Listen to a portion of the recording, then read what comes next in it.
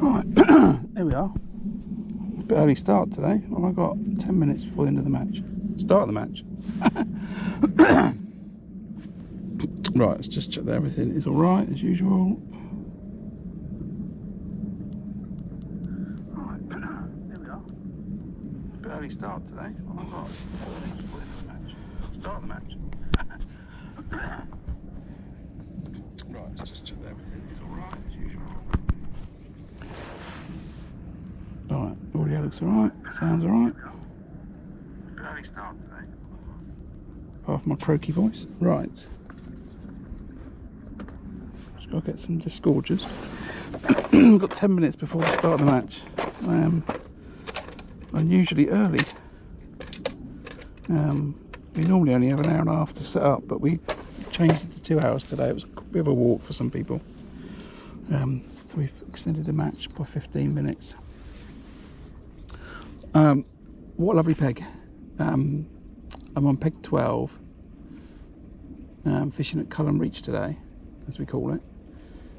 I'm in Cullum really, just next to Sutton Courtenay Abingdon, on my Sutton Courtenay Angling Club match.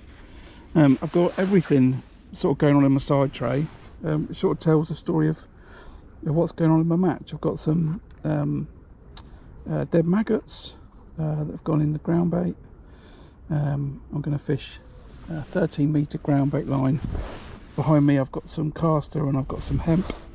I'm going to fish maggot on the hook or pinky on the hook. I've got some fluoro pinkies and some maggots. I'm going to have a chop worm line to my right. I'm going to have a feeder line chucking in the middle of the river. So I've got my feeder arm up. I've got another camera as usual. Hopefully I'll take some side footage. I've got my pole and I've got my ground bait. I need to make up the balls of ground bait. I've got 10 minutes. Just going to run through the rigs and then I'll do the ground bait. Starting with this one. Nope, not that one. Starting with this one. This one's out in front of me, fishing 13 metres today. It's a 2 gram carp Gloucester. It's 011 down to an 09 size 18 hook from Guru that I can't pronounce. I've just got a bulk and a few tuning styles. I've got a 175 gram Olivet, a couple of number 8s down the line, and then my float hook I should say. And I'm going to put that there for the moment. I've got this rig for down the side. This is my perch not messing about rig. Half a gram, 017 to 015, bulk of number 6s, one number 6 dropper, and that is a size 14 MWG from Guru. I'm going to fish that down this edge towards this tree. It's on a white hydro. It's probably a bad idea. It should probably be a black hydro.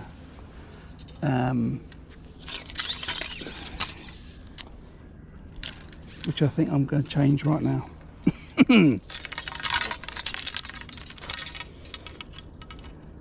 I think there could be some lumps under that tree. If it's all just little perch, I'll change it, but it's a perch rig. But I've got to be prepared to hook all sorts down there, really. So I'll just switch that rig over.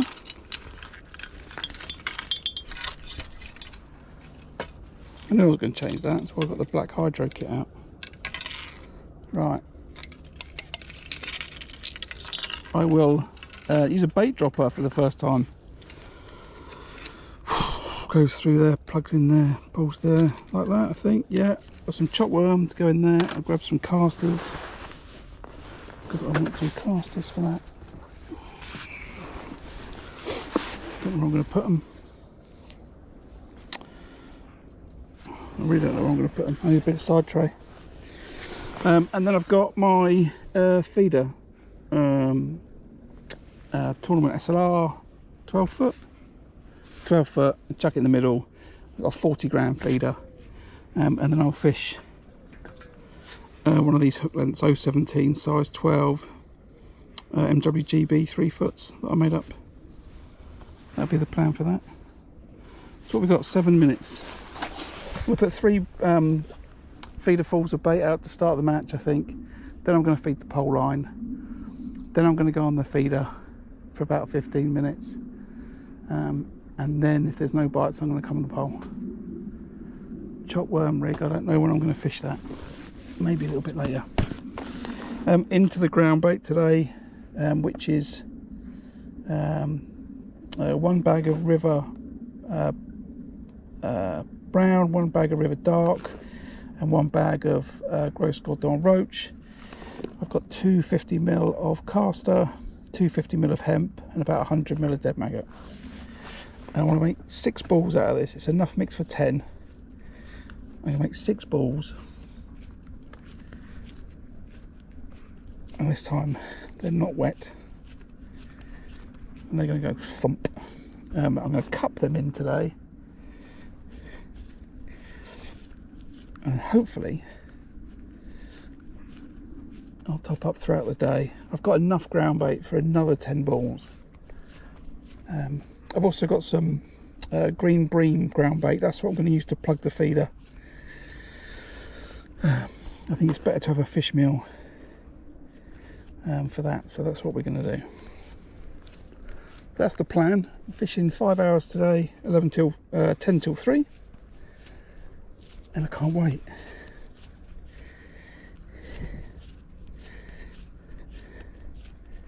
Hopefully I'm going to catch a load of fish.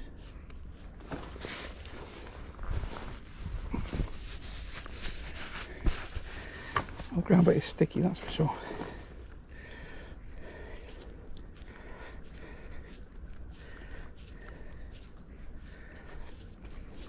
So when I put those bait up feeders out, I've got some robin red and halibut pellets. I'm going to plug the feeder with that, I think.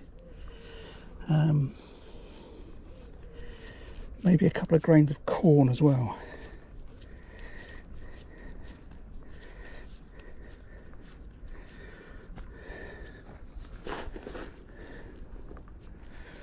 Basically got every single kind of bait I can think of. Or I've got worms as well, obviously.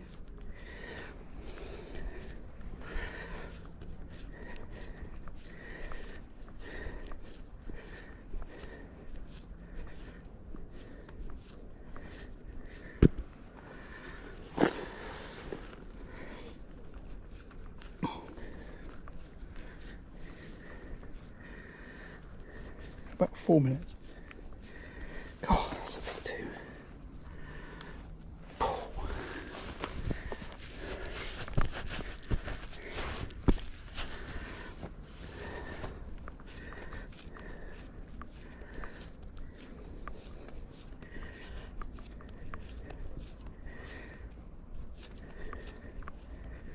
Right, 6 balls.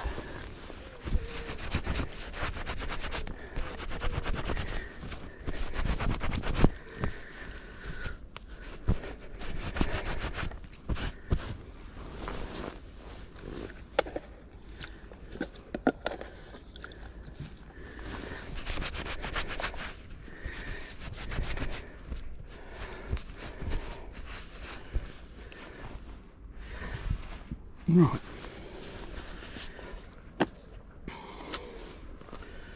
Put that in there for a second.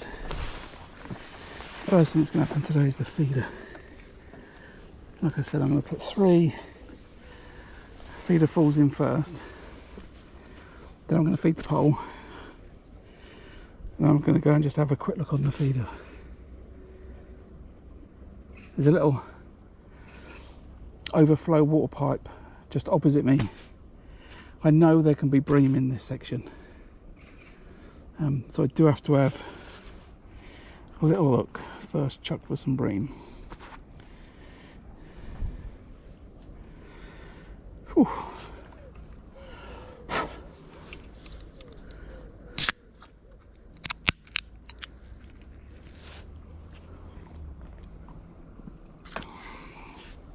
For reference, when I watched the video back in a year's time, it's about 18 degrees. It's going up to about 20. It's going to be cloudy today and not much of a breeze. feel puffed out.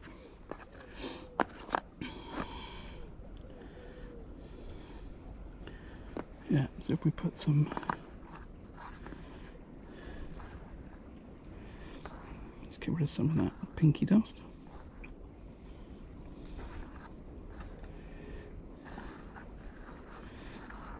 These pinkies are getting a bit old now. They've even started turning to casters, which pinkies don't do for ages. I'll put some of this pellets, mix in a few pinkies, I think. And I'll do one with a few dead maggot and one with a bit of chopped worm, something like that. I've got a longer landing net today. I've got a new one, 4 metre. I've got to remember not to bump bream on the bump bar for catching either. Like I did last time, snap my landing net.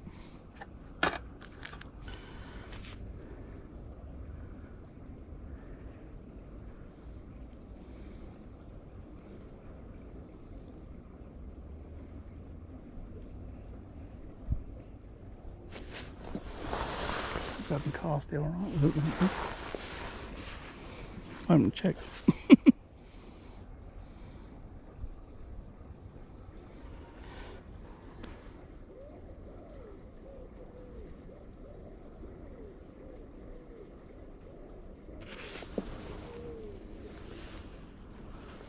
Extend that a bit if I need to later. Right, what we got? 2 minutes? Just got a running line. There we go. There we go. There's the all in.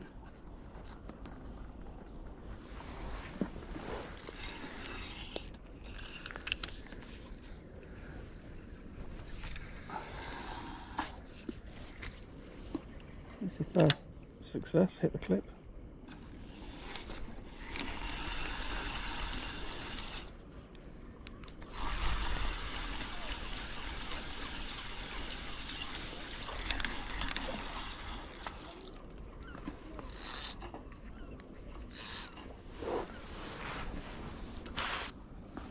Some more of that pellet mix in, a bit of chopped worm, a few pinkies in the next one.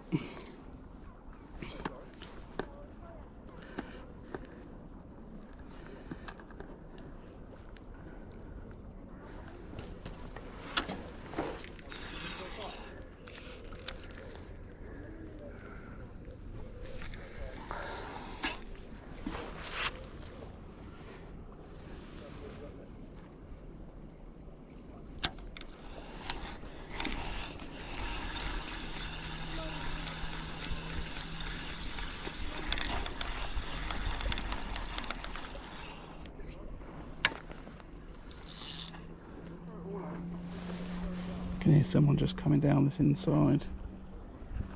So we get this out quickly.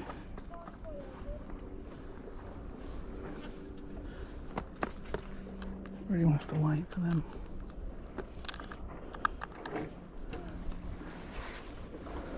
I'm gonna have to wait now as I'm gonna hit them.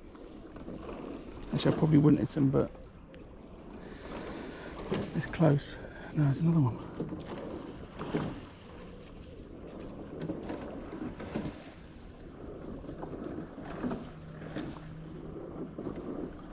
Come on, come on, come on, come on, come on.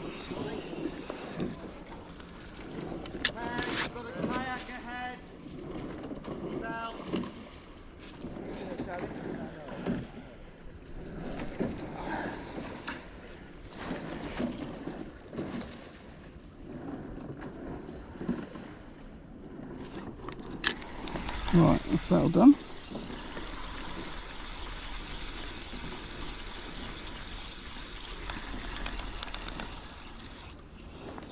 Oh, I think it'll come out.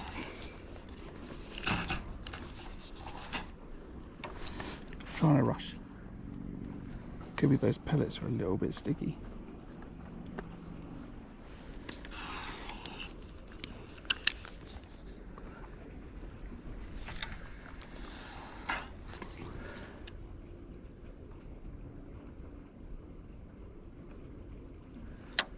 Give that a minute.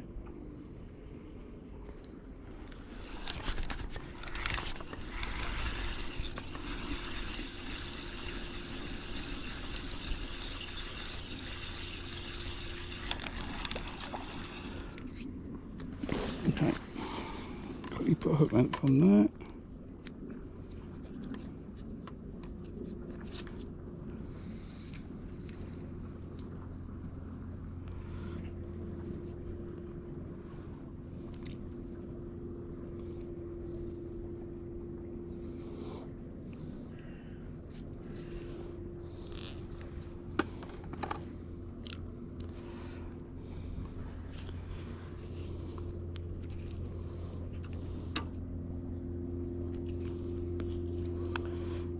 The thing about those canoeists is they're going to come back.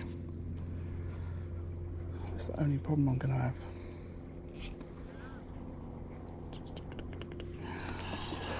Those rowers. Let's put that there for a second.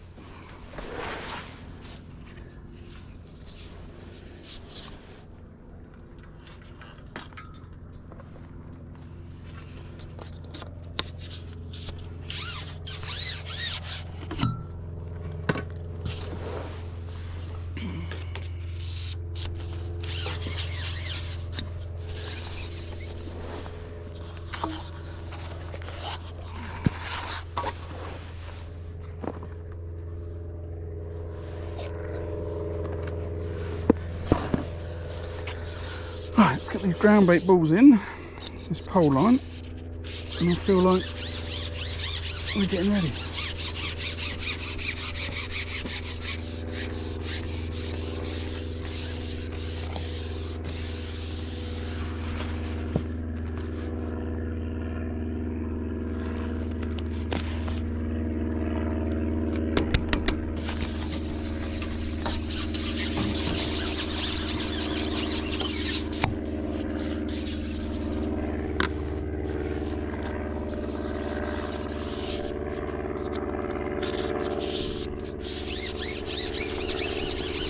Still not quite decided between cupping it and balling it on this river, and on what situation I want to do each method.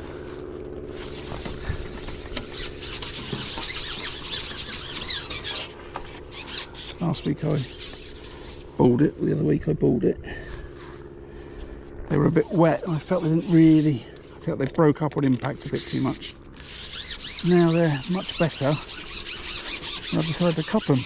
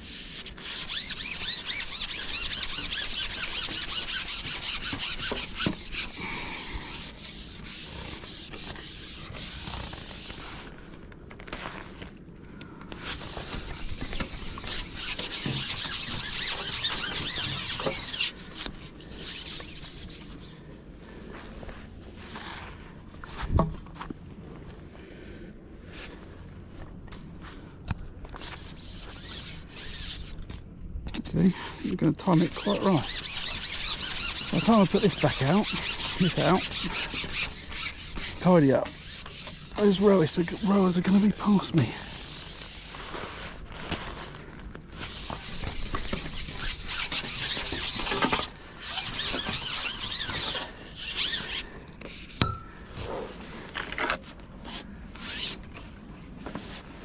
Right, put that ground bait down there. For topping up.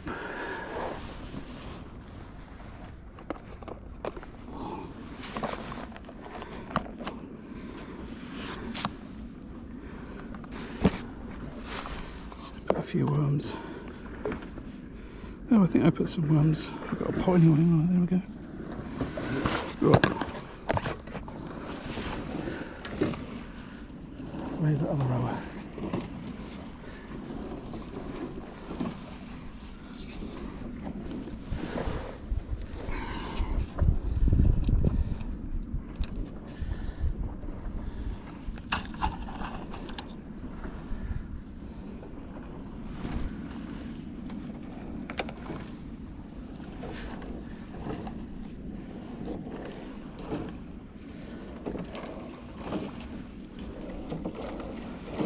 the worm on first.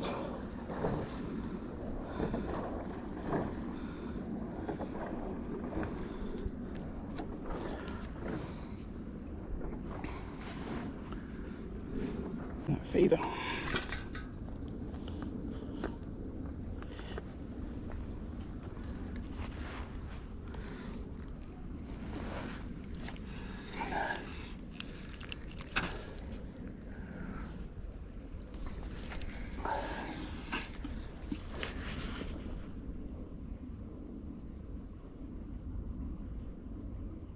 Right to the bottom.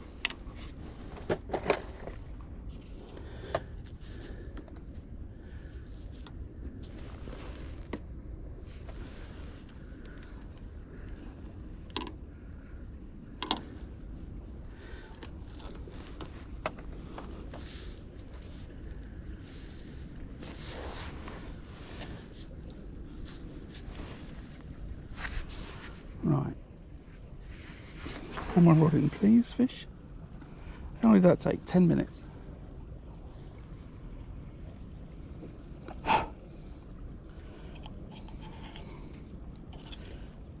So you could cut that down to 5 if you just threw the ground bait and then just cast straight away with the feeder. I have to have a little think about that.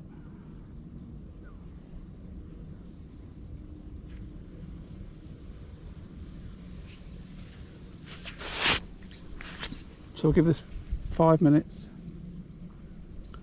or a couple of 5-minute casts, and then get on the pole line.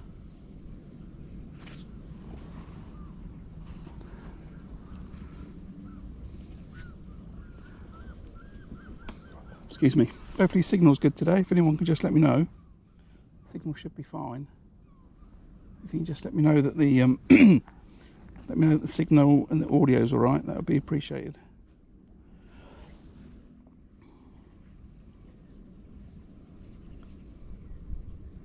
The idea of restarting the stream is not a great one, but I always want to check that you can hear what I'm saying.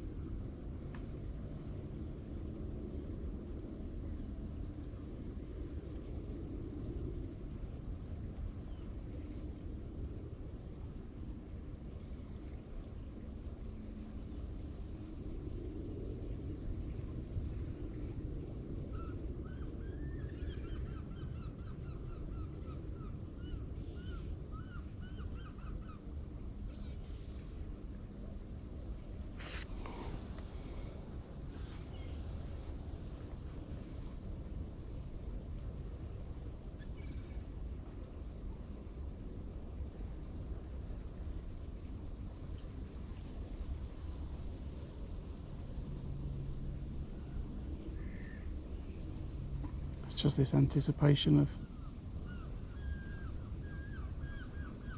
that tip thumping.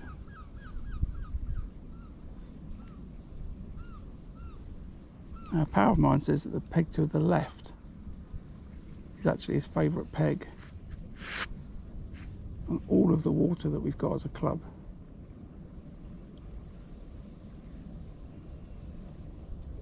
And I just wonder if it's to do with that water flow outflow pipe just opposite. I don't know if in the winter it brings warmer water into the river. I'm not quite sure.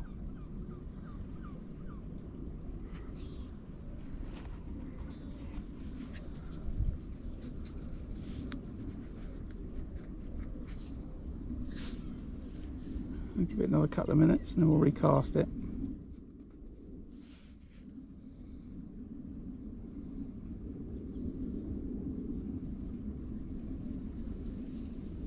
I've scaled down my pole rig today. I normally fish a blue hydro with a 011 bottom, and I've changed that down to an 09 bottom on a pink hydro.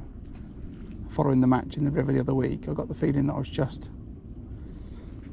bumping too many fish, so I've scaled it down, scaled down the hook length, and then obviously I've scaled down the elastic to match it. If I cook a big bream, I could have it on for quite a while, but it should handle it.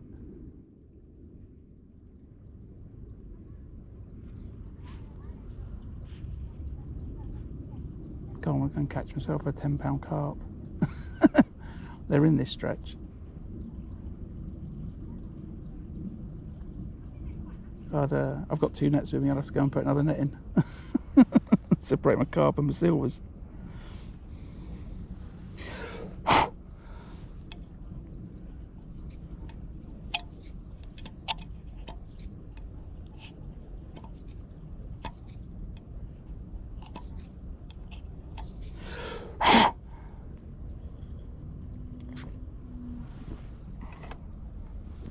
Right, nothing to show for that cast.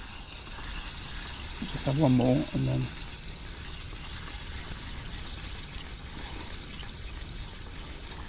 get on the pole.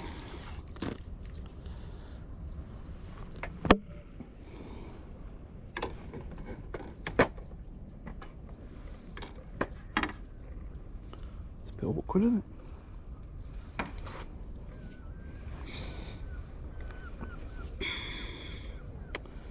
A bit more chopped worm, a bit more pellet, a bit more pinky.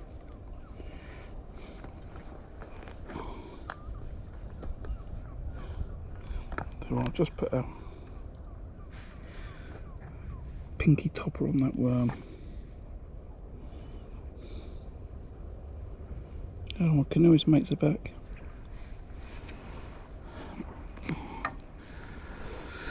Right, so I'll wait for both of them.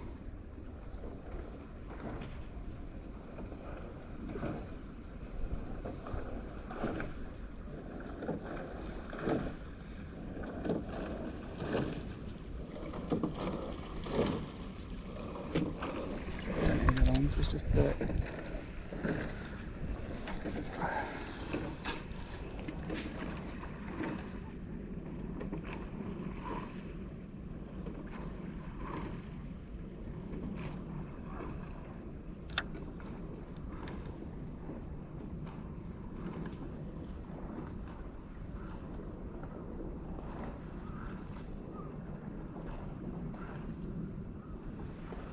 I don't know if they're further over.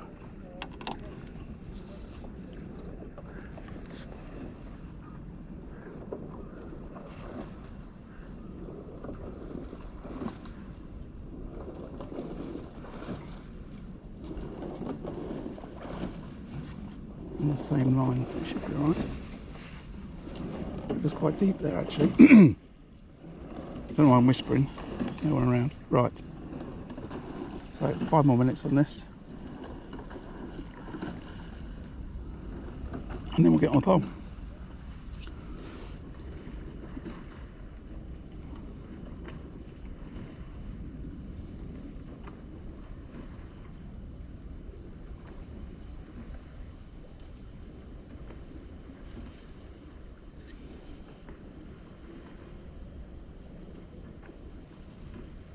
Hardly any flow on the river today.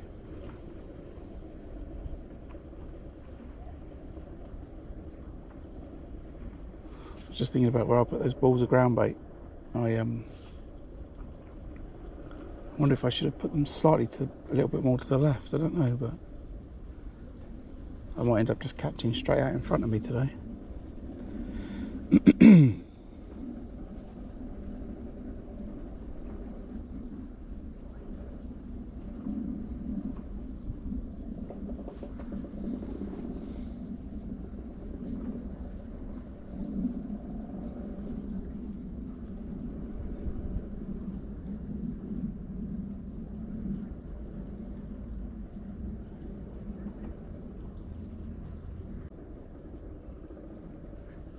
does look lovely.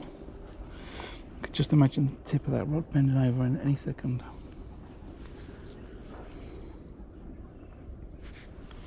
I could probably feed some maggot down that side actually.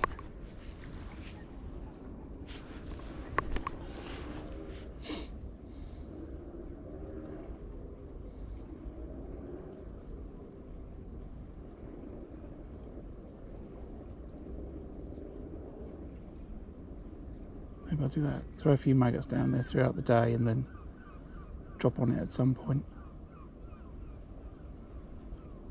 It's a relatively big overhanging willow, so it looks good for holding some fish.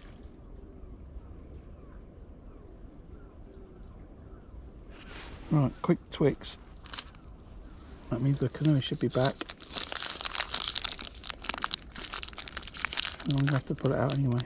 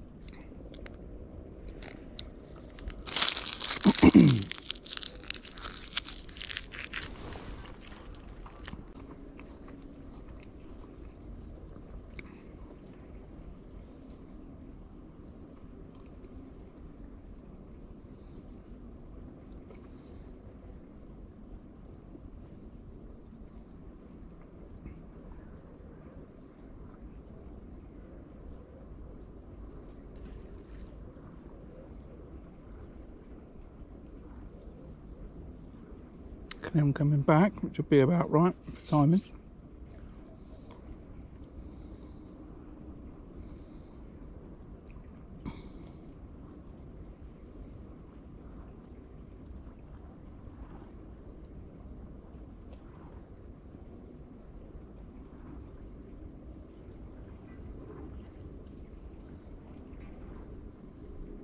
About 10 seconds left, I think.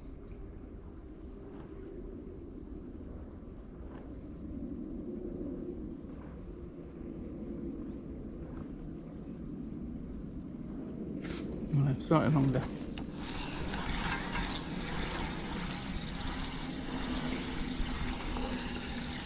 Right.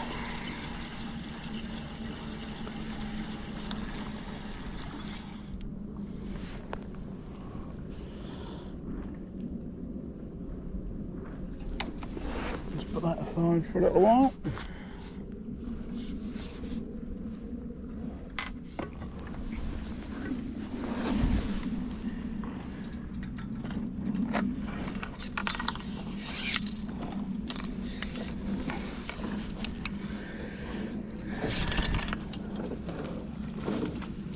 Start on a single maggot, size 18, 09 bottom.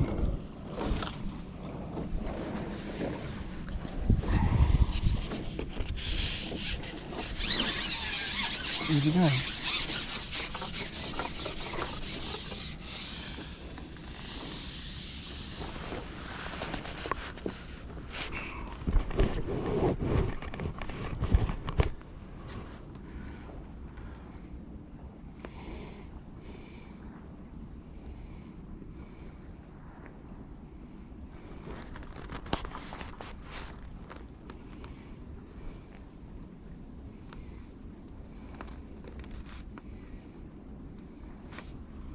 Right, what time is it? Just about 25 past. Oh, there's a bite.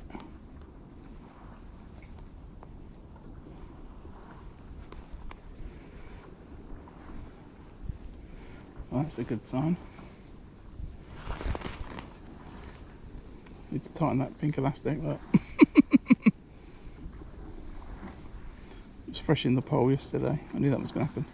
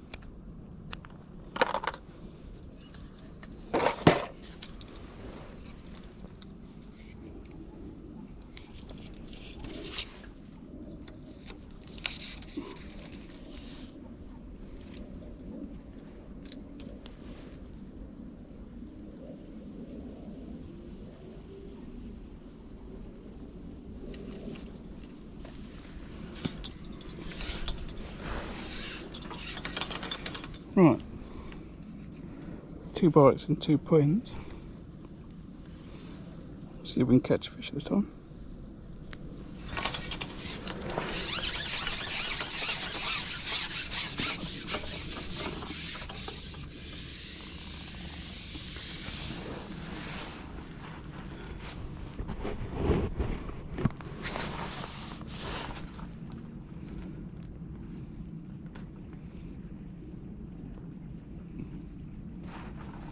Grabs hold of that.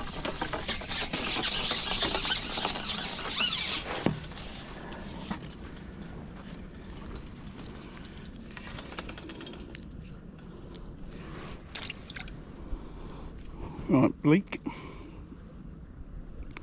Should run a species check. What we're going to have today. I reckon I'll get free.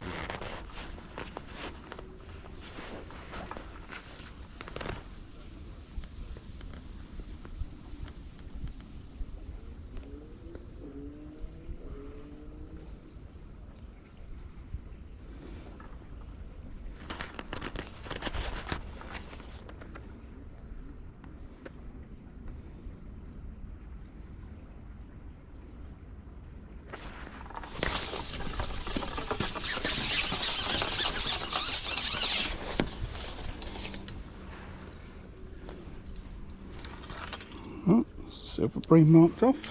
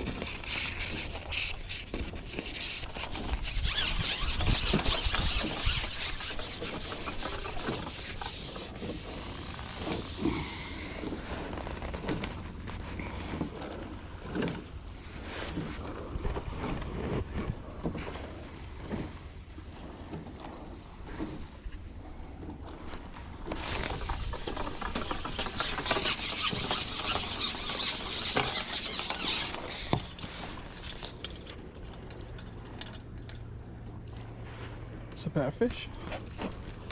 Roach marked off the list.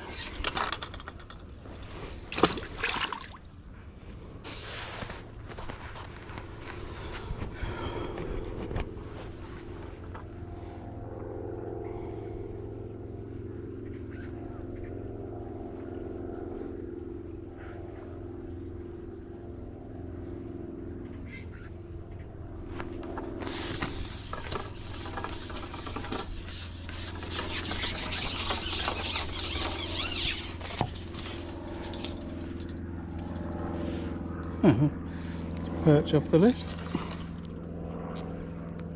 It's like different species every single chuck. Right, chop it next then.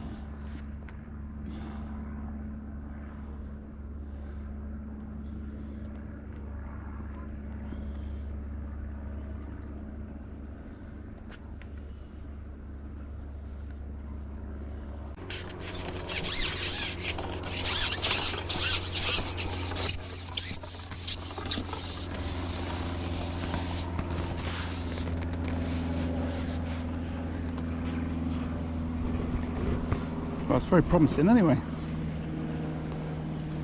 Left that pole line 25 minutes and I've had a fish every chuck.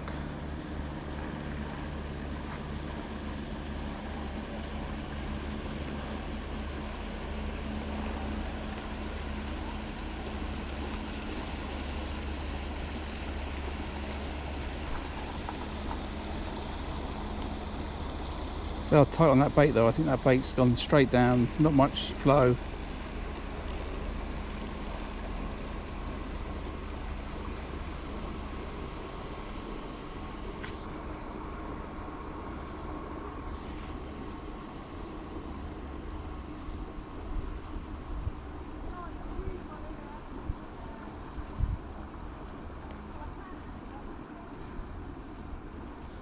I bumped a fish, that maggot might be blown, but I'll just give it one put through.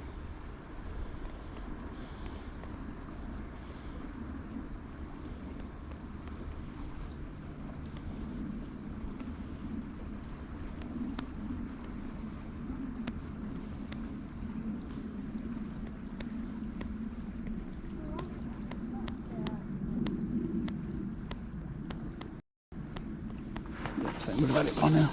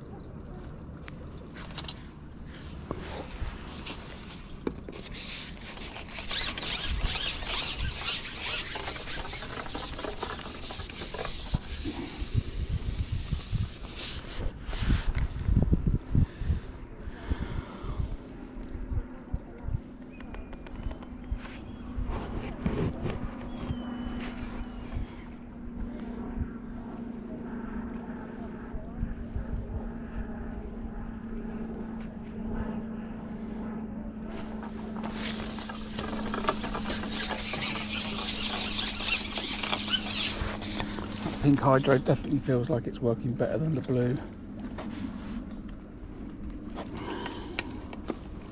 So that's a good change. It's a better quality silver bream as well.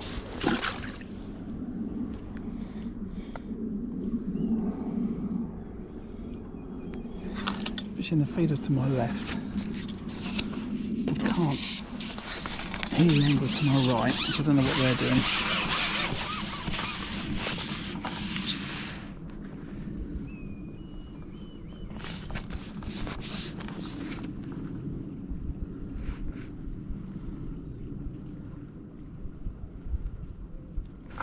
Straight over that bait, aren't they? Well, I say straight over that bait. I think I put one ball slightly to the right, maybe. I think that's where I've just had those couple of bites. These fish are actually a little bit better. You'll probably fish the blue hydro for these, but I don't want to bump fish today. Let's just see what happens when I catch a 4-pound bream. Now I'm thoughtful of that snag to my right.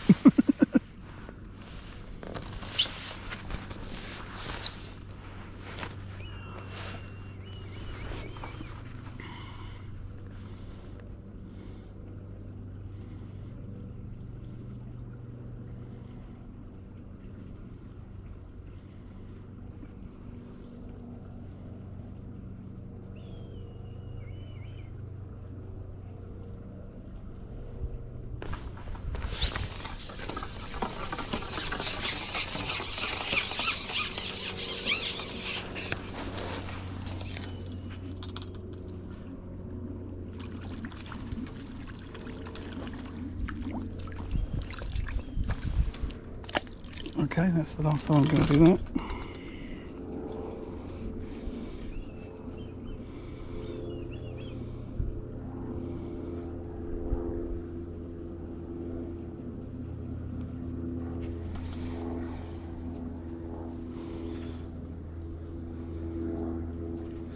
I thought I could just lift that fish over.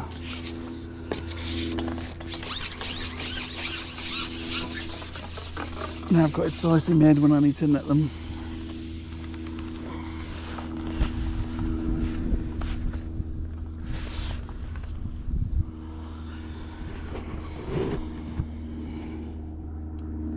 Hopefully I don't lose the match by a couple of ounces. If I do, I can blame it on that.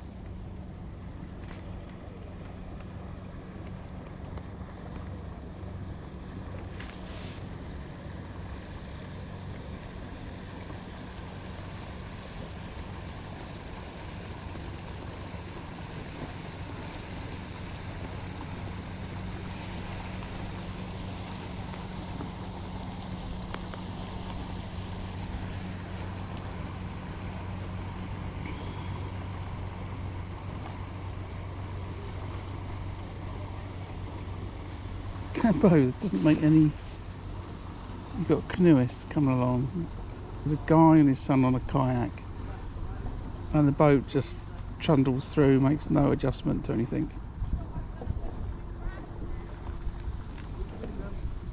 No change to speed, nothing. There's another canoeist coming down.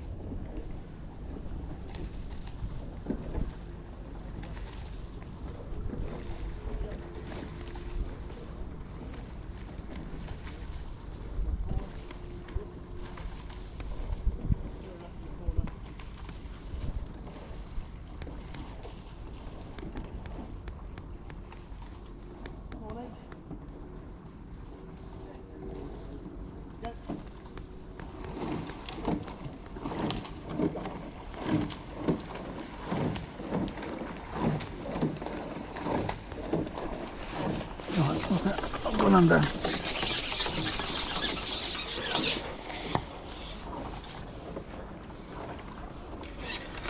Bait looks alright. Morning everybody. You join me at just 11:15 on a very lovely Sunday morning. I'm on the River Thames on a Sutton Courtenay club match. Just catching a few fish on the pole. I had started by baiting up on the feeder line, then I baited up on the pole line, fished the feeder for about 10-15 minutes, and then went on the pole line, and I've had a fish a chuck as soon as I've gone on. But I've just had then I had 2 put-ins and didn't have a fish. Just changed to double pinky.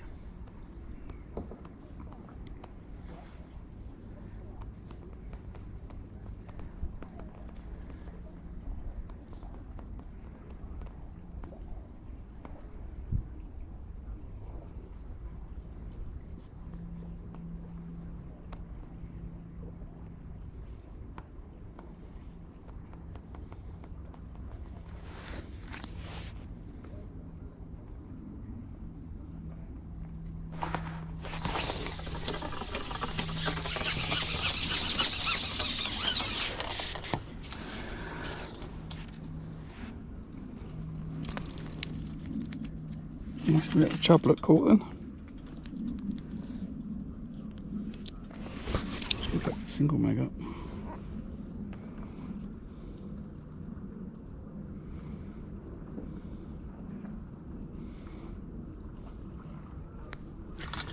If everything seems the same, I'll try to cast to see if I can pick up something of better quality. No worries about is there fish there, there's definitely fish there.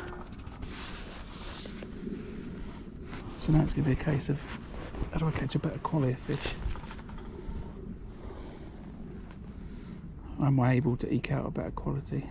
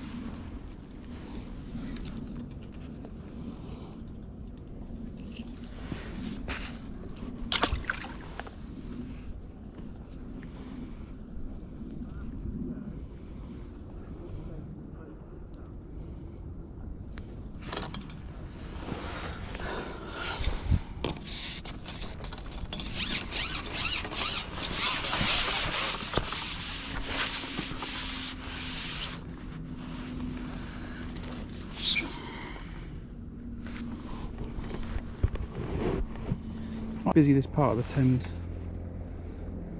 There's a load of there's a boating club, rowing club just up the river from me, and there's a place where you can hire boats as well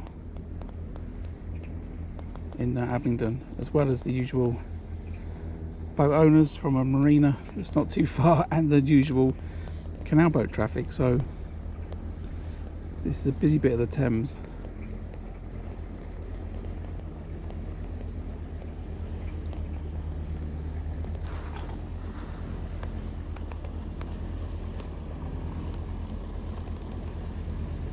At the moment there's no one having rowing lessons. Normally that happens when the teams come out.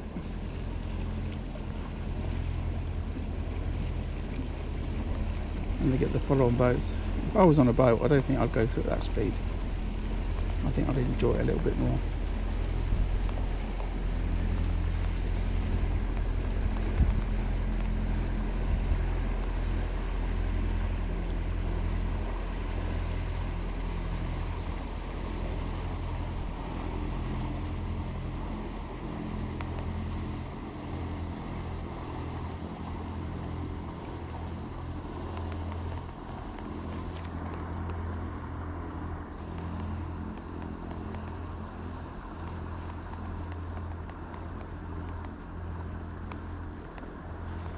It's gone further, last two chucks. It's the rig's got further down the swim.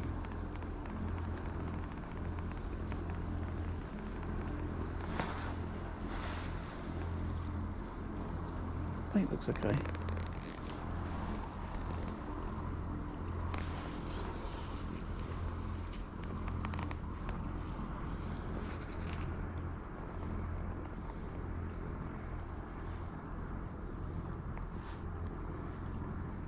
Going to hold it back where the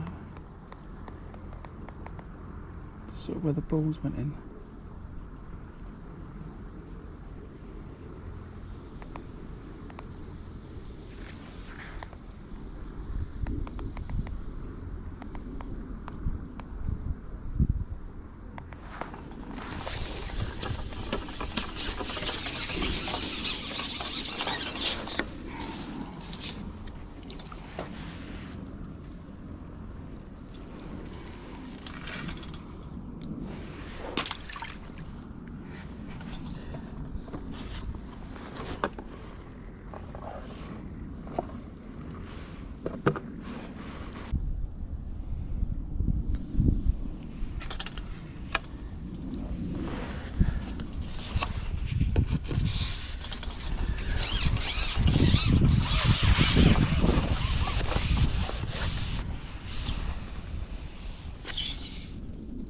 just off bottom today.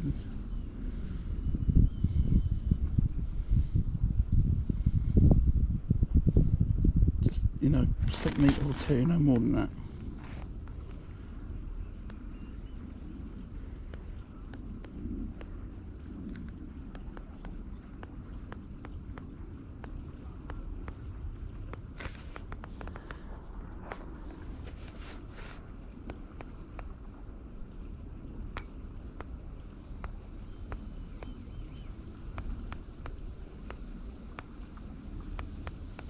I've got a nice run at the same depth.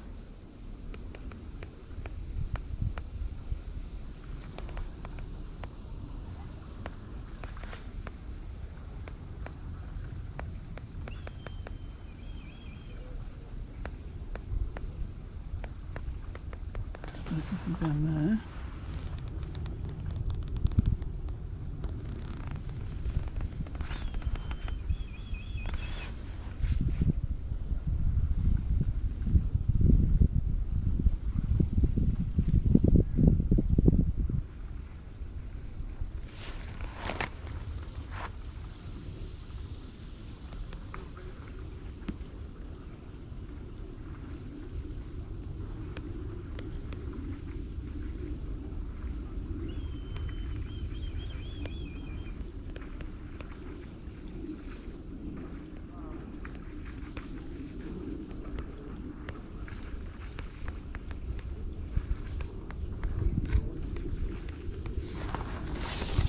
Okay, I think it's that.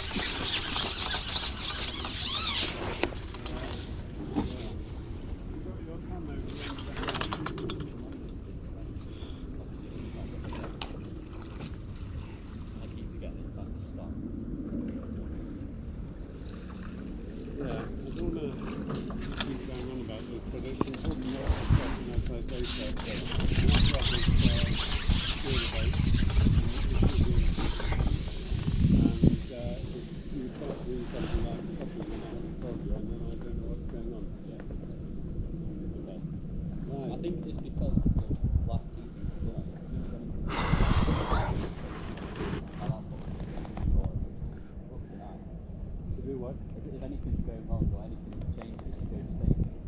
Things like that. Okay. So that's just in my head. But then now you go start and then oh, but I can get in my head and don't start. Yes. I think I don't want to disagree with what Justin has been saying, but I think you're right. That's the safety position in a single. Yeah.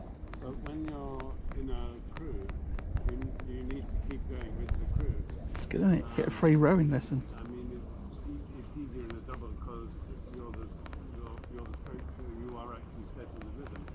But in a quad, you know, if you're in a quad, you just can't be at number 2 and just decide you're going to stop. You have to exactly. Right. That's what the farm was. Fish down the back of the peg there.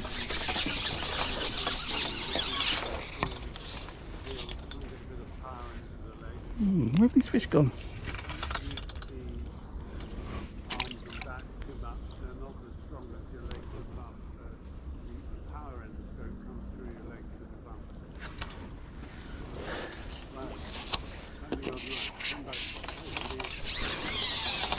Right, so I've got that power in the boat comes from the legs and the bum when you're rowing.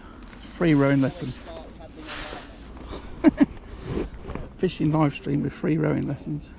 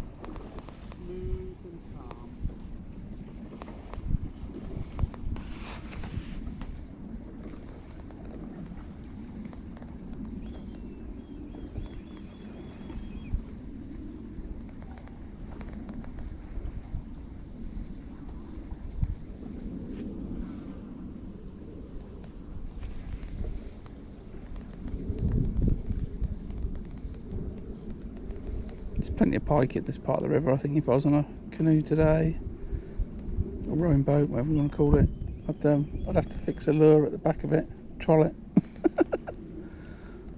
or put a rod on the side. Right, oh, hold on mate, got a pike.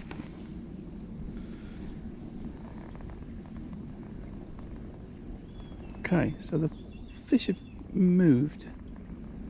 I don't know why. I've had the first 4, 5, 6 fish were all in the same sort of spot. And now I'm able to get through that spot without a bite.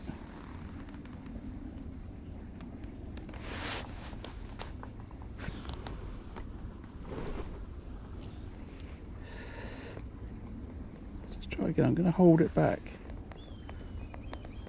a little bit more this time.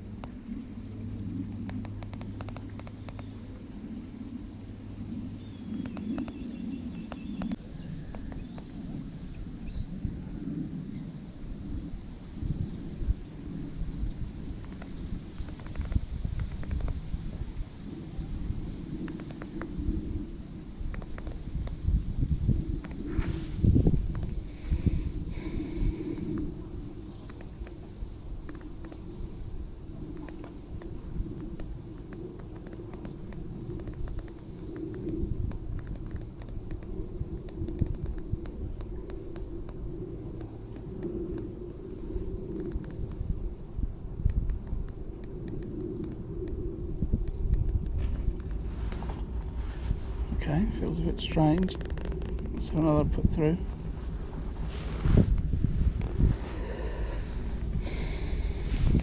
It's been in an hour since, well, 50 minutes since those balls went in.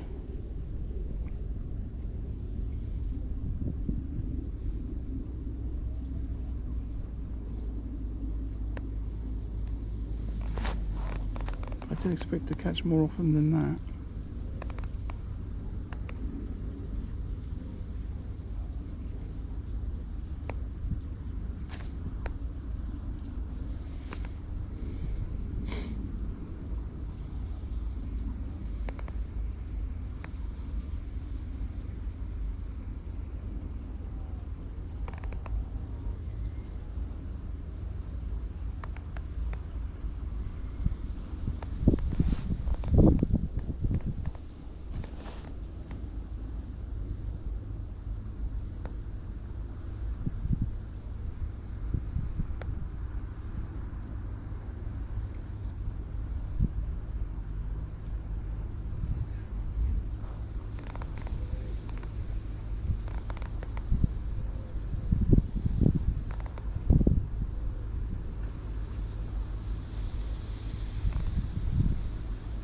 The wind's now blowing from my left to my right, and it's practically, not completely, but it's pretty much made the rig stationary.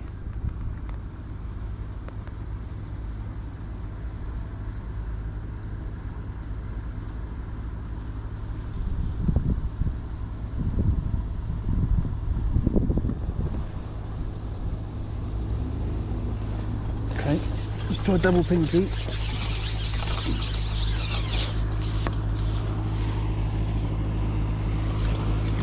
Well, those bites are gone. Morning, everybody. So just an hour's gone. I've got about, I don't know what I've got. Maybe I've got a pound of fish. Maybe that's a bit over optimistic. I fed the feeder line, pole line, fished the feeder 20, 15 minutes, maybe 10 minutes, and then went on the pole. I had to fish a chuck. 6 fish, I think it was. And then right then, those last couple of put throughs, I can't get a bite. So just switch to double pinky. See what happens.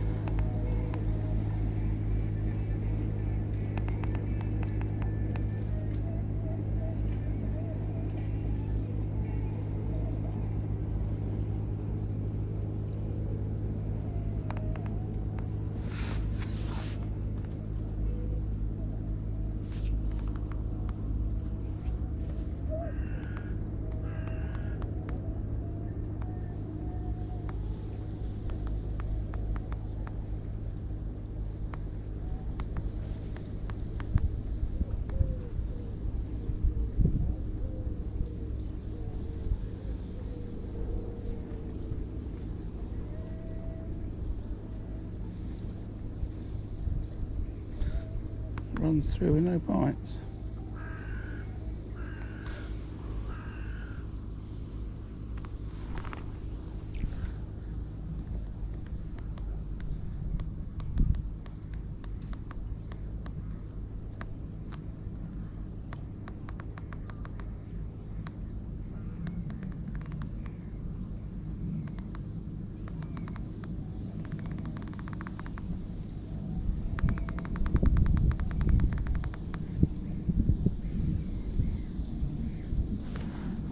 Right, I'm going to top it up.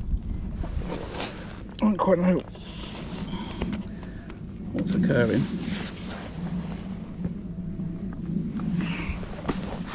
One of those bites suddenly disappeared.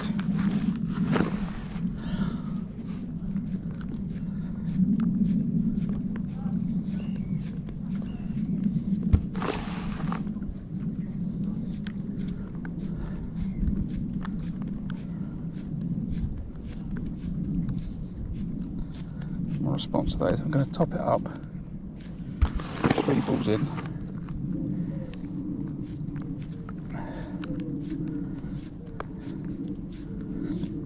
and then I'm going to just have a quick look down this right hand side.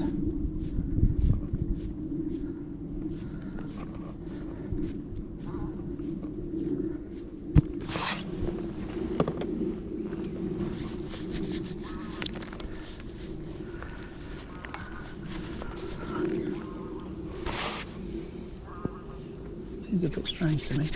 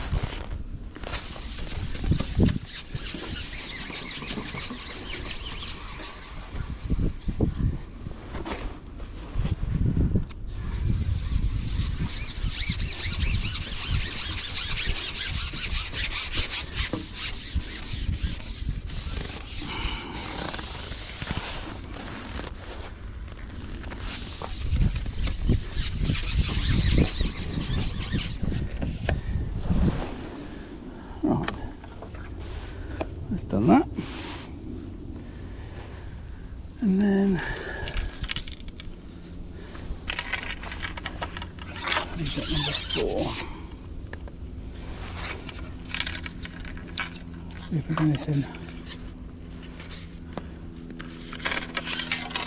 to my right.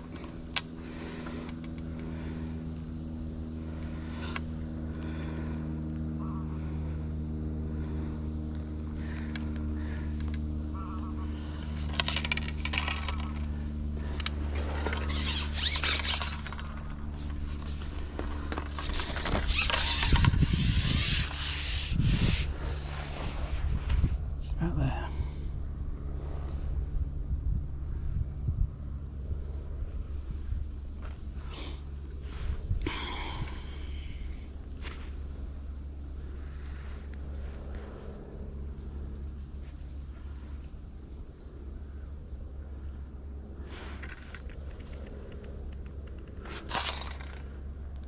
Okay, I've managed to hook the bottom. Excellent.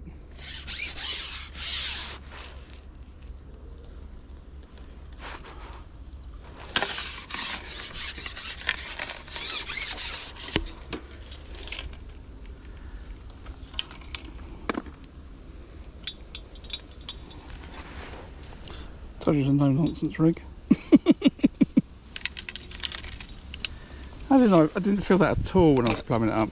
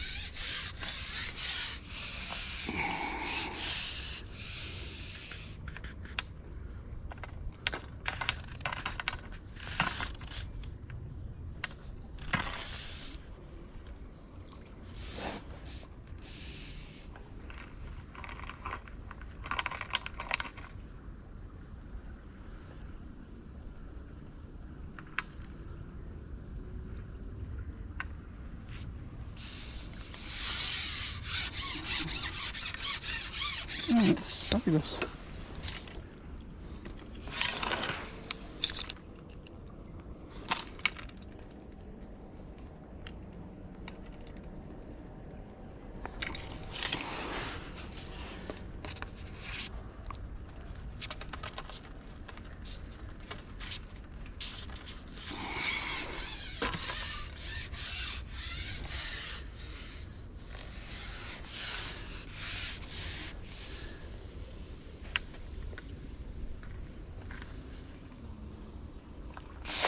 There we go. I think I probably could have just potted that in. Still using this bait dropper.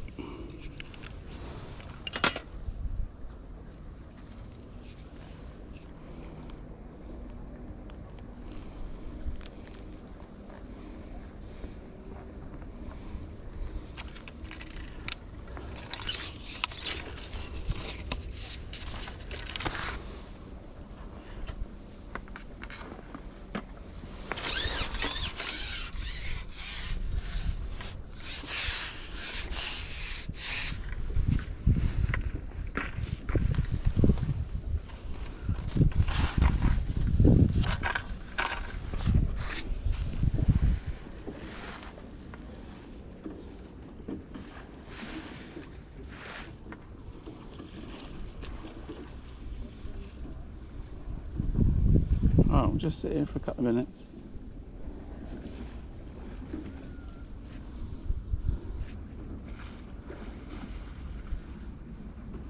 See if we can get a bite down here. And then get back out on that pole line. If there's nothing there, then I'll chuck the feeder out. I think.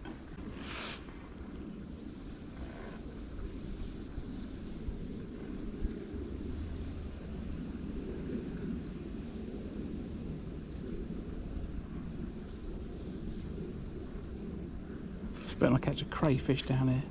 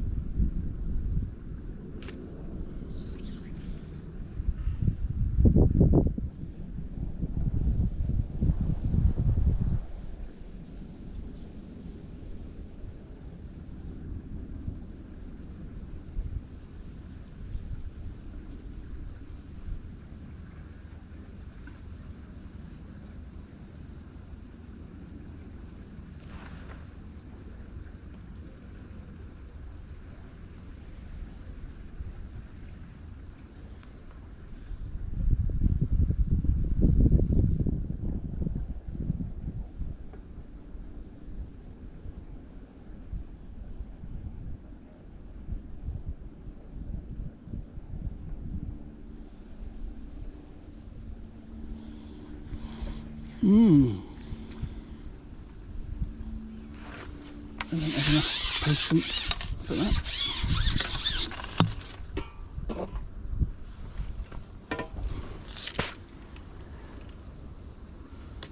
Come back to that later.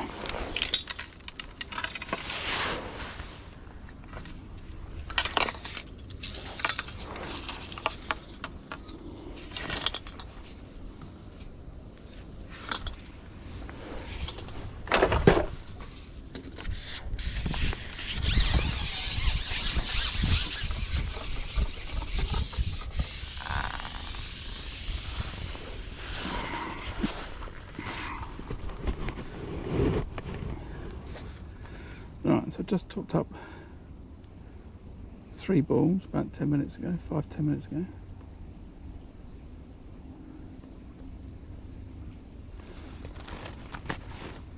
Just on the edge of that shadow, so there.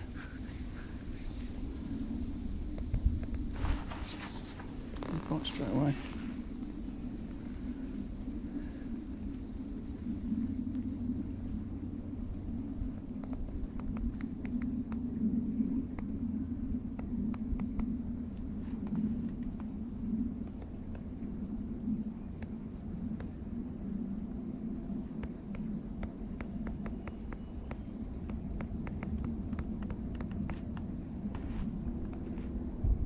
double fluoro pinky.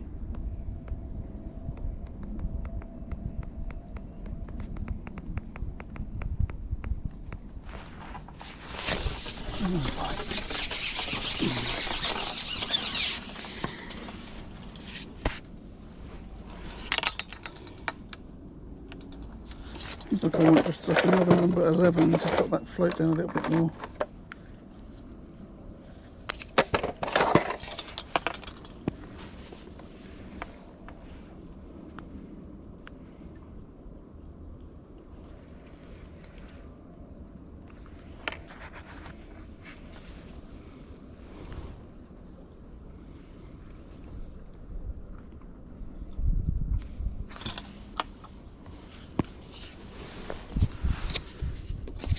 Just switch back to red magnet and see what happens.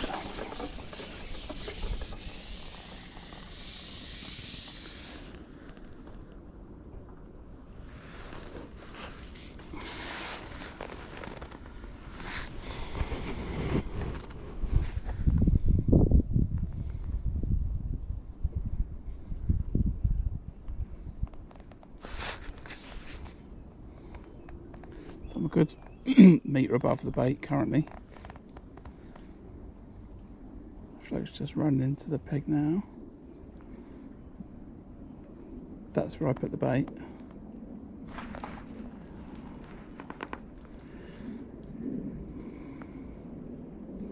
Had a bite.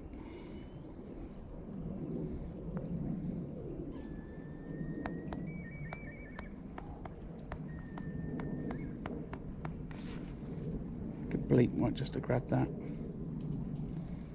Okay, it's just past the bait. Just going to hold it back slightly. Slowly let that go. There's a bite.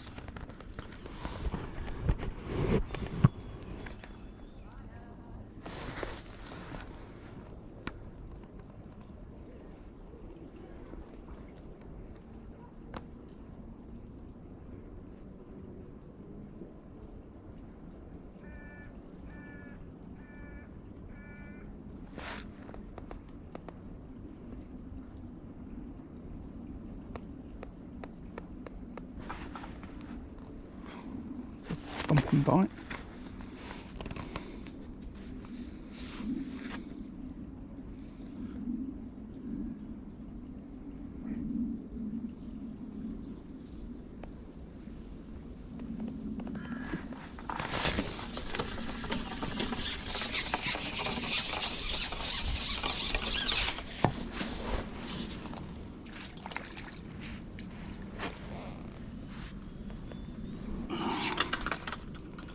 That's my day soft finished.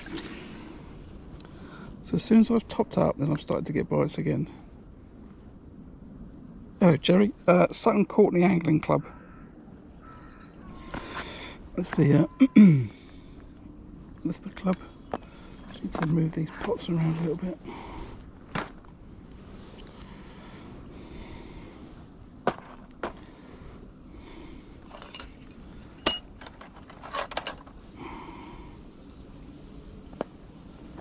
Right, there we go.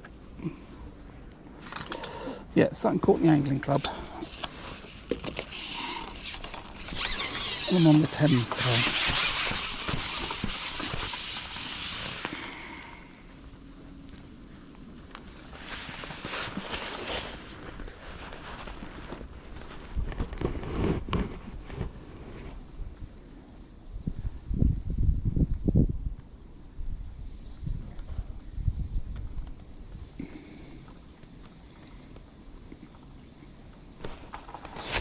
So that top up's done wonders. So as soon as these bites dry off, then I'm going to top up again.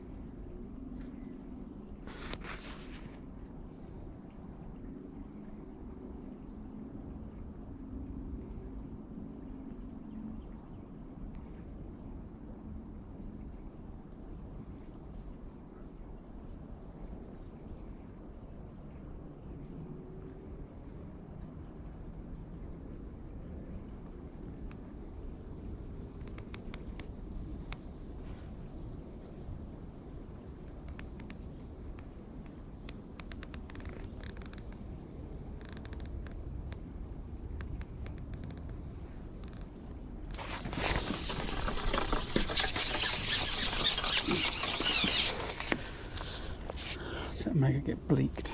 Yeah, it did. Everyone's having a good day today. Thanks for tuning in. It's excuse me, one of them slow points where I'd say if you're not subscribed and you're enjoying watching a bit of fishing down the river, then I'd appreciate if you consider hitting that subscribe button. It's a free way to support the channel and I really appreciate it. And if you're already a subscriber, give it a thumbs up. It really helps with the visibility. Drop me a hi and chat. And get the stream in front of more people. That would be great too.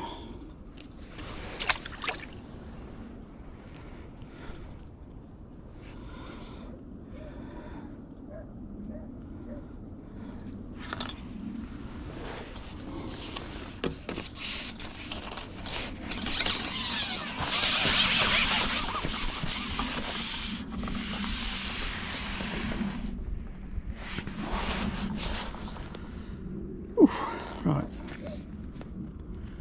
so we're an hour and a half in. I just started catching again after I've refed. I had 6 pulls at the beginning and they seem to only last about 50 minutes and then the fish just backed off.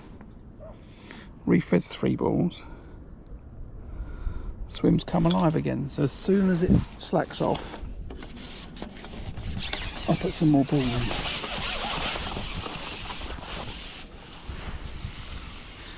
I think it could be that there's so many fish there. They come in and they just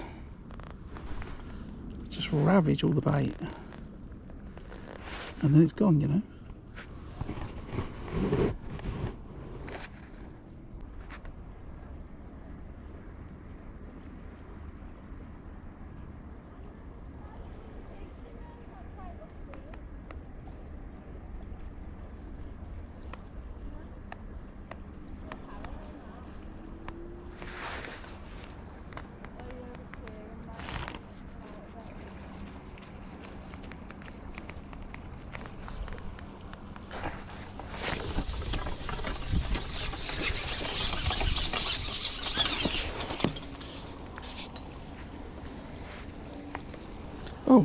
Oh, I think that's what people would call a daddy rough. I don't think I've ever caught one of them before. In fact, I haven't caught one of them before. You are my first daddy rough. Or rough. I think Andy May calls it a daddy rough. Well, that wasn't on the species list today. I might have to have a picture taken with that fish.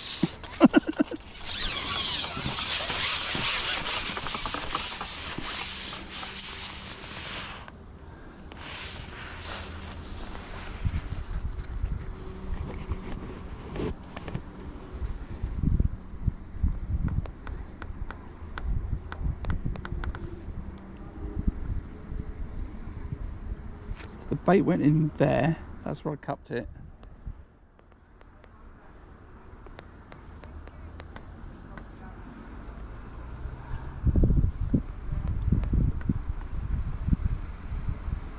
Come on, there's got to be a bite for me there.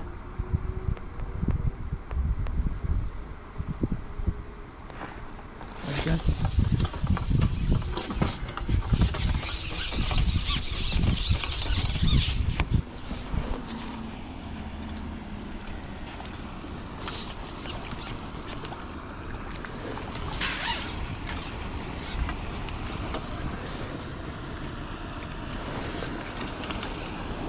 That's what we need, isn't it?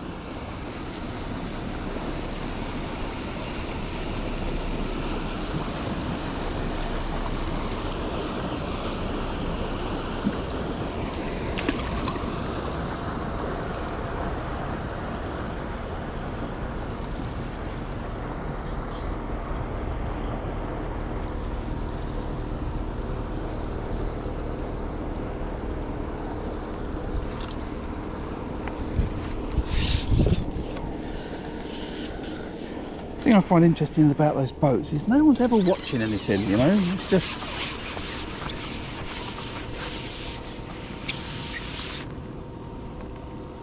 captain's just, you know, getting from A to B, and the passengers aren't interested in seemingly anything along the route.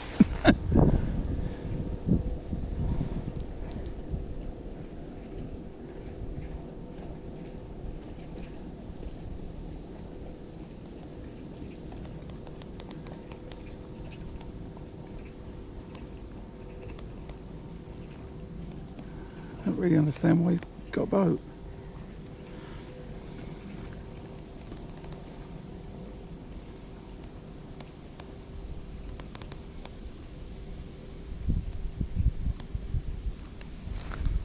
Now it's deep here, but I don't know what that's going to do to the peg.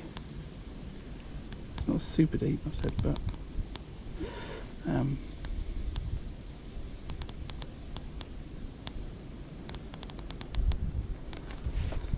top 4 rig, but there's a fair bit of line at the top.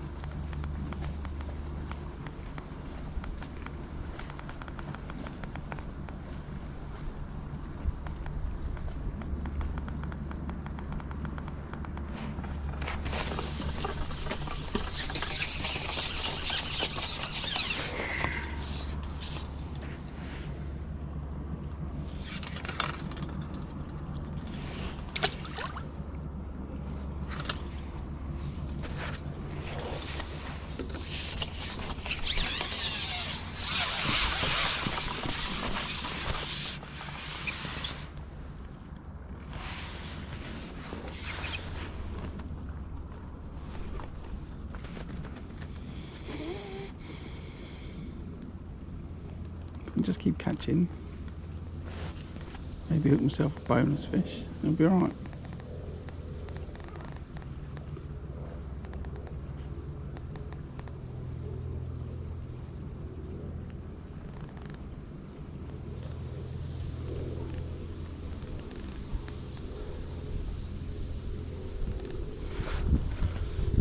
That wind blows from left to my right.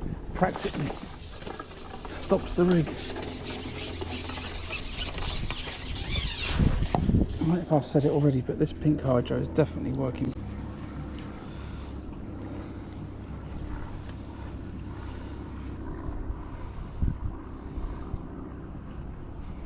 Quite amazing how that top up's turned it on so much.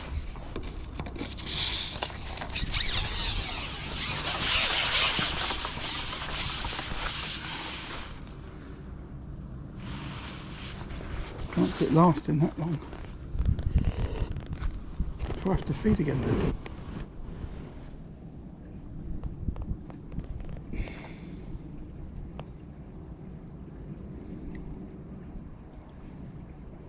Just trying to hold it over where the bait went in. See if they're right on top of it, see if it's sunk right there.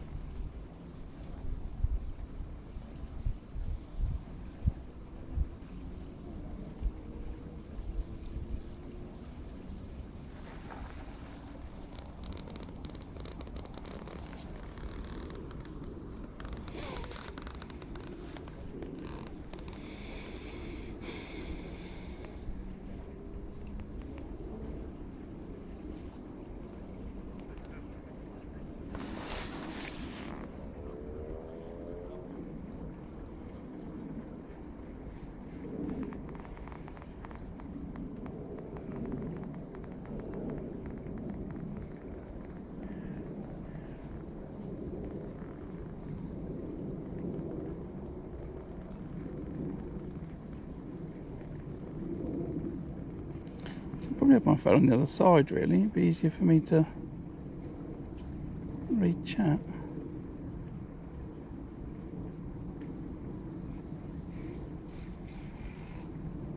Okay, so why is that a couple of runs then with no fish again?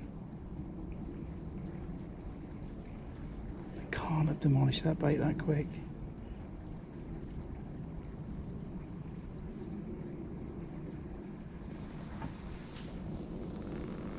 He says.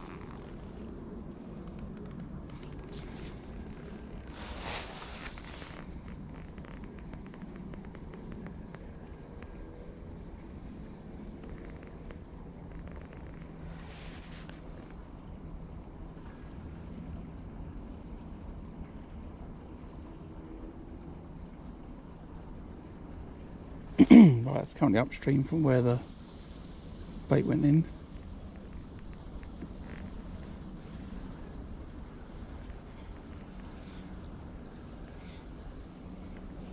Alright, that's where it went in. Just hold it on there.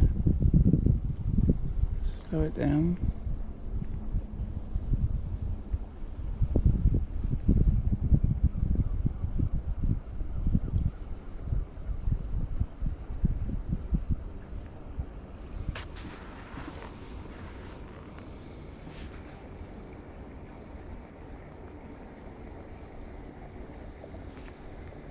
No bite.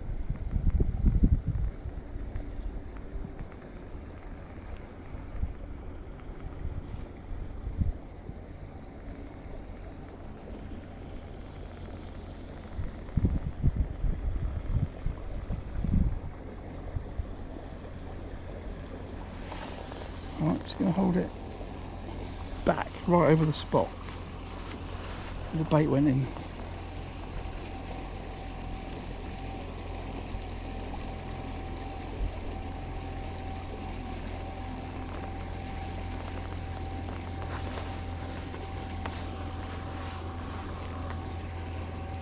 Right, there.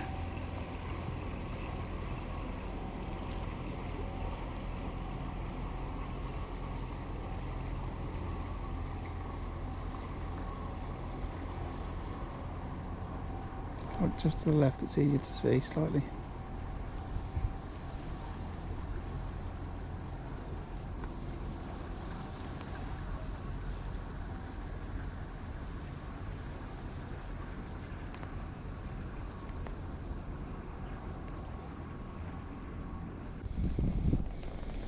Right, if one put in with double pinking,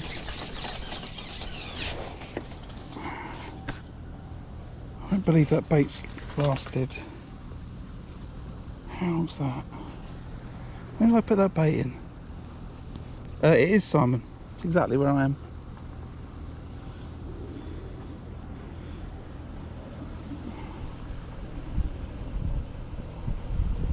I'm on Cullen Reach, as we call it. Peg number 12. Which is pretty much last peg of the woods.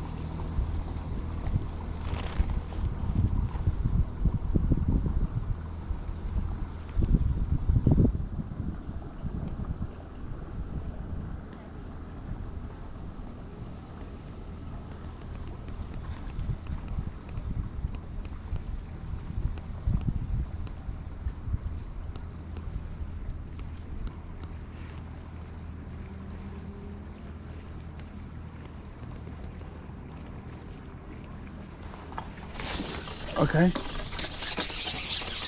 Well, I said if the bait stopped again, I would refeed. So I'm going to refeed 2 balls. I'll put a little bit of extra bait in them. Link it. Where's my number 4? There.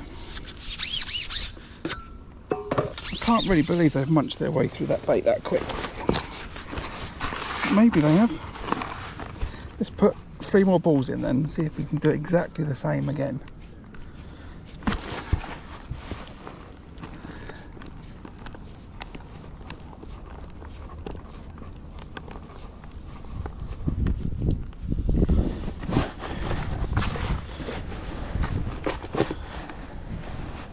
Yeah, I've not fished it too much, Simon. I've fished it a few times. I've always fished it at the pole. I fished it at the pole feeder and all sorts of things in the winter.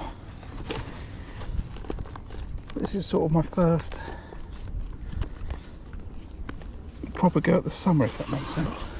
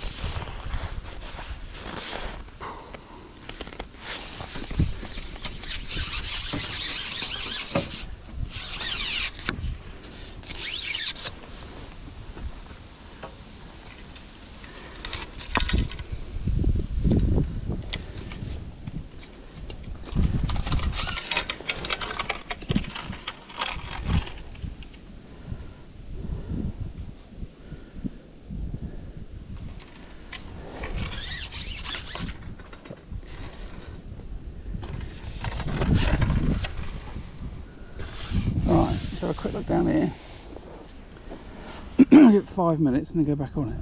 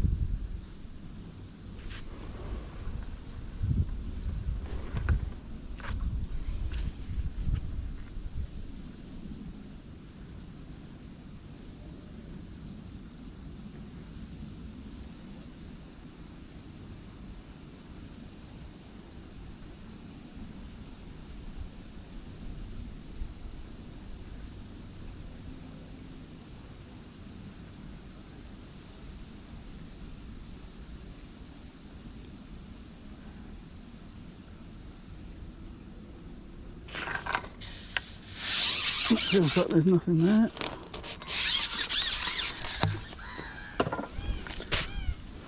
I'll get a bite straight away. Right.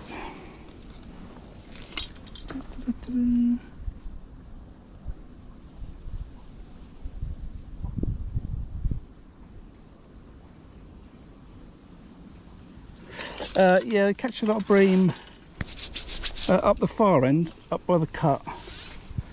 You know, that's where the bream are living. But these pegs are still popular, really. Anything from the woods into the reeds. Not about this time of year though, but where am I at?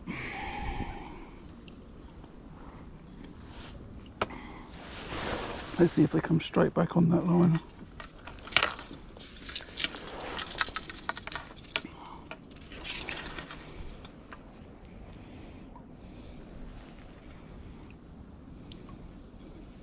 Yeah, exactly.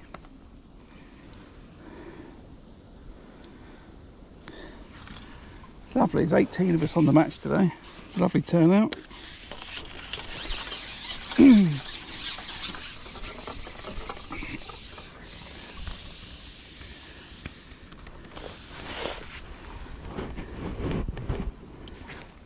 I could fish the feeder, I want to, I kind of got this thing, I want to try the pole in all these pegs that I draw and give them a decent chance, you know. Excuse me, because I could sit on the pole, I could sit on a feeder for 3 hours and not catch a bream. That's the only downside.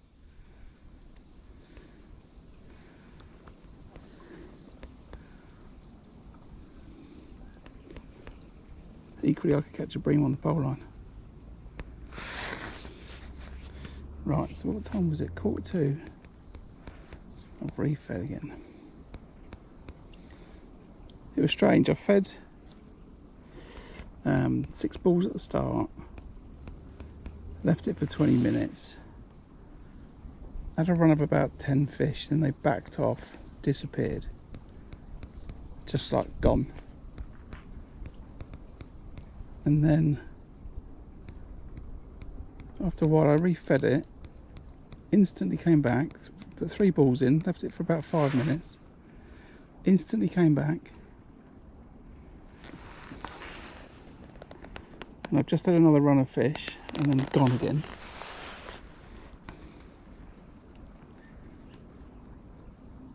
I've just re-fed, see if it brings them back again.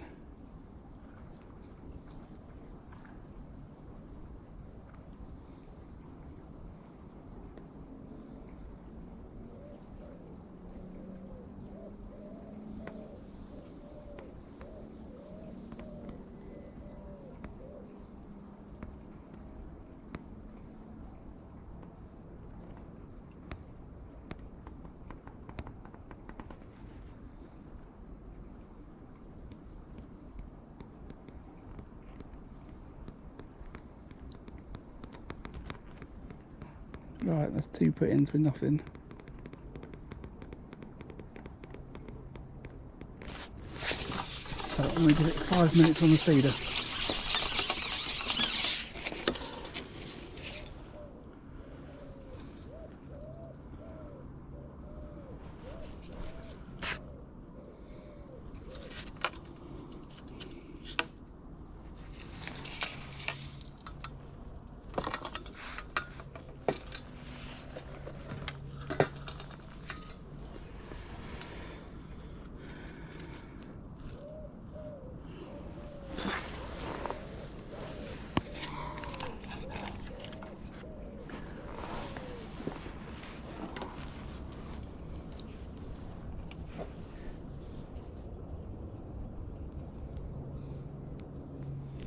Yeah, exactly, that's the problem. Lack of consistency.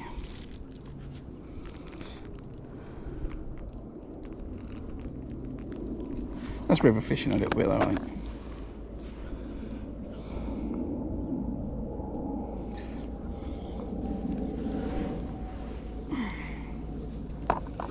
Right, I want a few pellets.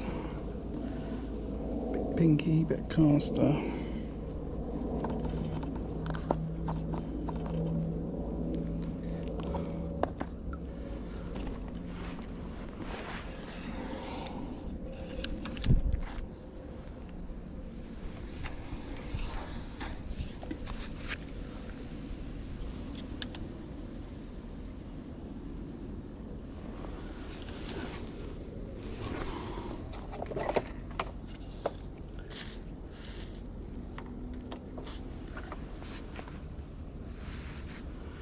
Right, if I had to leave it to the top of the hour then.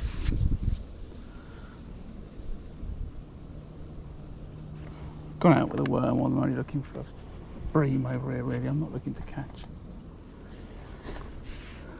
other fish out there, so let's see. Afternoon everyone else. Join me, we're just coming up for 12 o'clock. I'm fishing a Sutton Courtenay club match today, fishing just under 2 hours. I've got maybe a couple of pound in the net, but I've caught off the pole line. And I've tried to catch down this little right hand edge, there's nothing there currently. I'm going to just keep chucking some maggots down there, maybe something's going to come down there later on.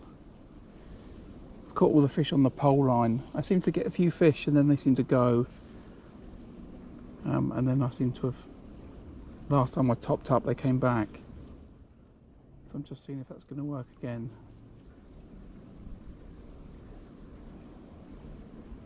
I've just topped up, so I'm going to give it 5 minutes on the feeder and then go back on the pole line. That's the plan. Hope you're all having a good day.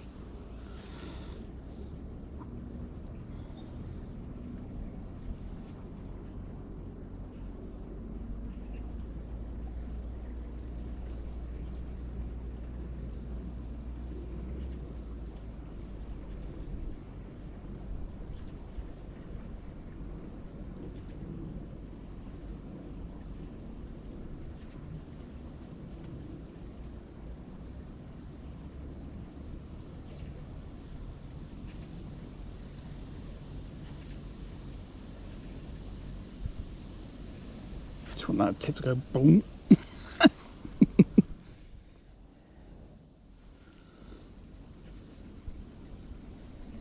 There's a chance of all sorts out here. I could catch a bream, I could catch a carp, I could catch a chub, catch a barbel. Everything is in this stretch.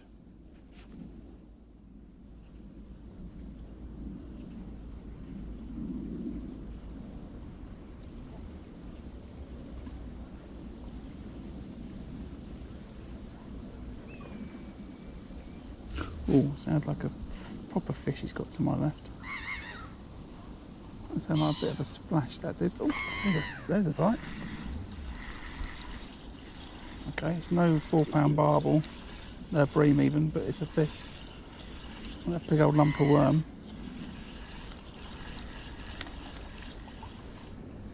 That's funny.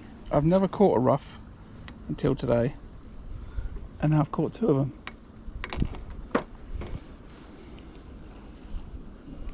I think they're quite big specimens of the species, actually.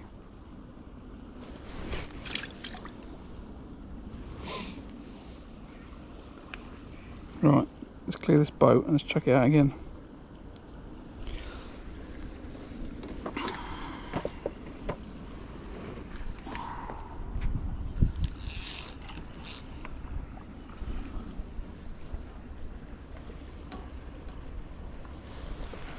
Never really sure what to do with a 1 metre tail. It's not quite like a method feeder, is it? Right, casters, a few pellets, a bit of chop worm.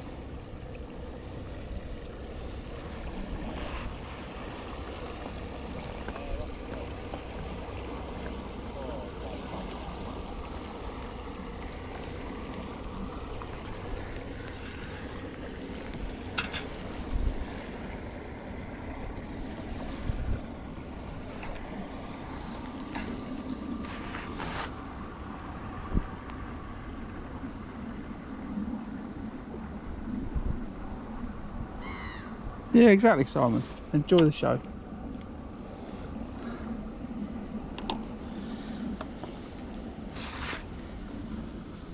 Oh, hold on, was that a bite? What's going on here? Did I tighten up on that quickly and it's the feeder hitting? It's a big worm, big hook. We'll give it a couple of minutes.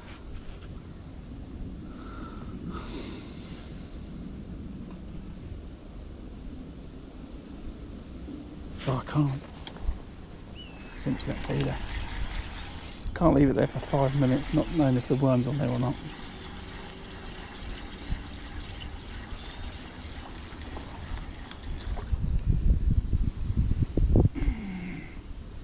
Worm is on there, but it is doubled up with the hook, so glad it came back.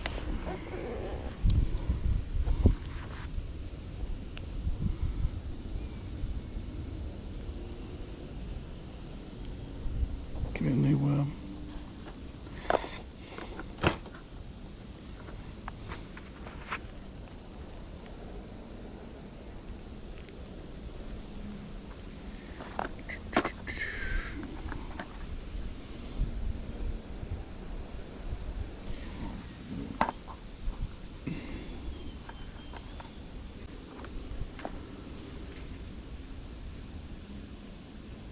Right, let's hit the bottom.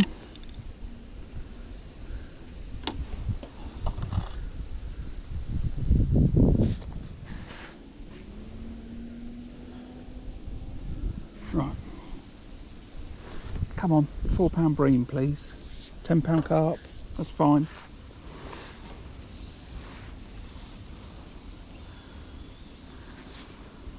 Can't do it for more than 5 minutes, so I've got to check the pole line.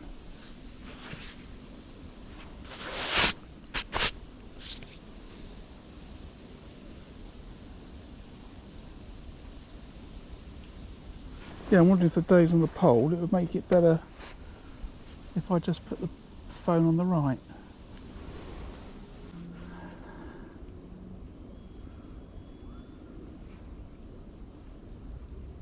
Right, what's going on? I can chuck more maggots down that right hand side because I've got plenty of maggot.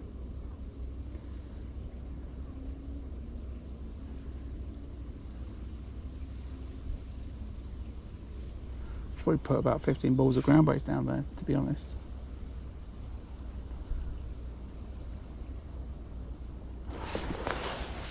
Right, let me get ground bait soon.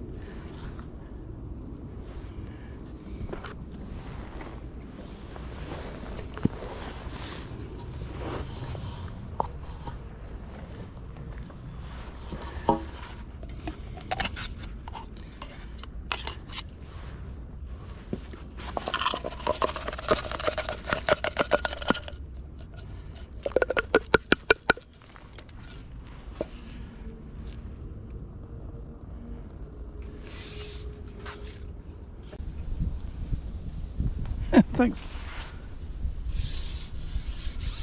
Thanks for the shares, appreciate it. Right. Get the next lot of bait ready. I think I might end up having to top up a couple of times more.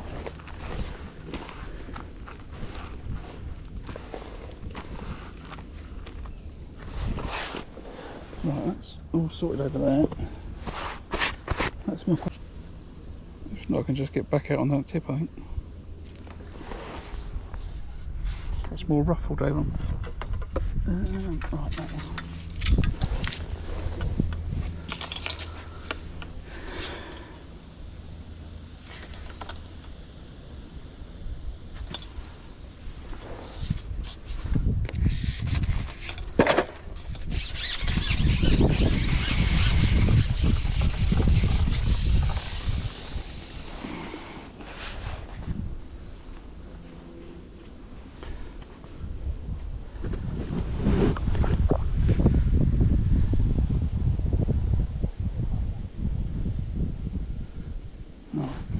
That's where the bait went in.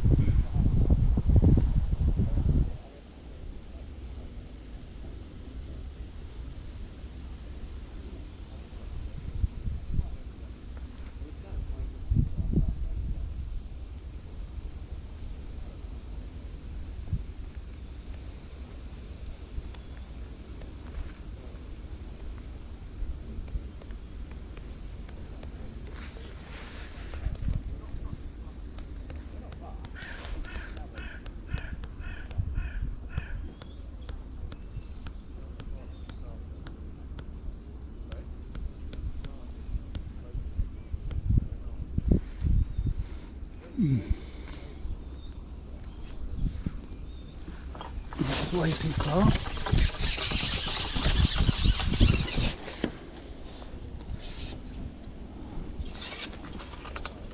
Let's just try double pinky, see what that does.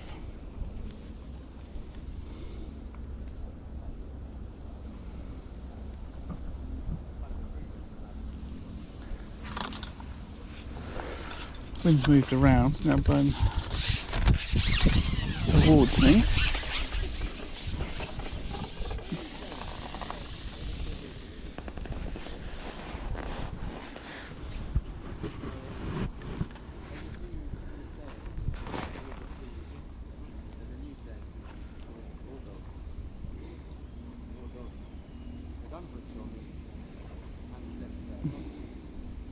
But apparently raw dogging is when you go on a flight, like a 4-hour or more flight, and you don't have any music on. All you do is watch the plane.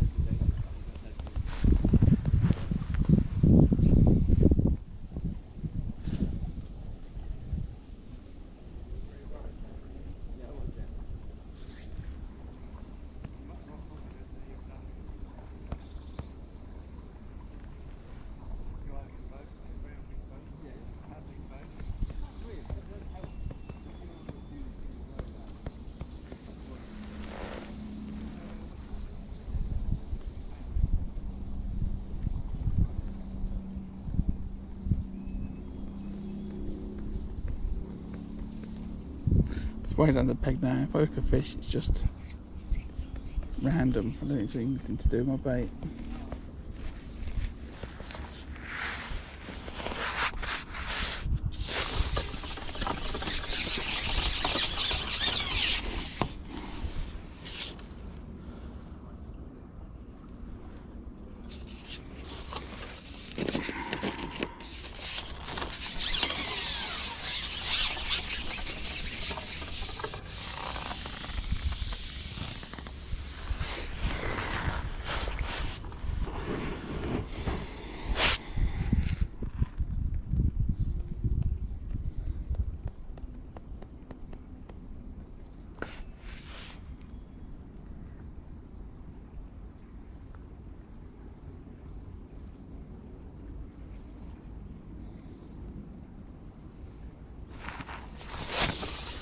That back to that bite, just where I put the bait in, and I've swapped it for a reed. I should be able to wear that in.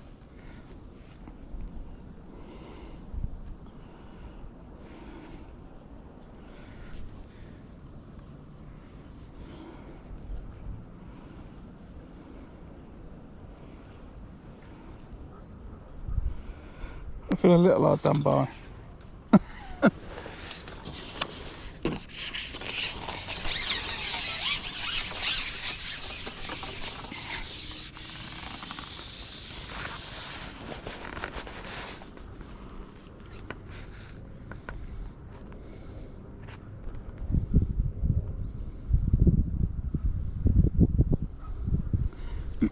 Times like this, I wonder, would it help if I started firing bait over the top? So there's a little bit more flow now.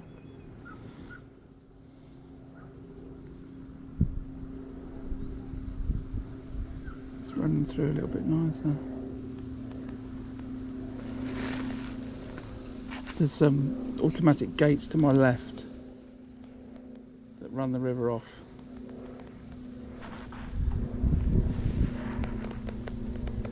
So the river never really goes higher unless it's the winter and it's flooding.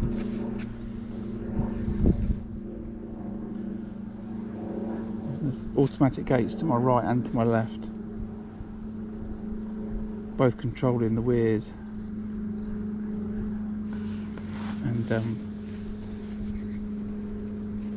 so generally there's not a lot of flow generally, but it certainly just picked up from what it was.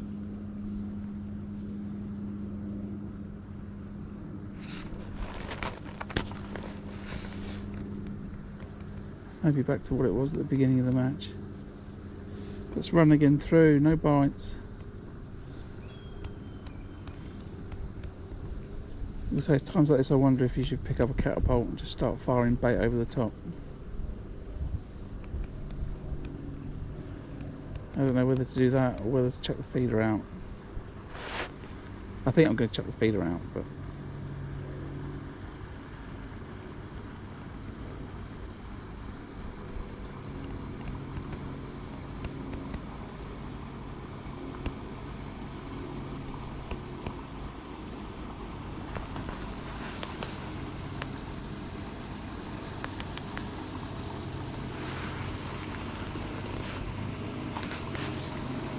currently looking like the second top up isn't as effective as the first one. Leaks got that.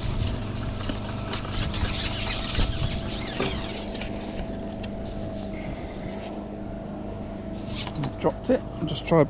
Ouch. I'll try a bigger boat. I'll try double maggot.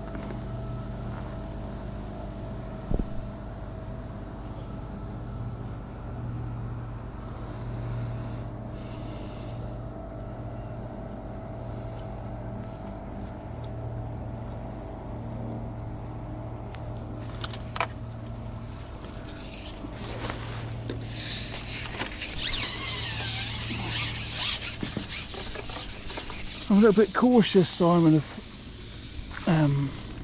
feeding over the top of it in case if there is any fish, I'll push them further down and out my peg.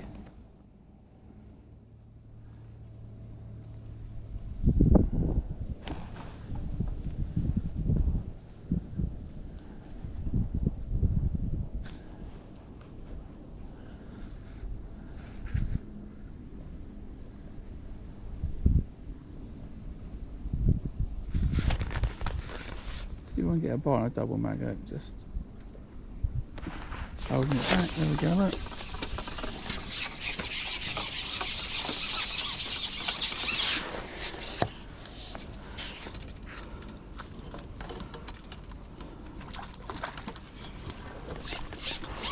Fish, I've got a thing of a pike around by the fact that there's no spook.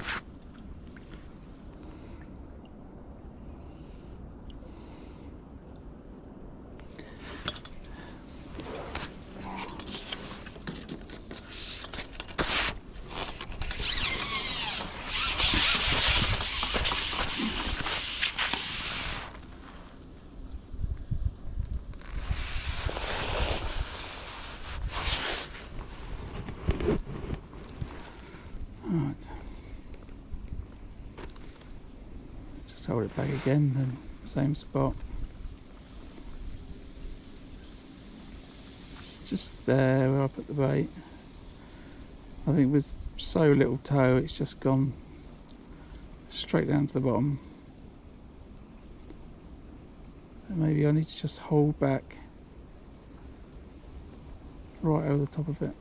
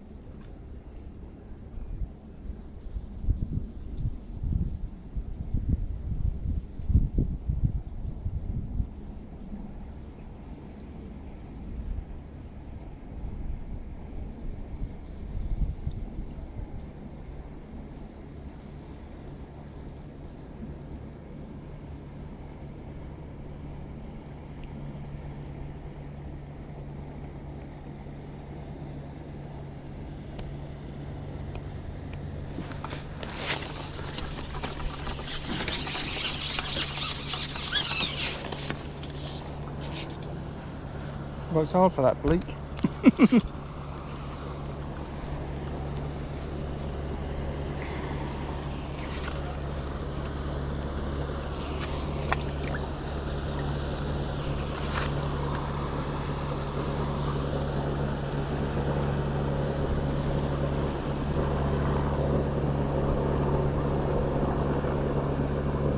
Yeah, I agree with people that one guy driving, passengers looking at his phone, 2 passengers are back, she's got a phone and the other guy is looking at her phone.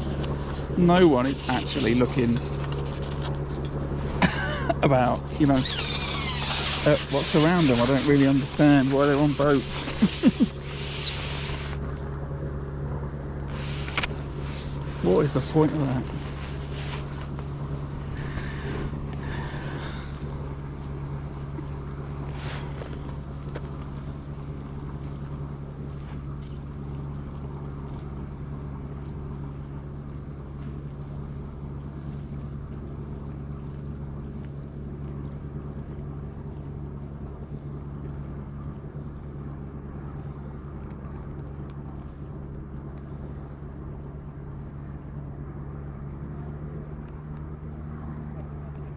I'm sure they're enjoying themselves.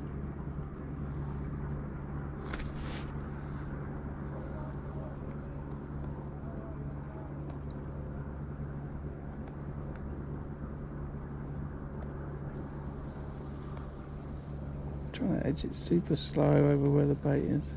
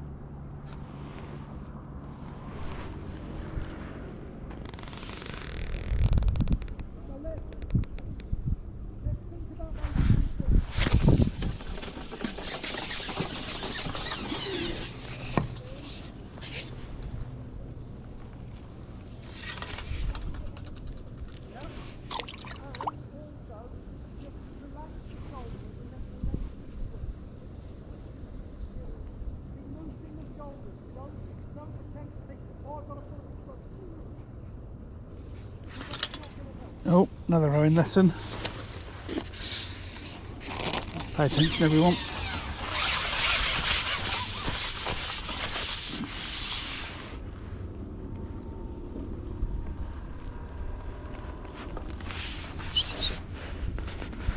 Oh, I think it's one of the boats that follow as well. These are my friends on the river. These are.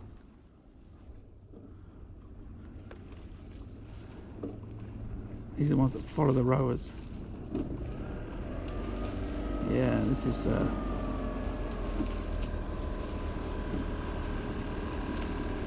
These are my friends. These people pay absolutely no attention to anyone else on the river.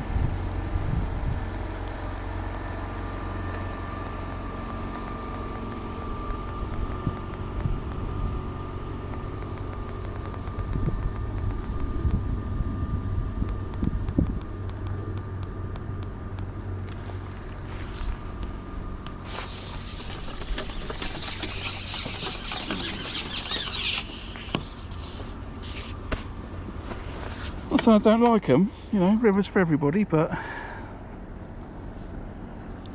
you know, the canal boat people, they're really nice. A lot of the boat people, they're really nice.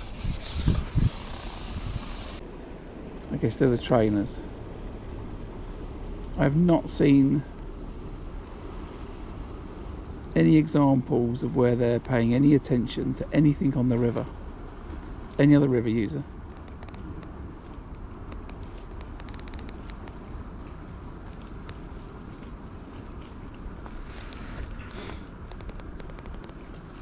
Anyway, that's my river rant done for the day.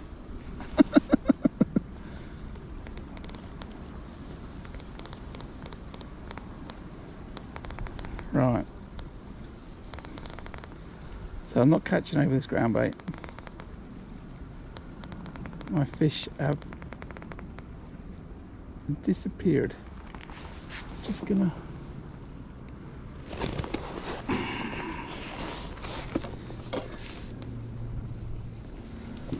let's just properly hold it back for a second. Have a little think about what I'm gonna do.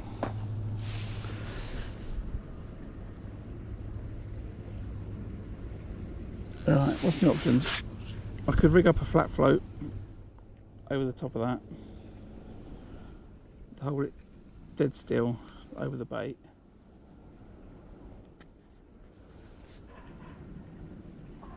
Although I don't think that's it. I could get another bag of caster. I could start catapulting some caster over the top of that pole line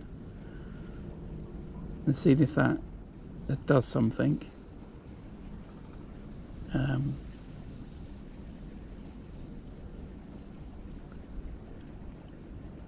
What else are my options? I go on the feeder.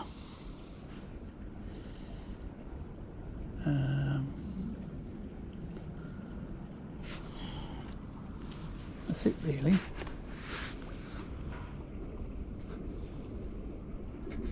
I could top up some more, but they haven't come to the last top up. I've had that one little skimmer. That's it.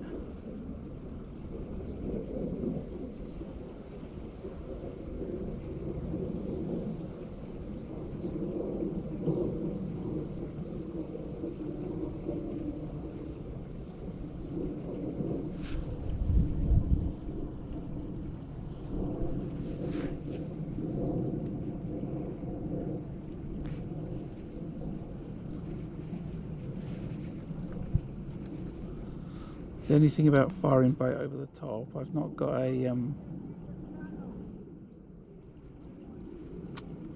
I've only got bulk rigs with me.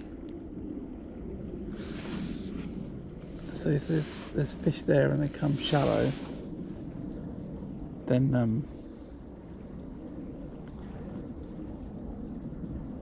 not going to catch them anyway.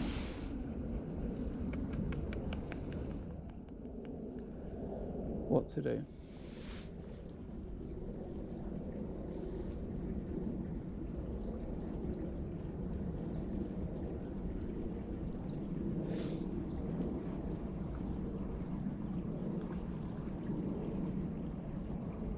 could also set a pole feeder up.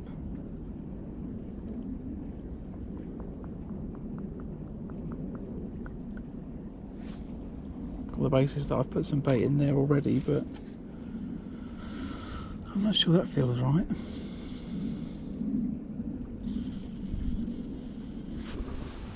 Thoughts. Hello, John.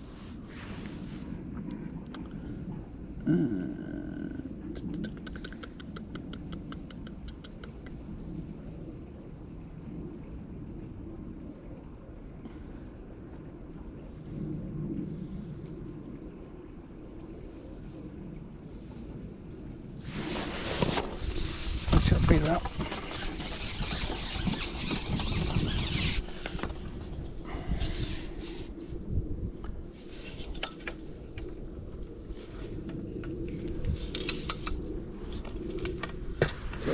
I'll put some more balls in and I'm going to check the feeder out and I'll come back to it later.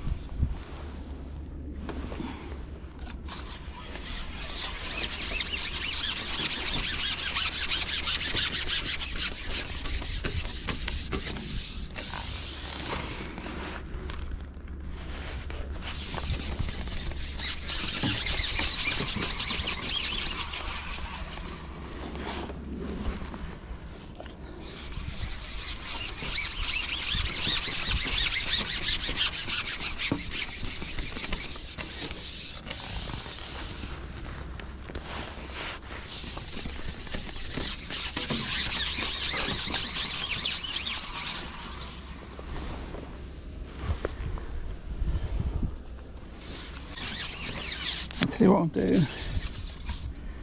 I'll also put a bunch in loose, part of loose, send myself a little trail down the back.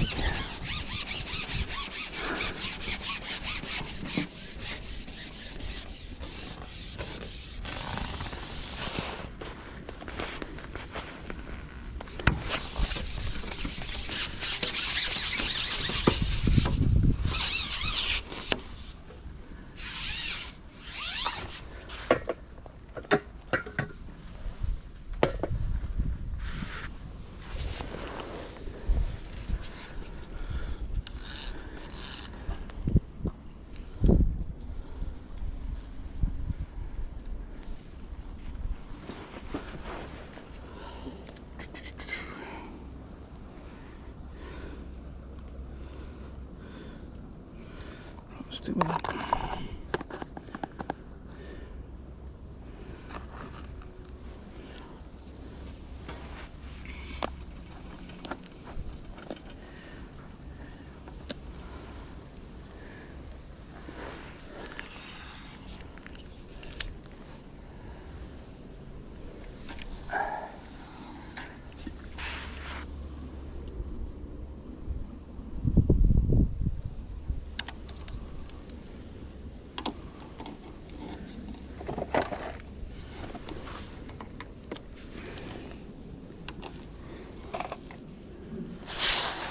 Oh,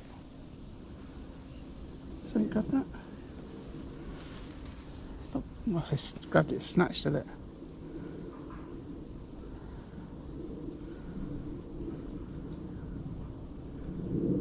Maybe it was me. Right, 1:30.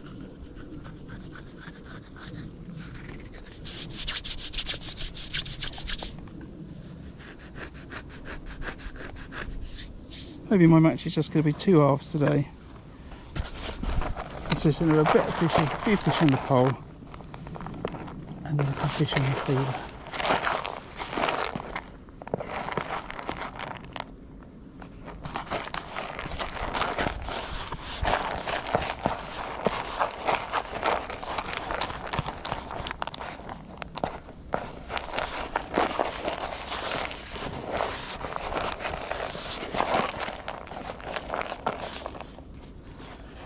Pellets there are a bit sticky. I don't really.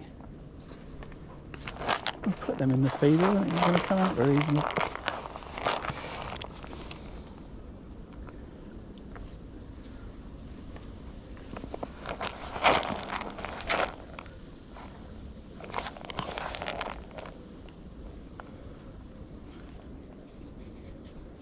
So, get some pellets. Need to get some more chopped worm. Self organised for a couple of hours fishing on the feeder, which is what it might now turn into.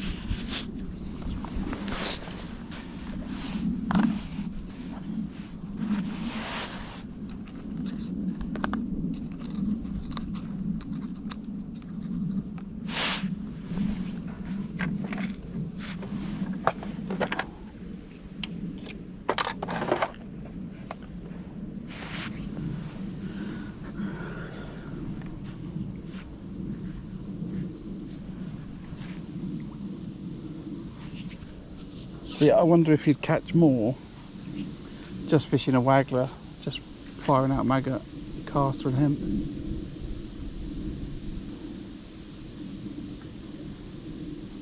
I've only said that now because I've stopped catching on the pole, but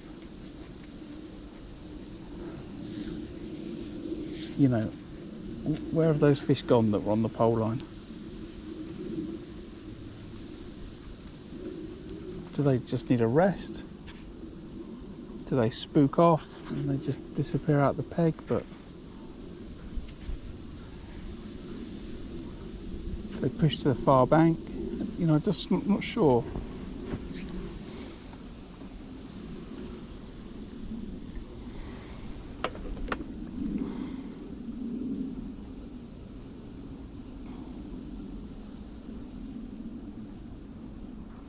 I bought it in last time on the upper moors.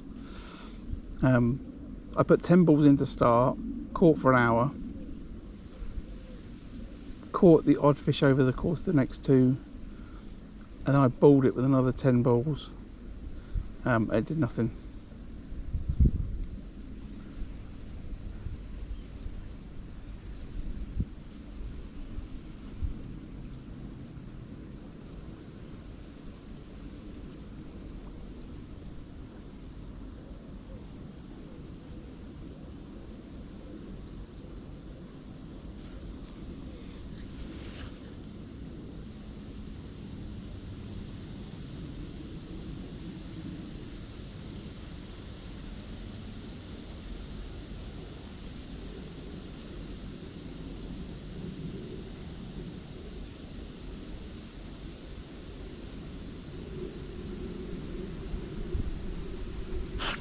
Oh, small fish.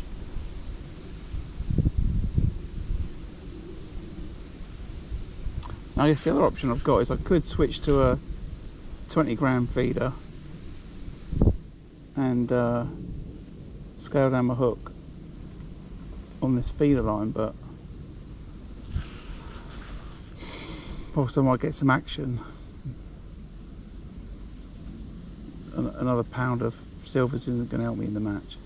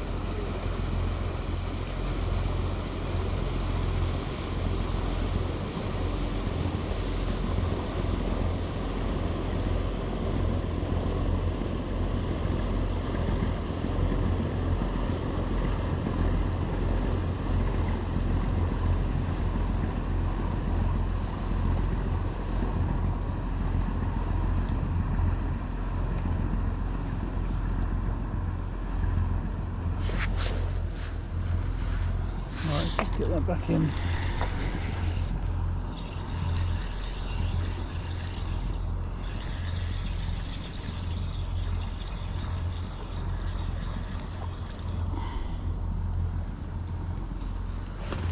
Place this worm.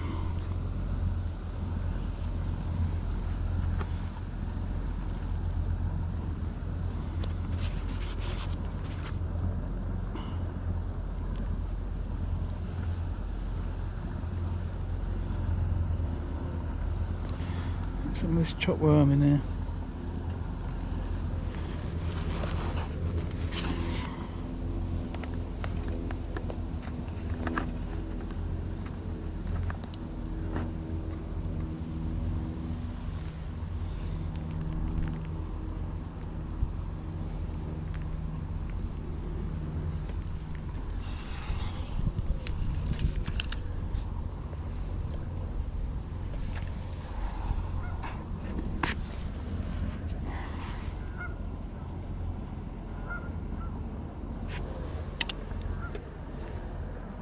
Yeah, when the Thames Festival's on, preferably anywhere past the woods. So I'm sort of like the last peg in the woods. Now the woods are to my right, and then the reeds are to my left. And people want to draw in the reeds or the very end peg, where it's like a T-junction with a column cut that goes up to column lock. And the bream live in that T-junction. That's where they live. That's well known and understood. That's where the last Thames Festival, the guy had 90 odd pound of bream in the last match.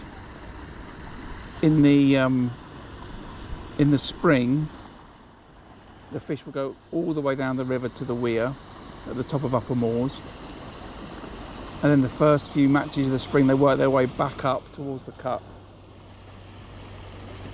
You sort of track them in matches,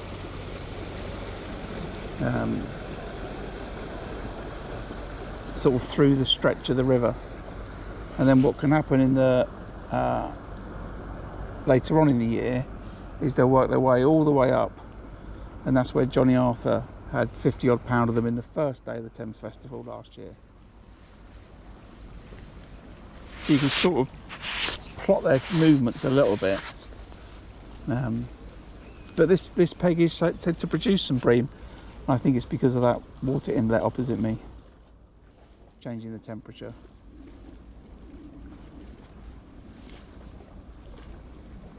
But we'll see. Hopefully the tip's going to go around. Hi Michael, how are you doing?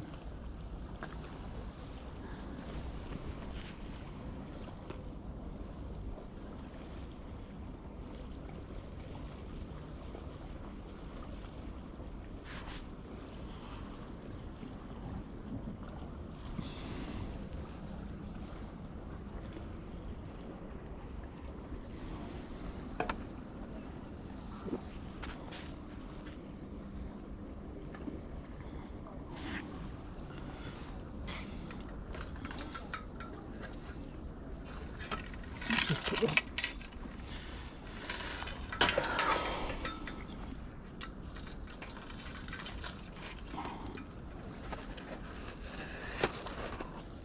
That's better, I can see chat properly now. Take the glare off a bit.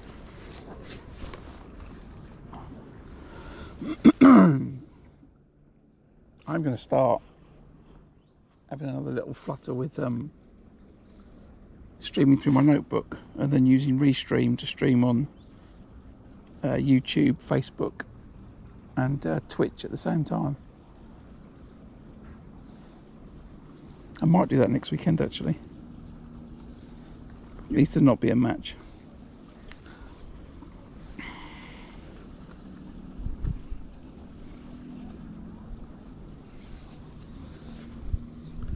Right, give this another minute or so and then we'll check it out again.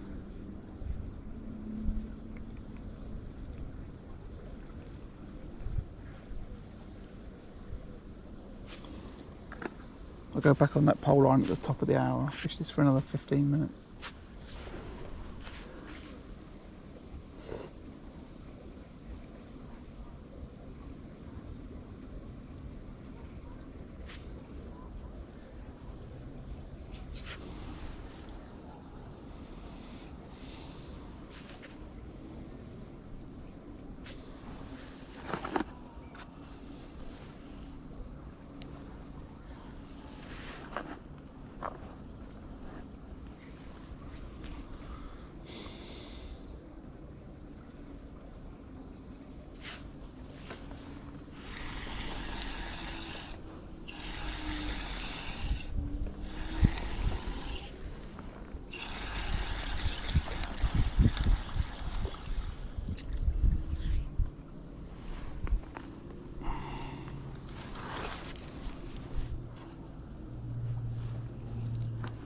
Of some caster, pinky, dead maggot, dead worm, chop worm.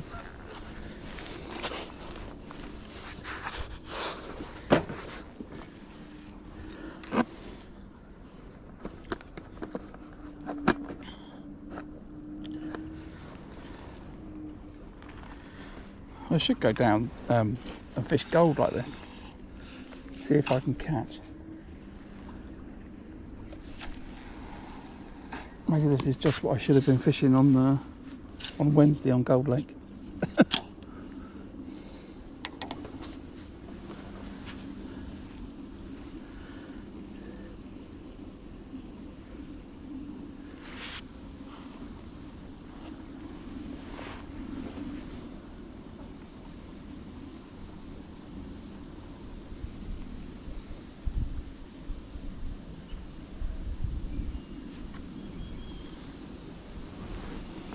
Right, we'll give it another 10 minutes, I think,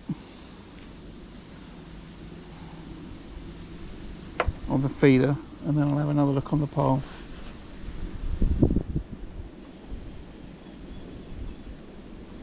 See if resting the pegs what they want.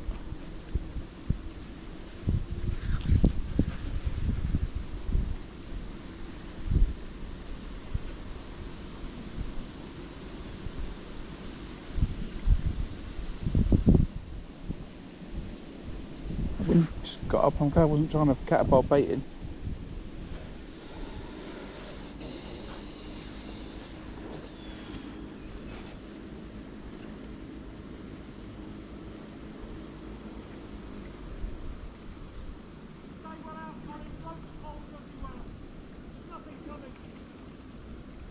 Oh, what's that? Roach poles everywhere. Oh, that's the guy, that, isn't it? Yeah.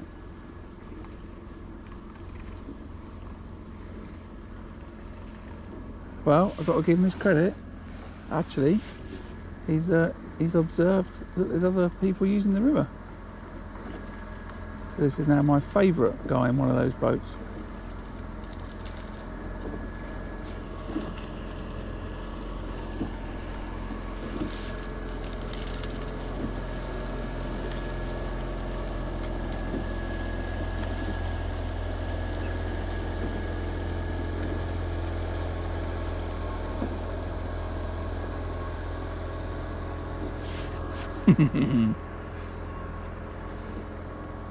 Come on, tip go under, tip go round, or down, as I should say, and let's have a big old 4-pound brain. Come on.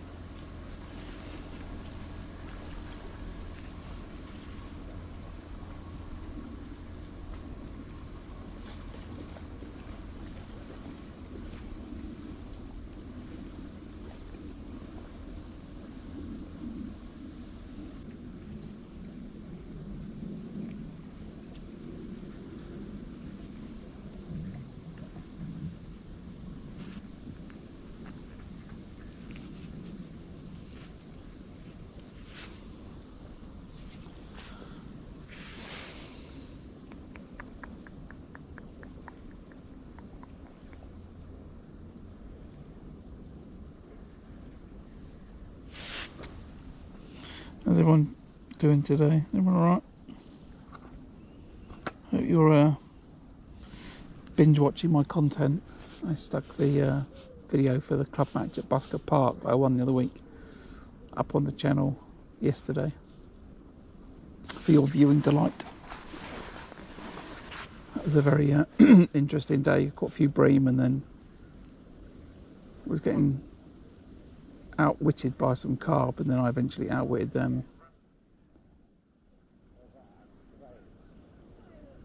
And won the match. So that was a lovely match the other week.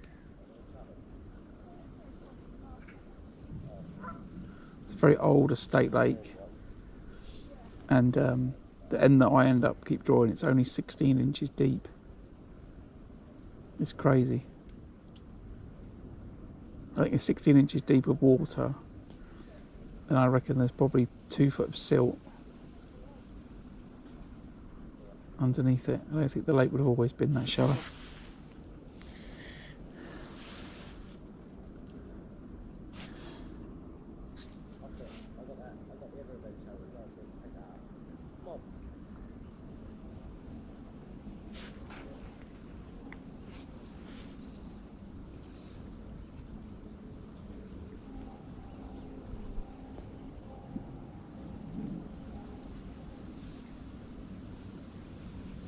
Just wondering, maybe I should come back tonight and fish this peg.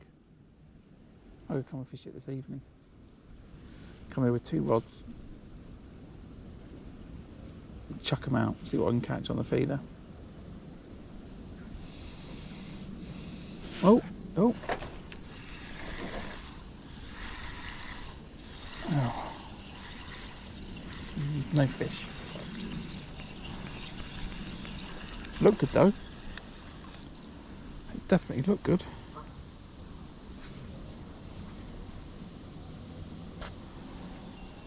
Right, let's get that out there again.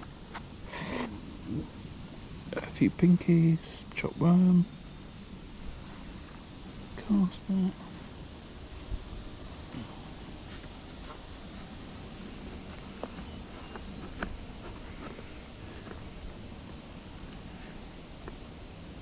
I thought I was in then.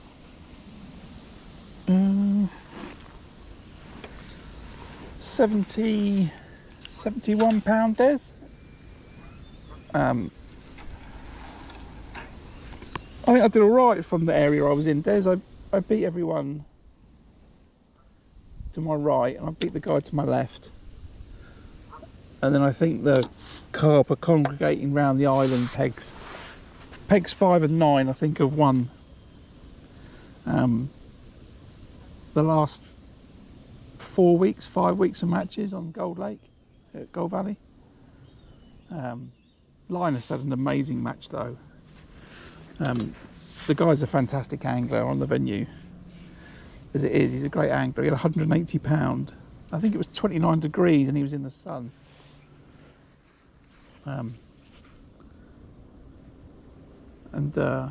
Speaking to people around, he fished an awesome match.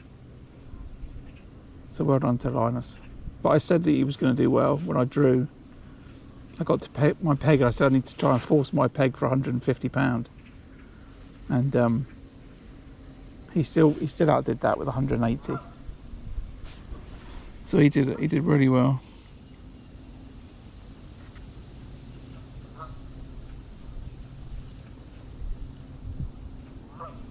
We do loads of bank work, Simon. I actually joined the committee for Sutton Courtenay Angling Club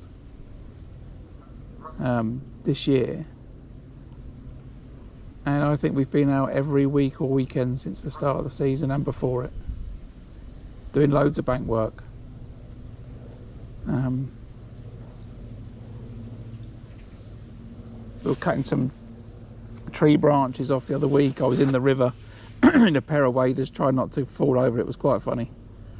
But yeah, there's always grass cutting going on, or clearing or strimming or repairing the banks, making pegs,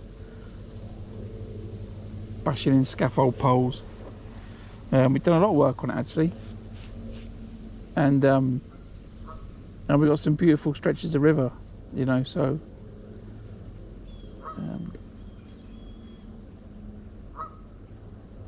we're doing a great job at looking after the stretches that we've got, so it's all good. We've got 20 good pegs on the upper moors with platforms in. We've got 20 pegs on the lower moors, 23 pegs on here, Cullen Reach.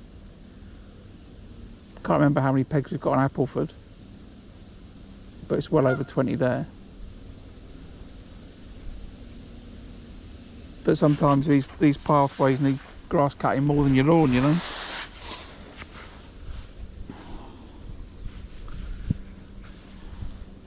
There's always plenty of work to be done.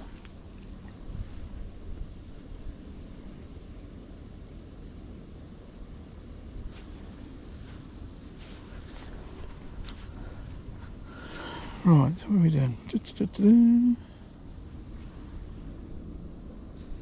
Right, just come up to 1 o'clock. Just going to stay on this feeder for about another 5 minutes. I did have an indication. I'm not sure if it was from a good fish or a small fish. It was more of a dink. I think something's grabbed the worm. I got a couple of pounds, I think. I've caught on the pole to start with. It's died off. I've refed it. Then I've had a few more fish. I've had one fish on the feeder, a little rough. And I'm just back on the feeder for 20 minutes while the peg settles down on the pole line, and hopefully some fish come back on it.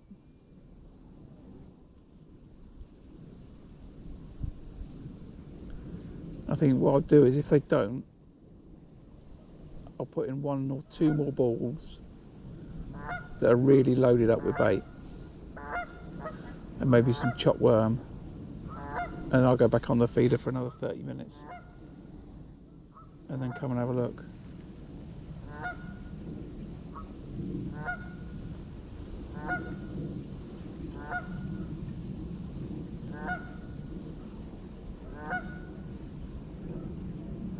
It's really strange because when I started on the pole, after I'd rested it for like 20 minutes, it was just a fish, you know, it was a bite chuck. And after like 10 fish, they sort of disappeared.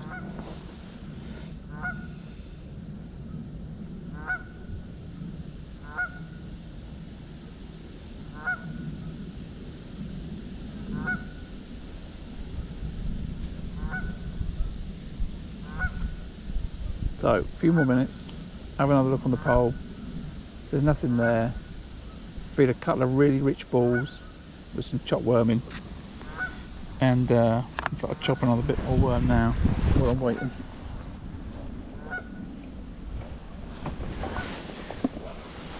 And I'll get back out on the feeder.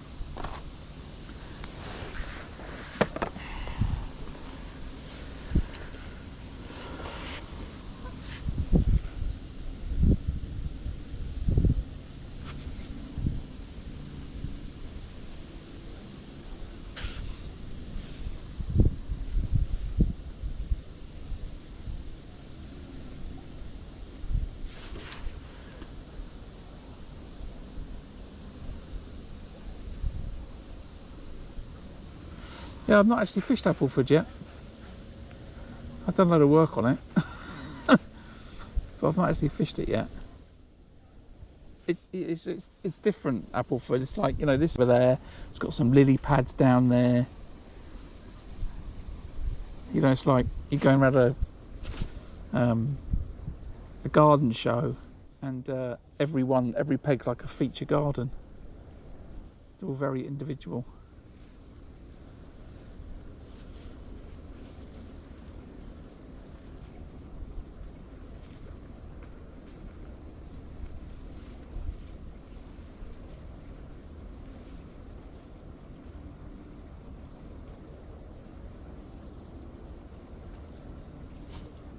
Right, look on the pole.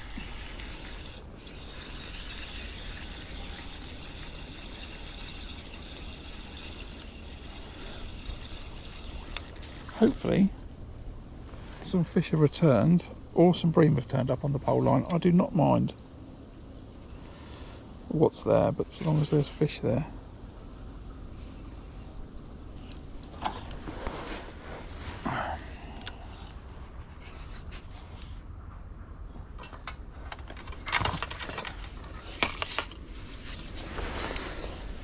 Come on. Gonna go on single red mag at the start.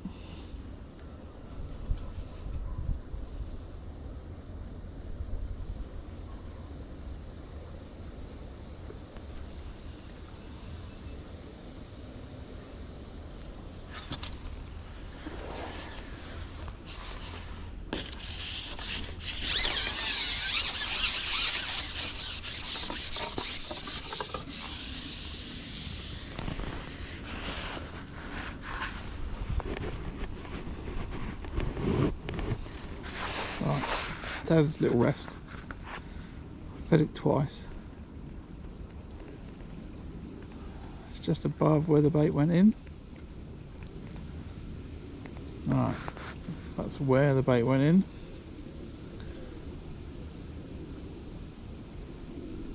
Come on, the bite's going to be there if it's anywhere, I think.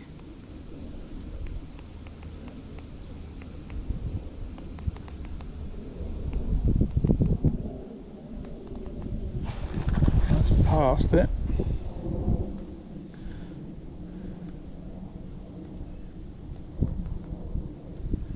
I'll let it run a little further because I did put that loose bait in, didn't I? Oh, there we go, the fish past it.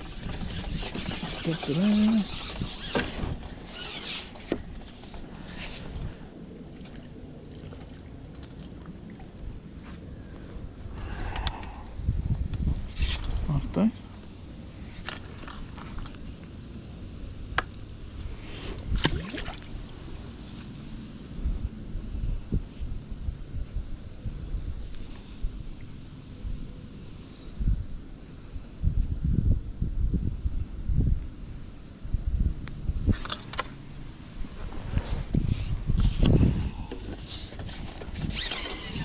can just feel it. It's going to be one of the start of one of my little montage clips of catching a bunch of fish with some music. Come on, another bite, please.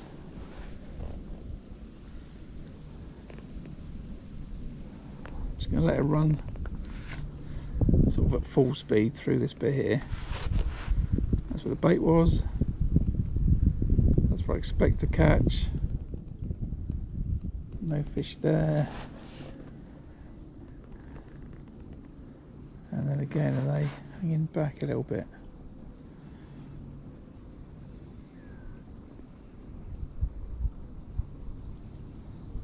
It's a bit further away.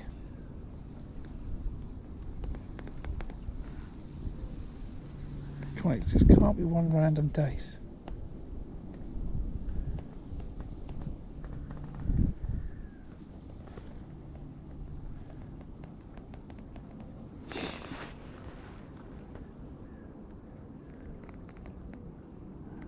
It's way out the peg, that is.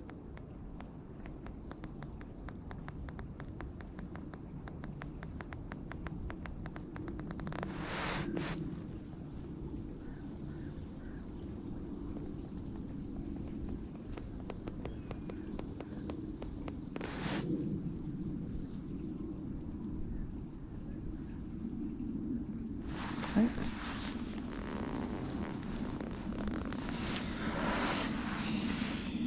Try edging it through a little bit slower.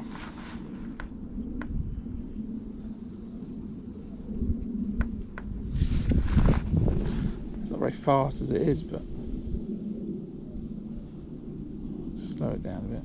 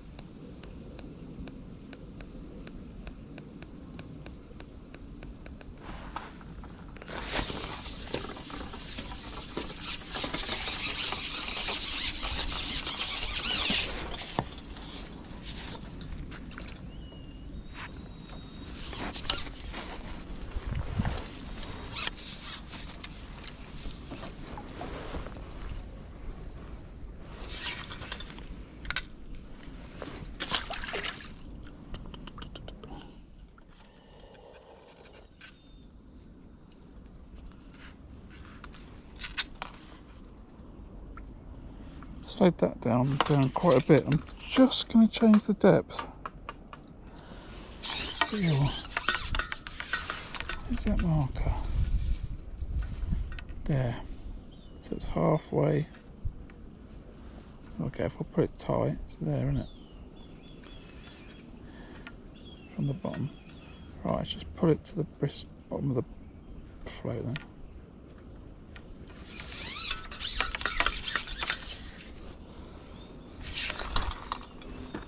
Dragged it a little bit. Oh, Dennis? Yeah, we are getting close to that 1,000. I was 850 subscribers, I think it was.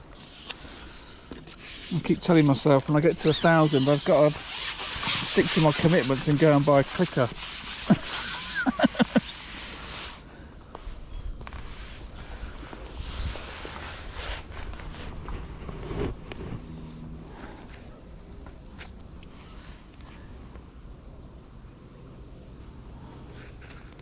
Blake said that.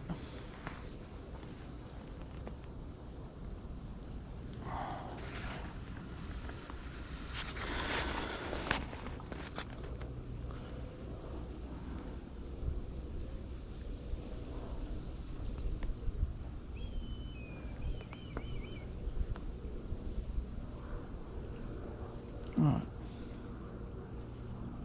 See if that makes a difference. It should now just be bumping along the bottom.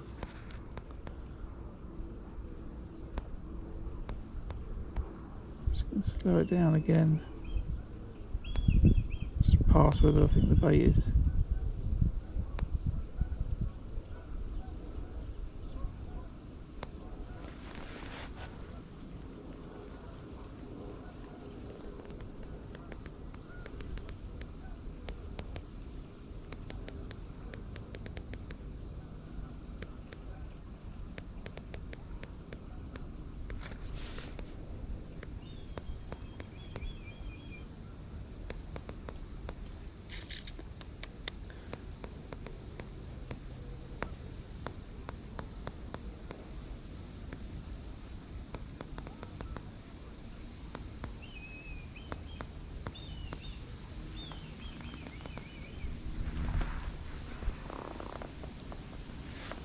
Slow it down even more.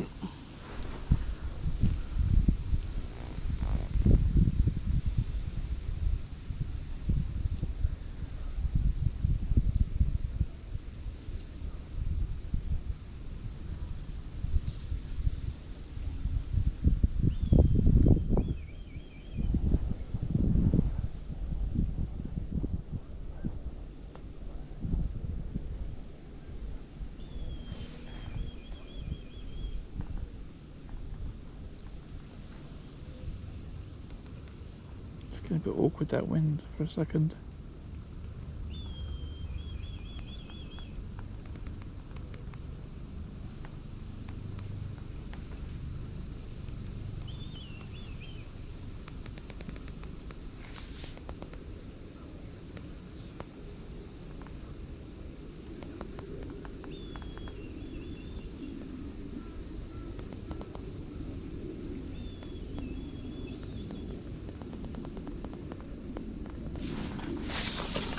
Okay.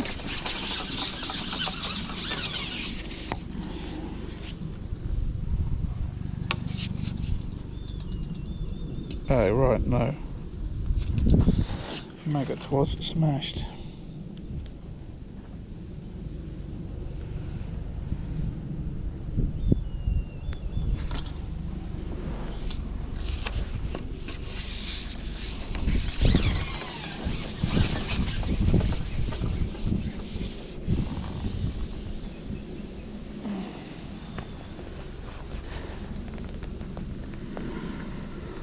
Right, let's try again.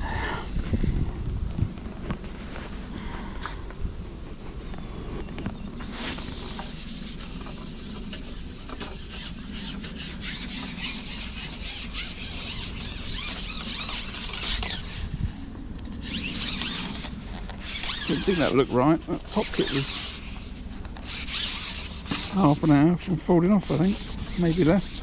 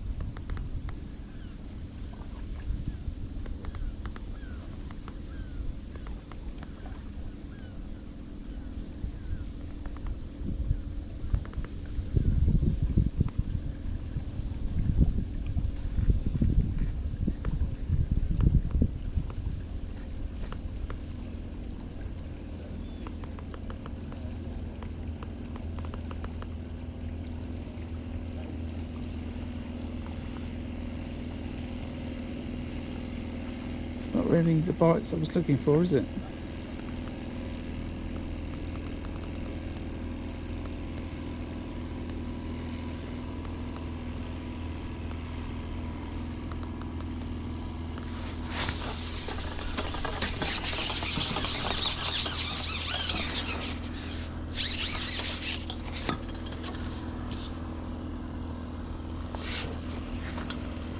It feels just like random fish I've caught. Oh, try another double pinky.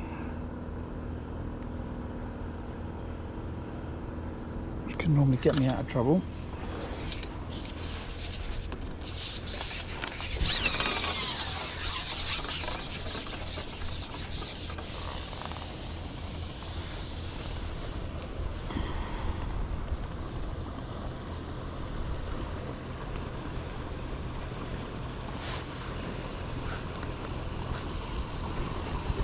Pull this down slow and see if I can pick up a fish.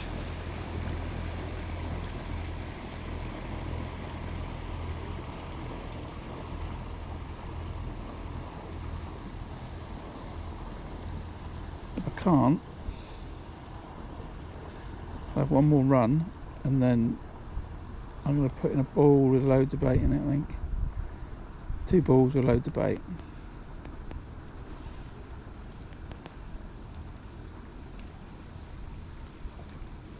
And then chuck the feeder out again.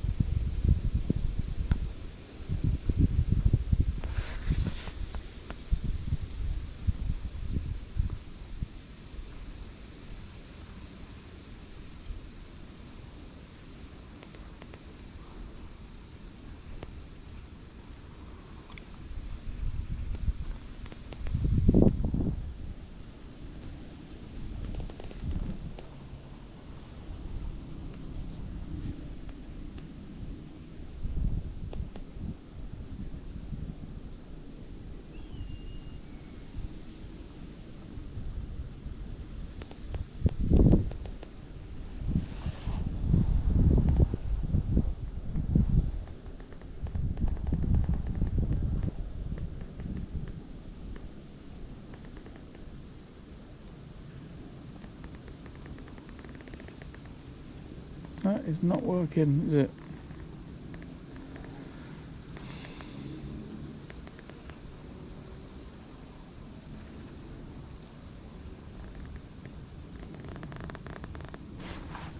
Oh, I had a bite.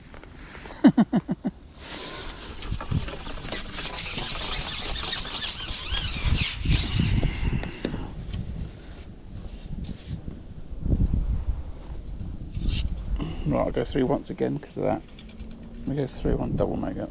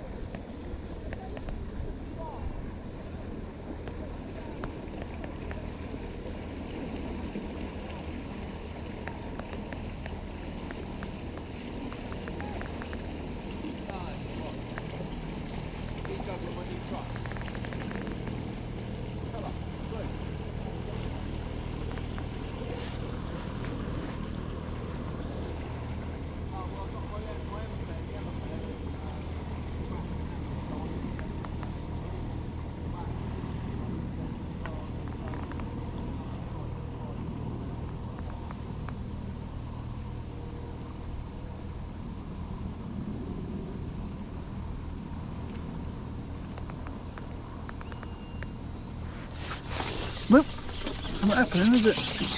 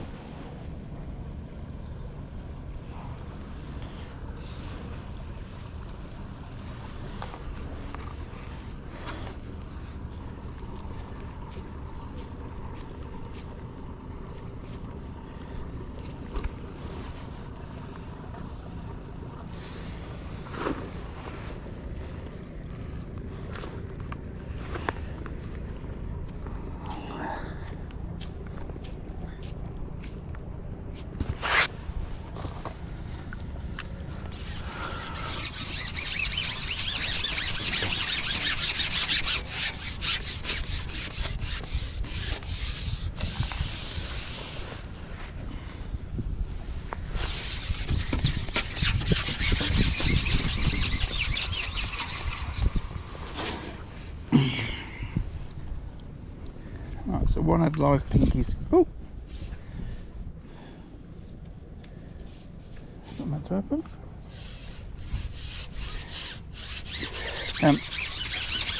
One had live pinkies in it and one had a load of chopped worm in it.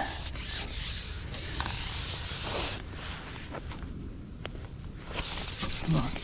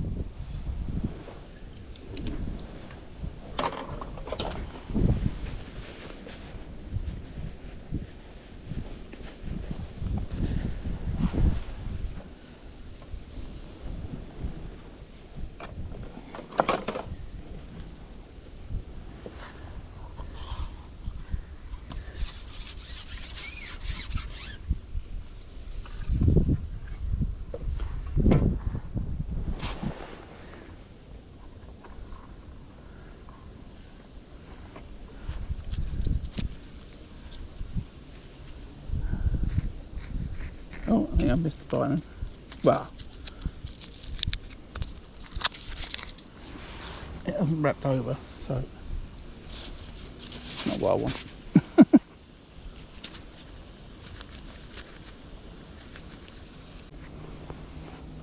What we're going to do, chat?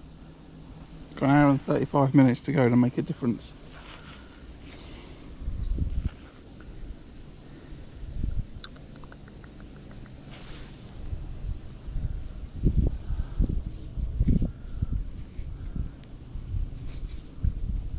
Stay out on the feeder.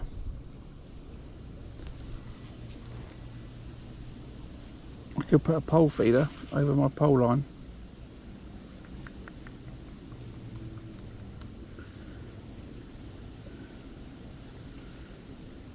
I've never done it in the summer before, but there's certainly bait there, and I could ball it in with the rest of this ground bait.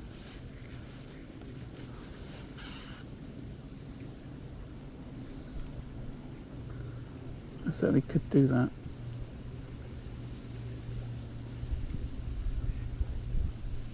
Oh. Sort of what I want, but not quite. It's got to keep going and give you the view. It's a massive bream on the end of it. Come on.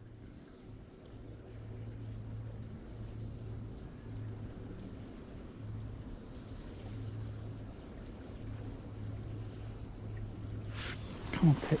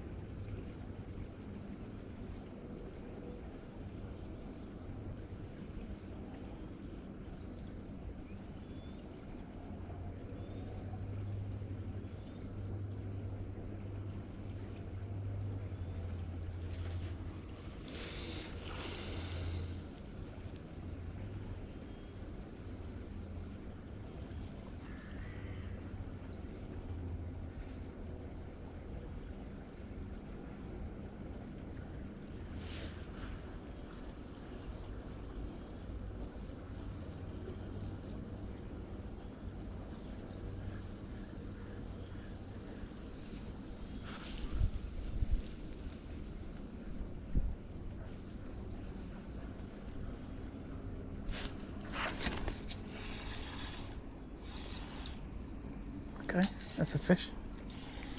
It's not a roach.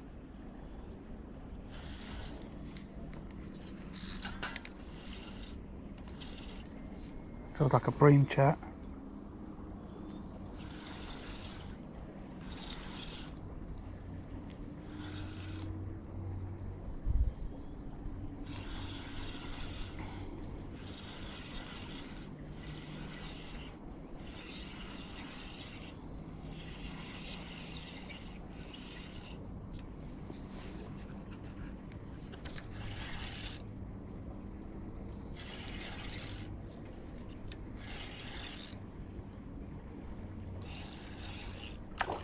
There's a bream, chat.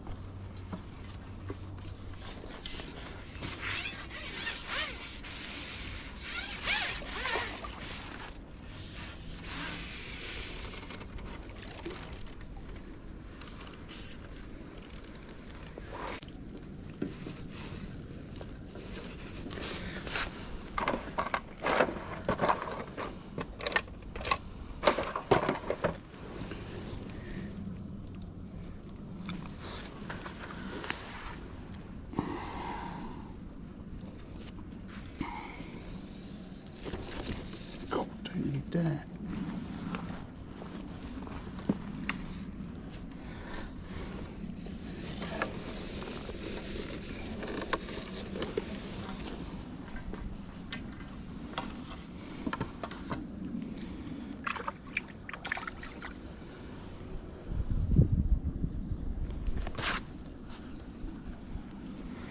Right, that's it. Pole can forget it now.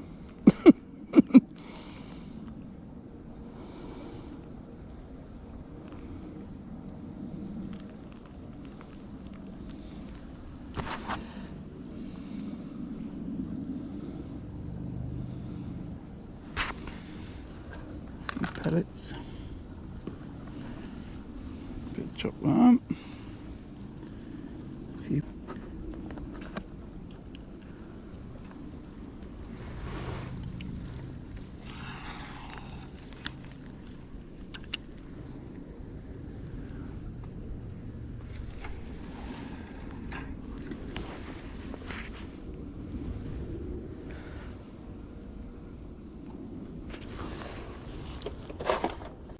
Where's your mates?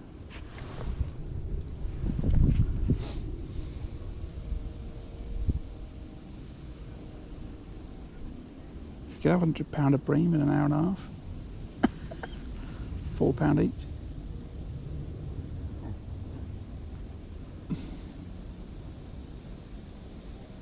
I've got to take this bump bar off. I nearly lost that fish.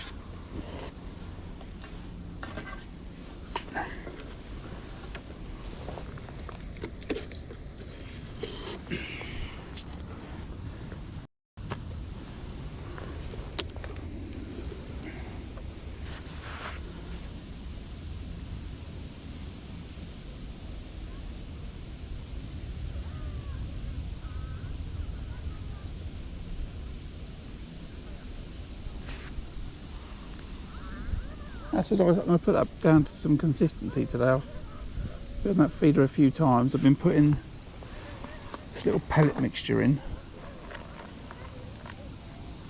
This is robin reds, 2 mils, 3 mils, and then halibut 3 mils, 4 mils. Sort of slightly soaked that. I thought if I put that in today, it'll it could sit quite nicely on the bottom if the bream do come along. And I think because the pole's not fished well, I've ended up, you know, putting a few feederfuls over there, you know.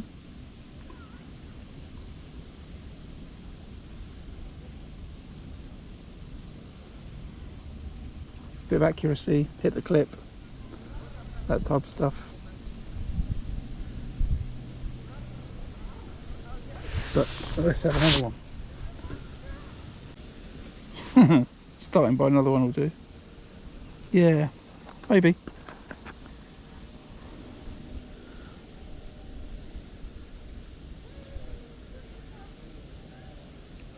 You've always got to fish these matches on this stretch of river with the assumption that someone is going to catch a bream, right? 18 anglers, most of them are chucking a feeder out, right? Someone's going to catch a bream. So if you can catch a bream and have a couple of pound of bits, you can shoot yourself up the rankings. The skill now is going to be to catch a second bream. So we'll be pretty good, I think, on 5-minute casts. Maybe 7.5 minutes. No longer though, right? I can't remember how long that one's been in, so we're going to give it 2.5 more minutes. Then I'm going to recast it. I've had it before here in the winter. I caught like 6 bream on the pole feeder, and I always got the feeling that there was more, but I didn't have enough bait in there to keep them.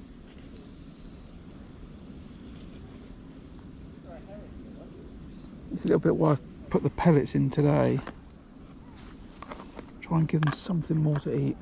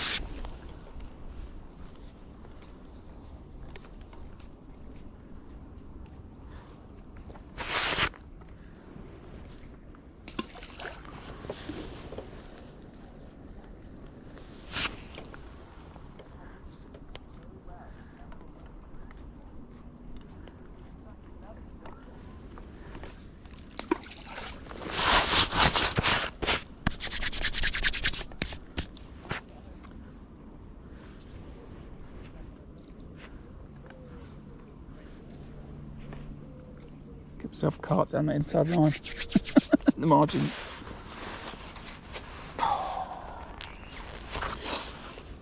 There is something very nice, relaxing, peaceful about sitting here with that feeder in the middle of the river, waiting to catch a bream. In terms of this style of match fishing compared to fishing for F1s at Tunnel Barn Farm, there's something very intense and enjoyable about that type of fishing, but this is just different. I could lie down on the ground next to my peg, next to my box.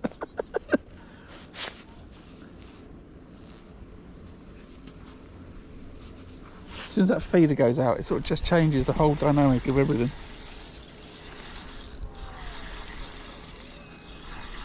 Oh, I've got some people coming up the river, I don't know just whereabouts they are. They're coming, I can hear that. More chopworm. A few casters.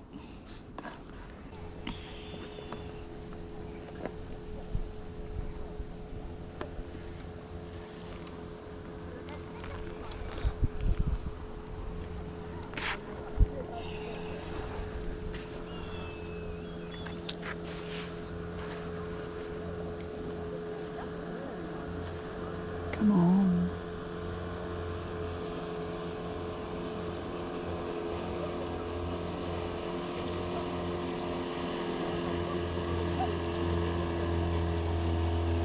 I could cast out, freak them out.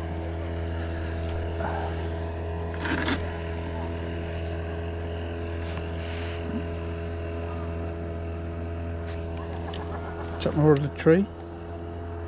It's always helpful.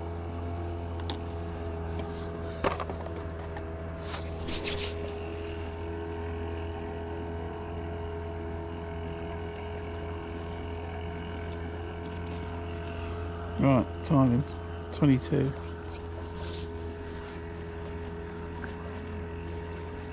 Oh, just heard him say one bream, I think, to the left. Maybe someone's coming down asking. But I think I heard him say one bream then.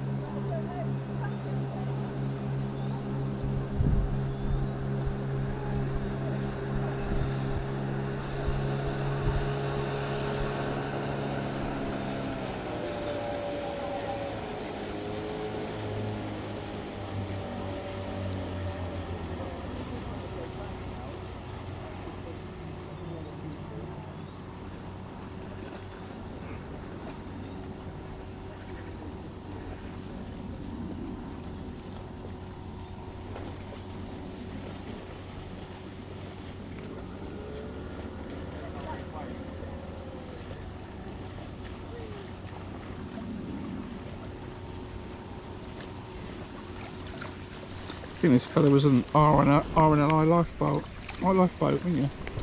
Off to rescue someone.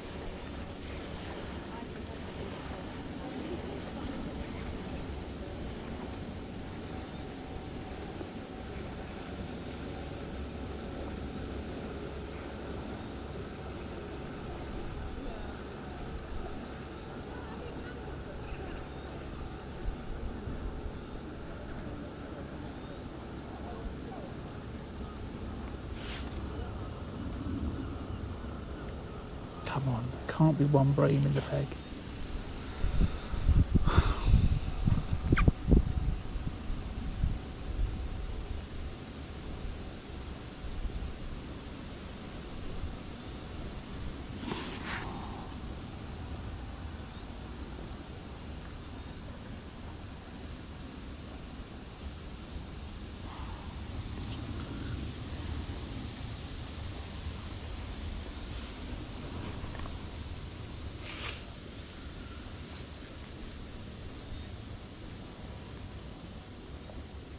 definitely a conversation going on in the peg to my left.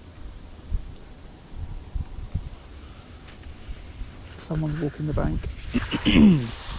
Might be able to find out what else has been caught. It's a really different dynamic when you're fishing on the river. Like this is the view to my left. It's like all trees. This is the view to my right. It's like all trees. You can't see anybody. You can just hear feeders going in, and it's just not like fishing, you know, like a commercial as I normally would, right? Where you can see what else is going on to a certain extent.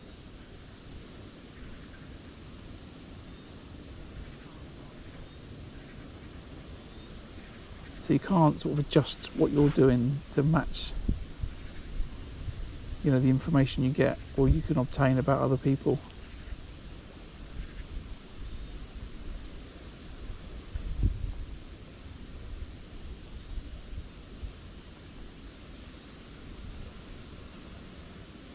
But one bream is not going to satisfy me, that's for sure. I need another one.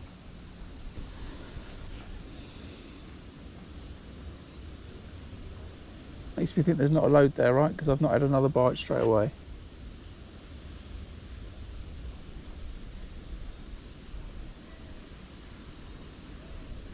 So I think because of that, maybe I'll stick it out to a 10-minute cast.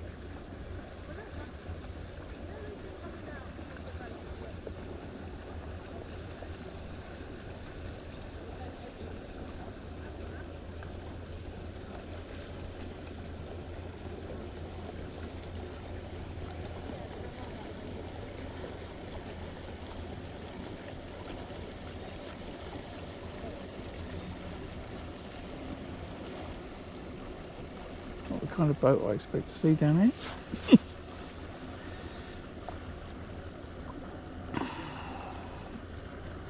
Northern Exposure Rescue it was called.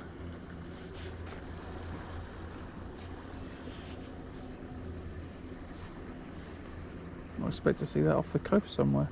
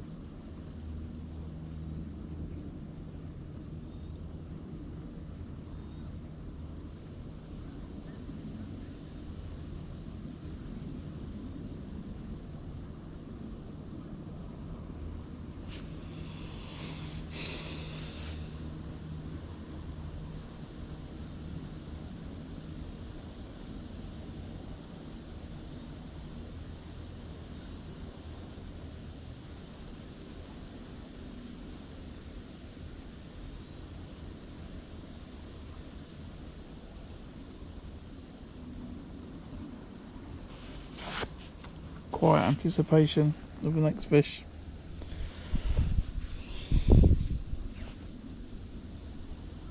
One bream in the net, and I'd like to get it a friend.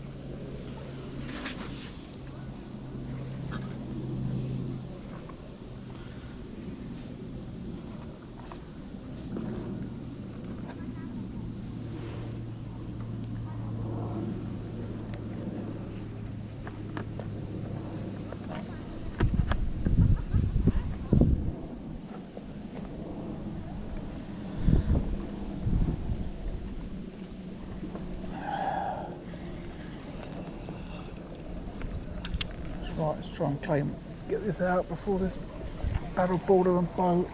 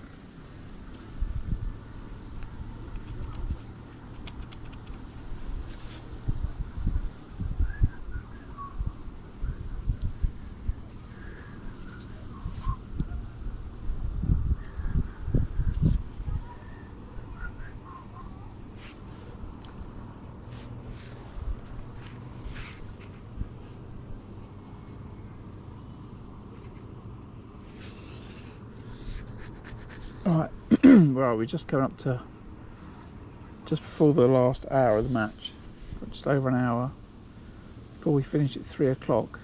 I think I've got about £7 in the net, maybe that's a bit too extravagant. 6, let's say 6. £4 bream and £2 a bits, and maybe that's still extravagant, but so I've got one bream, I've had it on the feeder about half an hour ago, and that's made me decide to stay on the feeder for the rest of the match. The pole, I'd had a few fish to start and then a few more fish when I topped up, but then that was it. I don't really have a good reason for why I didn't catch more. You know, it was sort of fish, none. It wasn't even like a slowdown, it was just a none. I don't know if, you know, a pike can come through or that type of stuff. If that causes a problem, I don't really know, but I topped up once, caught a few more, and then topped up again, it didn't work, topped up again, it didn't work. So I might have a little look for the last 10 minutes, I don't know, but I'm definitely going to put another good hour in on the pole, on the feeder now. Caught one bream, and it'd be great to catch another one. I've still got a little line to my right that I might go down for 5 minutes. Probably hook myself a carp.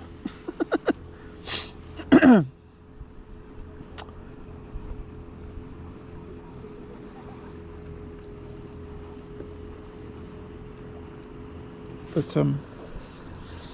it's been an interesting match, that's for sure. Need to speak to some people about why the fish just spook or disappear off the pole line when you're catching them.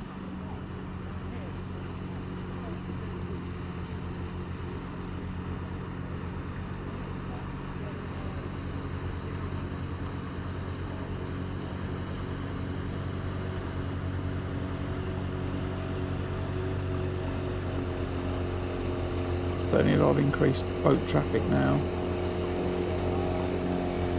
It's a nice Sunday afternoon and everyone wants to be out on the river. Oh. I thought that was worth striking then. I think that was a bite.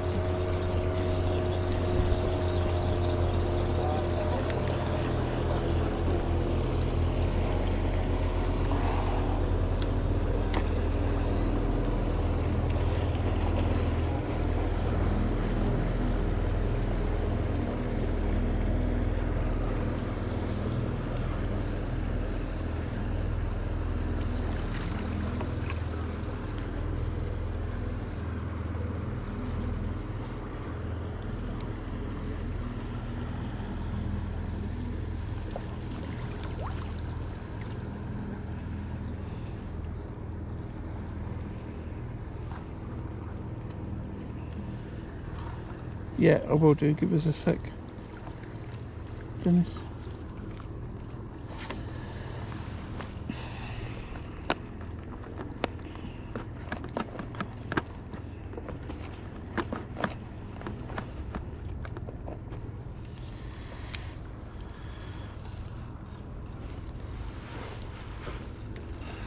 Let me get it out.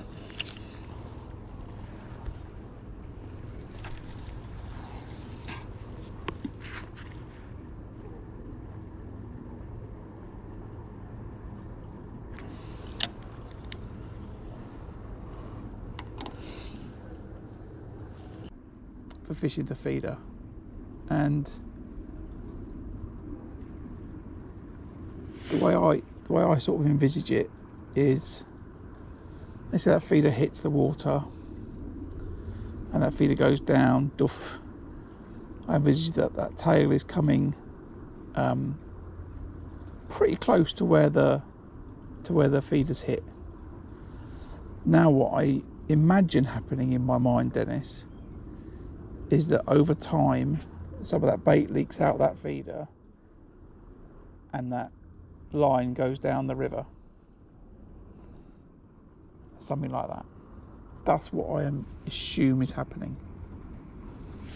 And then it's a little knock then, and then I think that what happens is you get a trail of bait down the river, and then that tail's just lying in that trail, and the fish will come up the trail from downstream, heading towards the top, and at the same time as they'll go over your bait. That's what I think. You could also probably do that by fishing a 1 foot tail. I'm not really sure it's a lot different. However, I've not done enough fishing like this to now cut this down to 12 inches and go, I'm comfortable that that's going to be alright, you know. That's charming, love, isn't it? It's absolutely charming.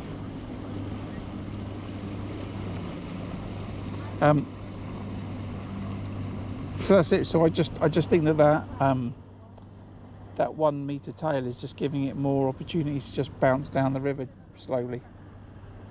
That's what I think.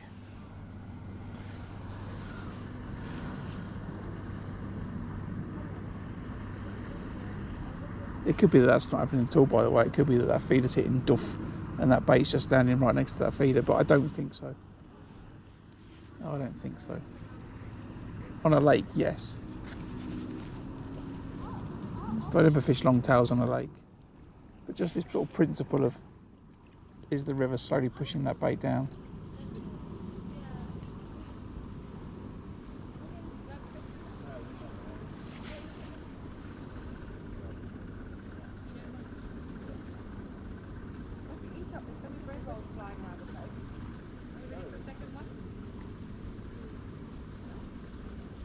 And then, because I don't have experience, I'm looking for signs and assistance in the fishing world.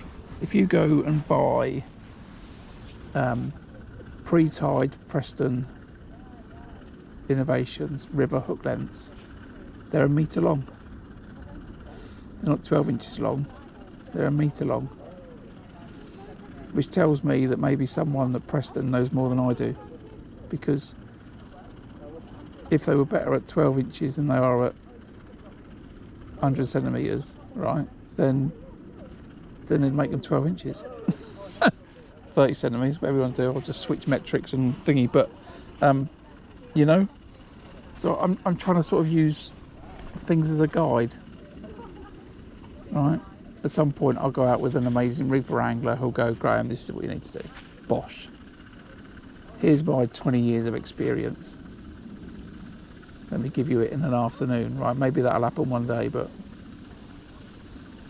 and for the moment, you know, that's where I take my sort of guidance from. What are the Preston pre-tides?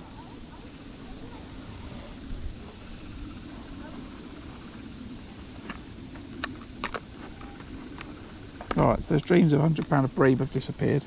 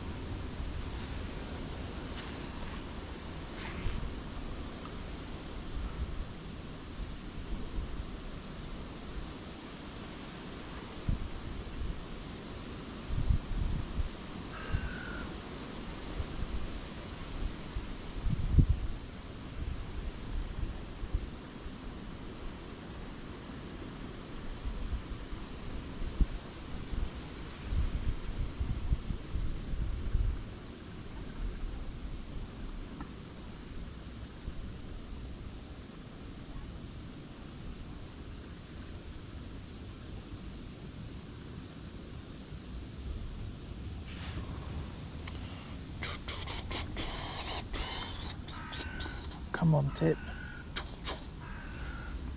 Need a bite, please. Now would be good.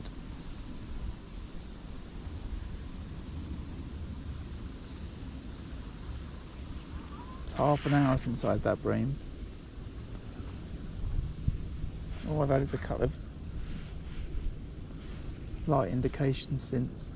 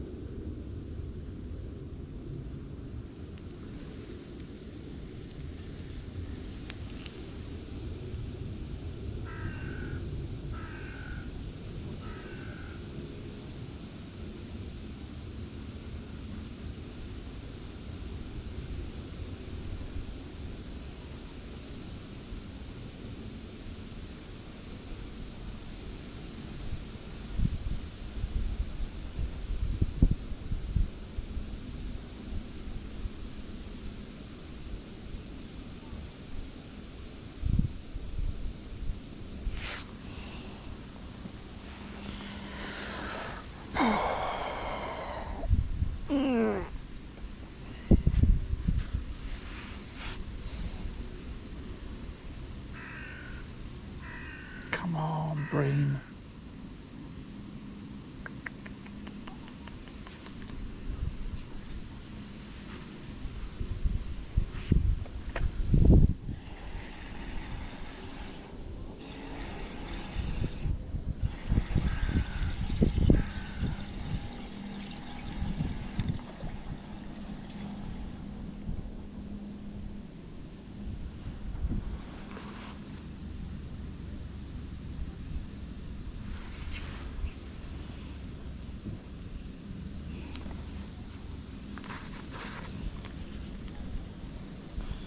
Right, let's up the stakes.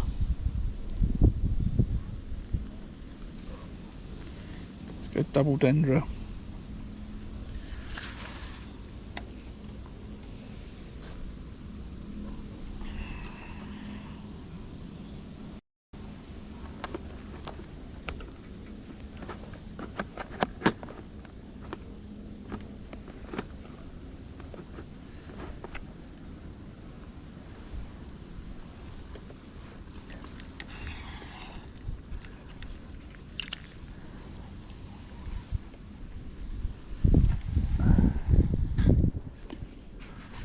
Come on, I've got to win awards for accuracy today. I was going to sink the line then. Habits.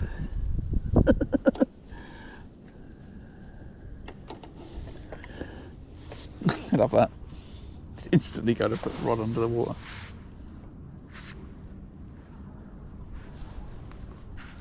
I'll catch a pike now, watch.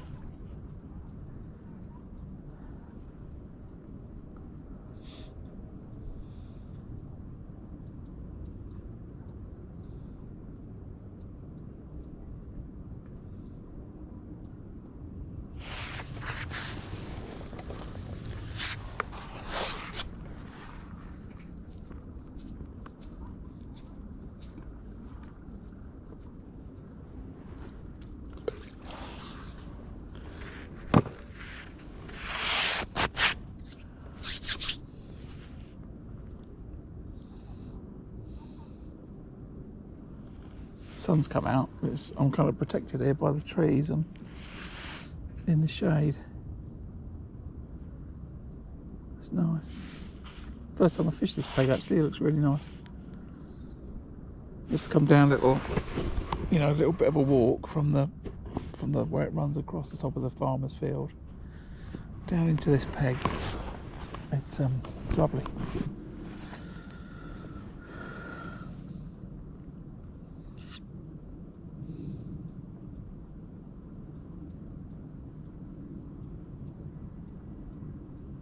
I do just need that tip to go over though. Right. Come on, fish. You know it works.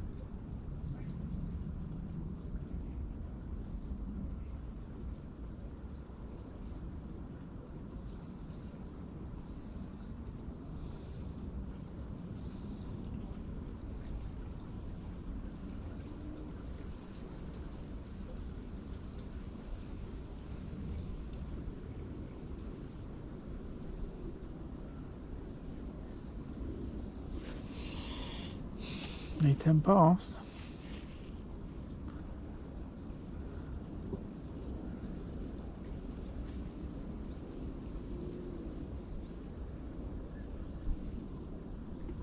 Come on, I'm looking for that second bream.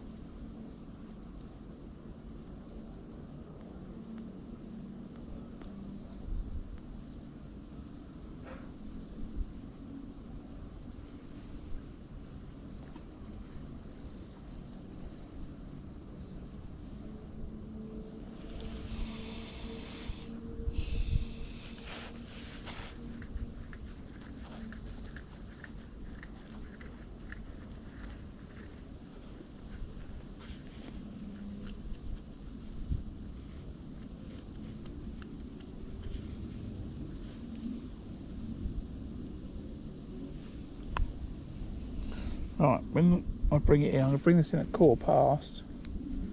I have another cheeky quick look on the pole line.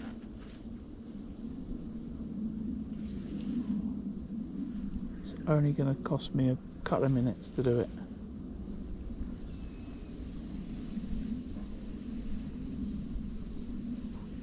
Because that'll be 45 minutes since that bream. And I think that's long enough to work out there's not another one right there.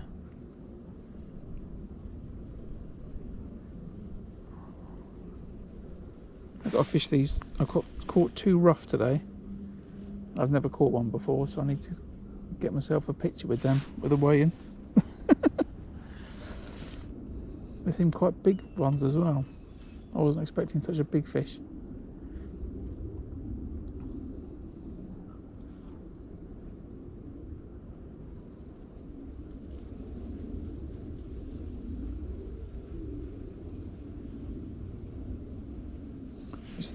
It's the first time I've caught them.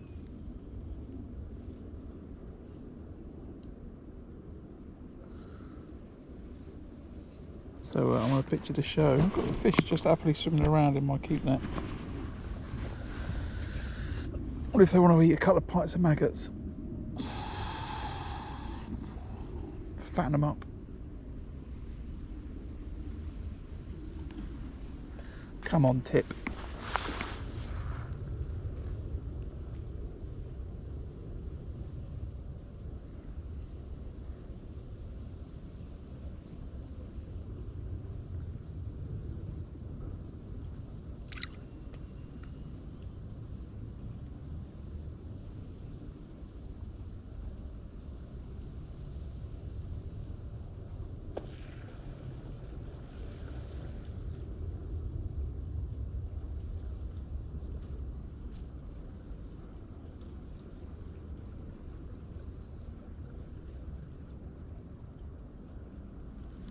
So peaceful, so peaceful.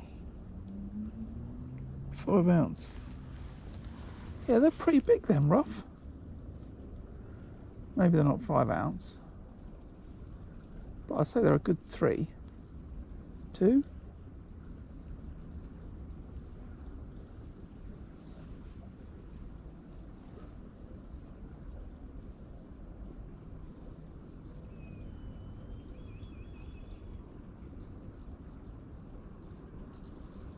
Five ounce seems quite massive for a fish like that.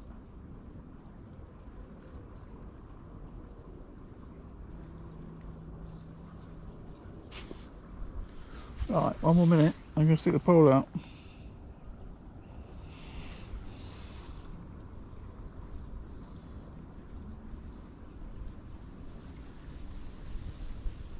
It's the fact I've caught. I wanted a picture when I caught 1. Now I've caught 2. I want to do one of those like catch shots, you know, with the, you know, like it's 2 massive roach.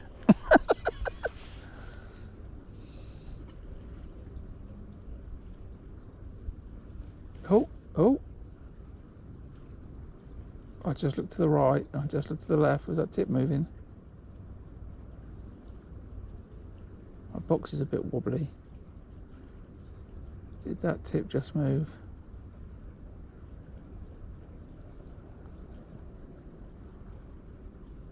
Oh, gosh, come on. Never as much in the history of fishing and catching bream do I want to catch a bream now. Like right now.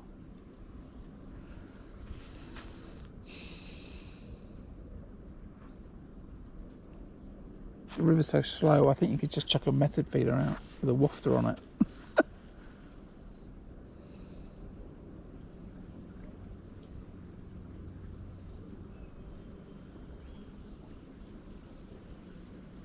In fact, the river is so slow, why couldn't you chuck a method feeder out with a wafter on it?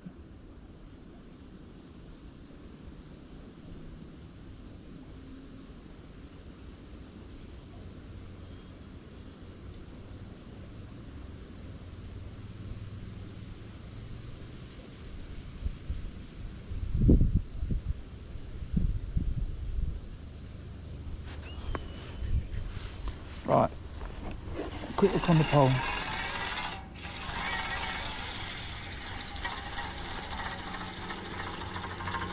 And then a quick look to my right. And then back on the feeder if we're not catching.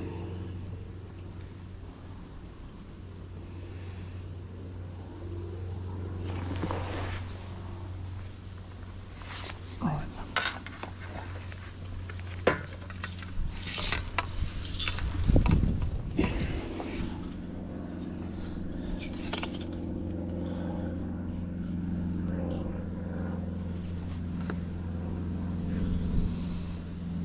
Right, I'll go through a double maggot just in case there's a shoulder bream that are all hoovering up the bait.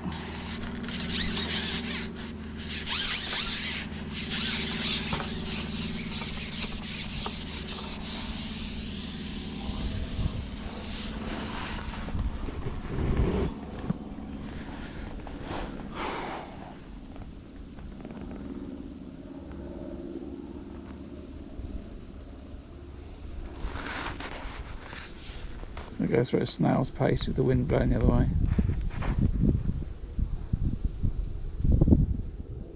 That's just how I want it.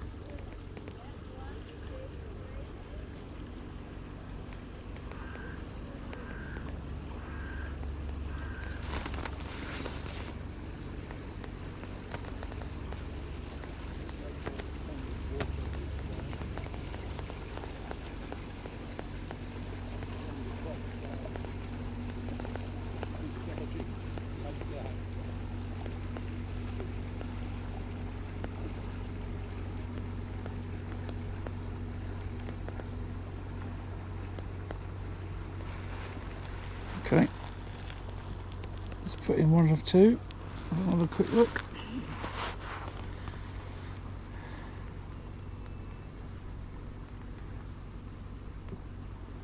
I wonder if the fish are coming up off the bottom.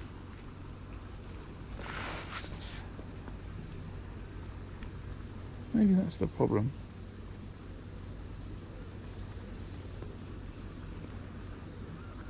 I don't know.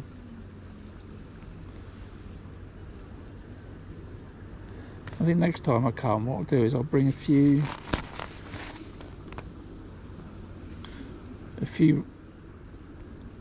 more rigs set up, and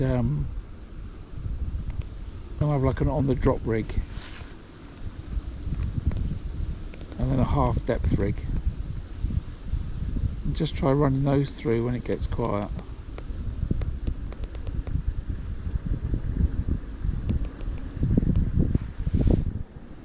I can't believe that all the fish have just vacated the area.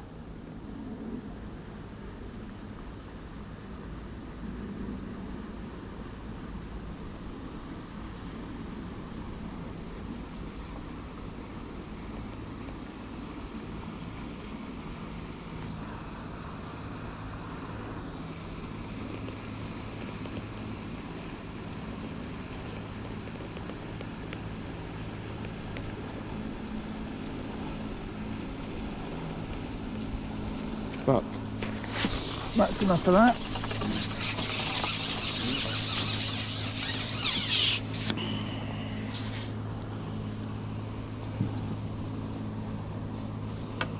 Quick look down this right hand edge.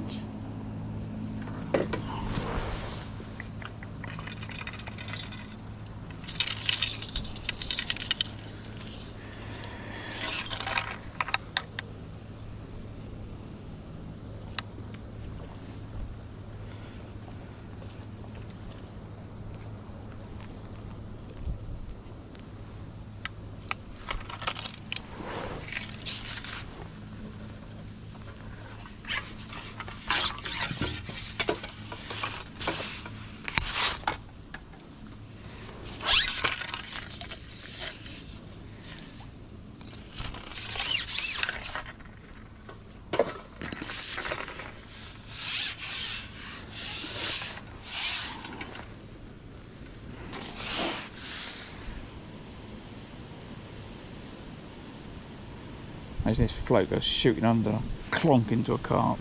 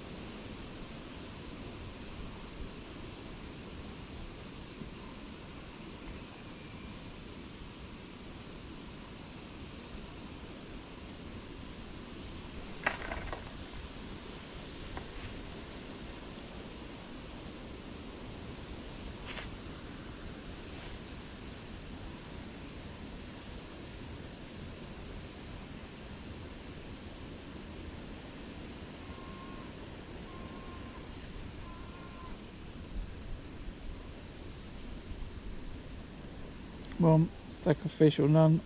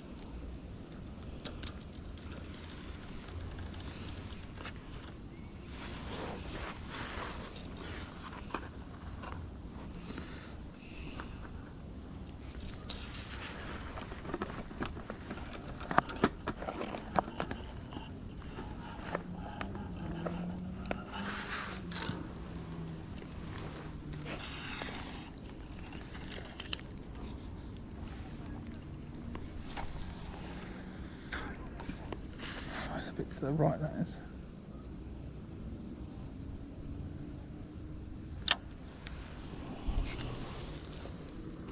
No, it's all right.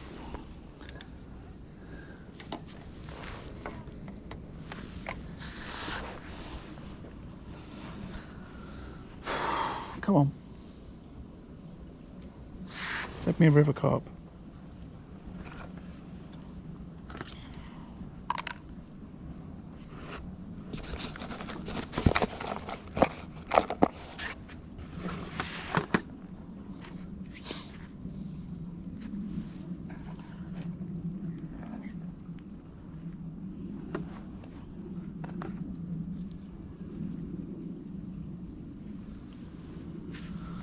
Right, 25 past, 35 minutes to go. Let's do 10-minute casts.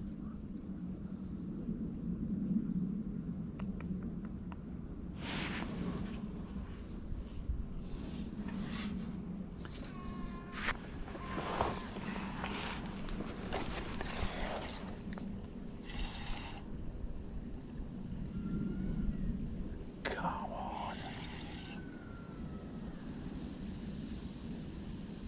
Go on, the double dendra.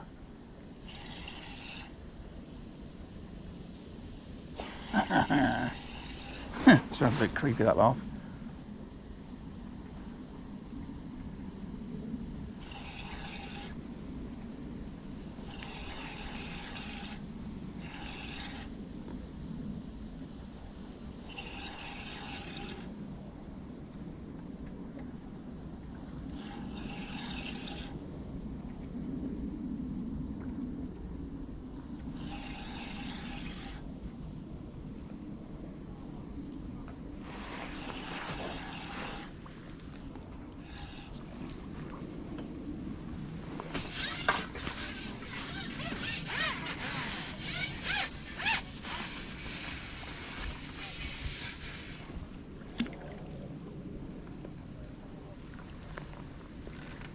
Get in there.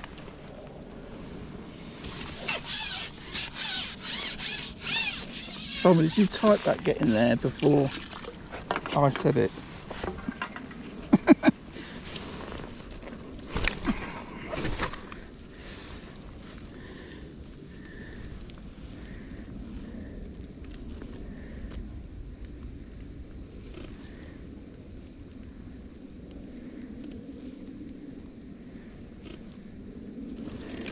Okay, okay.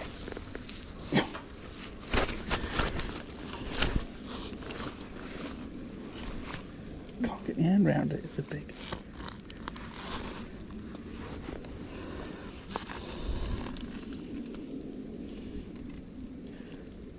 Fish, where's my hook?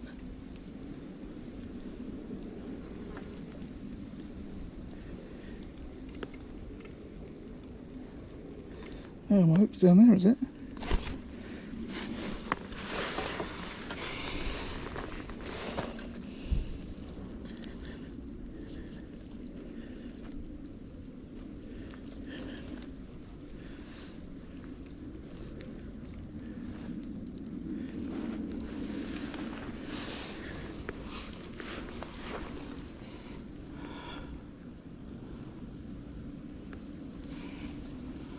No, it's not, is it? Oh, it's come out, gone through you, in my net. Right.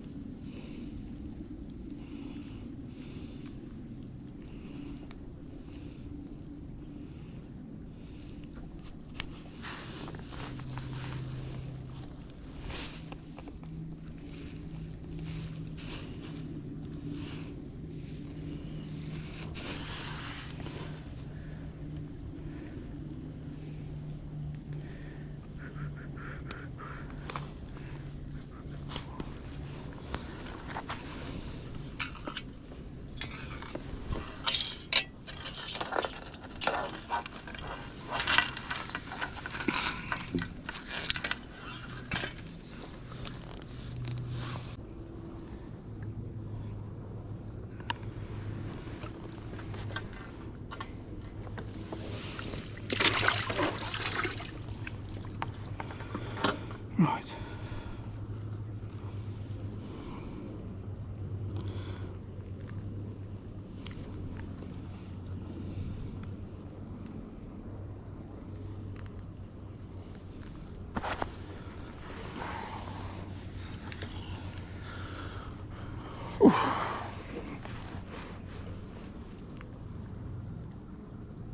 I nearly cut the line. I thought the fish had swallowed the hook entirely.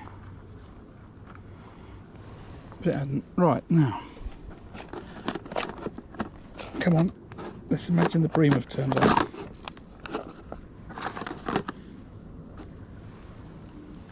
Let's work on that basis. This is going to go straight away again.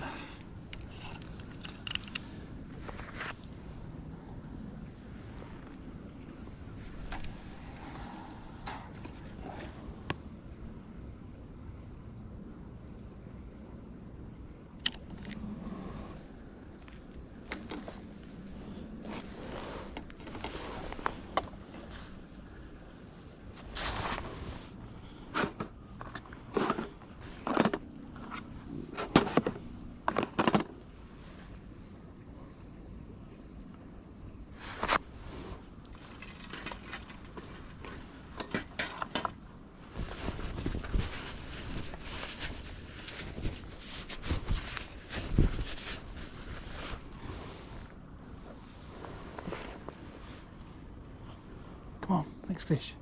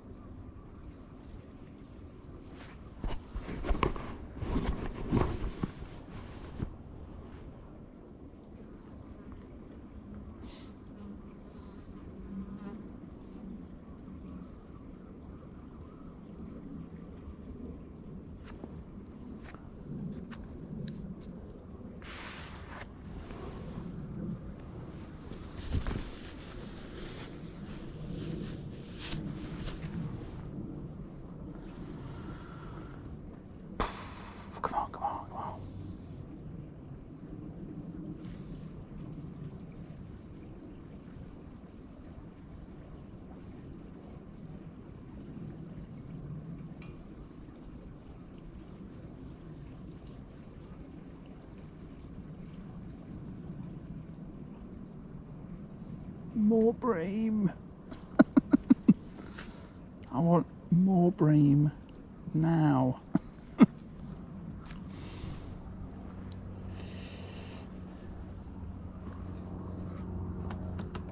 I thought you did. You can't celebrate before I celebrate. Because if I don't get it in, I turn and you're like, get in there, and I'm like, no mate, it came off at the net. Fish topping out there.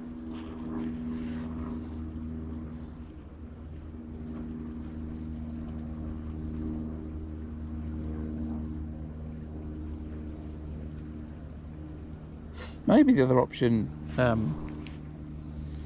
when it dies off the pole, is to chuck the feeder out with double maggot on it, you know. But if you do that, I don't know when you switch. You know, when do you switch to bigger baits to try and catch a bream?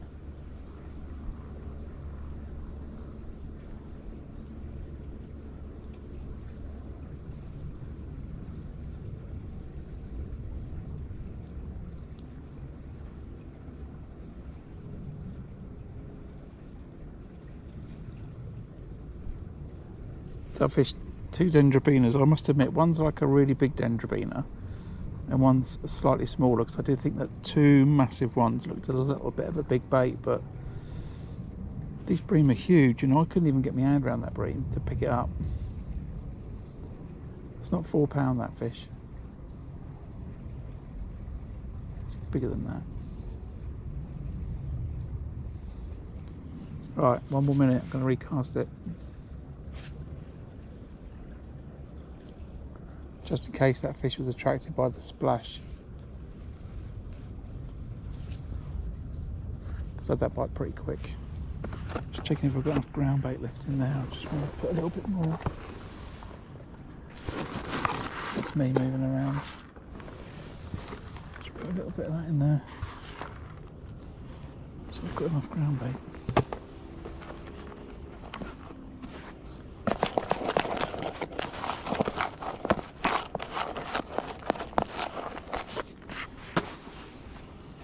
And some more pellets.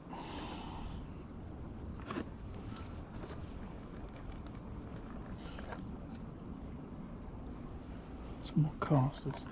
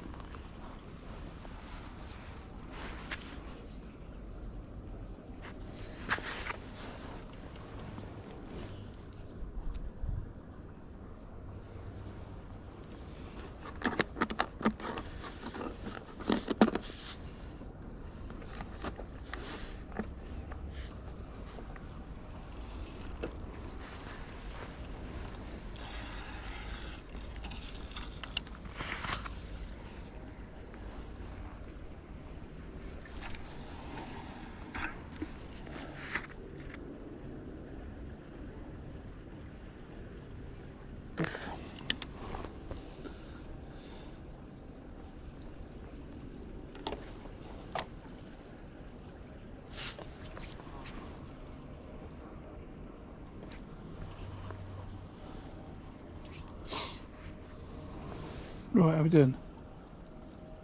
Yeah, definitely over £5. Definitely over £5.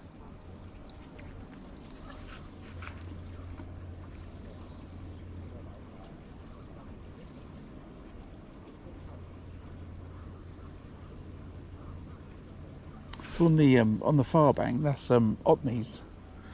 So we actually own that stretch as well. So I need to go and fish that at some point. It's got so many bits of river, like 100 pegs, 120 pegs on the river to fish. It's going to take me 10 years. if not more. Right. Same again, we'll leave this like 5-7 minutes, no more, because I want to get another couple of casts in. As I said, just in case it's the noise of the feeder hitting the river, hitting the water, that's attracted that bream. Geese, can you just go? Can you go back up there, please, geese? Or go round it. I know you.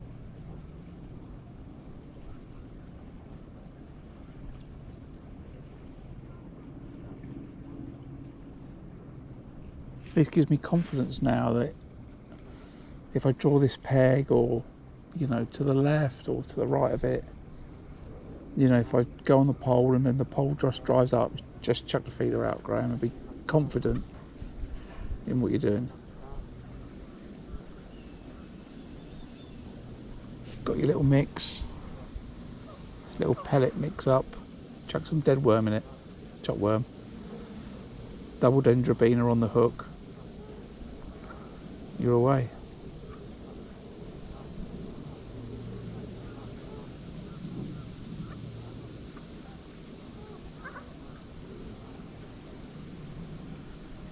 I don't think I could come here though and just fish the feeder for 5 hours.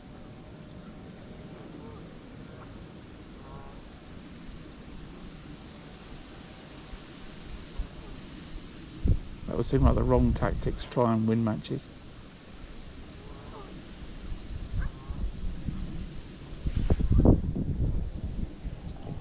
But come on, let's have a third.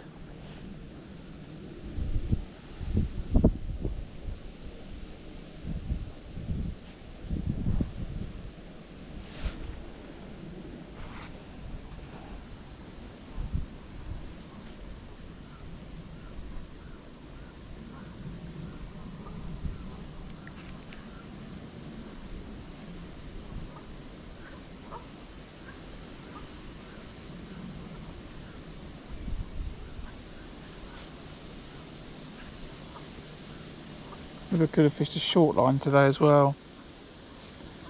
I did think that, whether I should fish a 14.5 and like a 9, or even I could have had like a 6 metre line. It's deep enough. Just chuck maggots in it.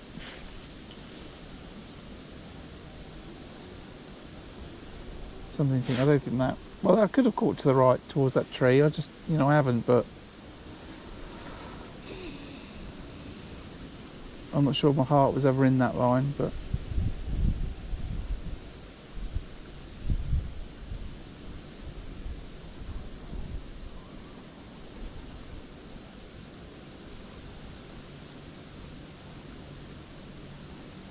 I don't really want to go to 14.5 if I can fish 13 and still catch.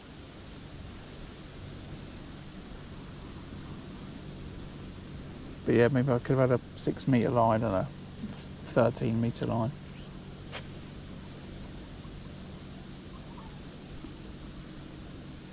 Then I could have kept on putting bait on that 6 metre line, yeah. Actually, that feels like what I should have done.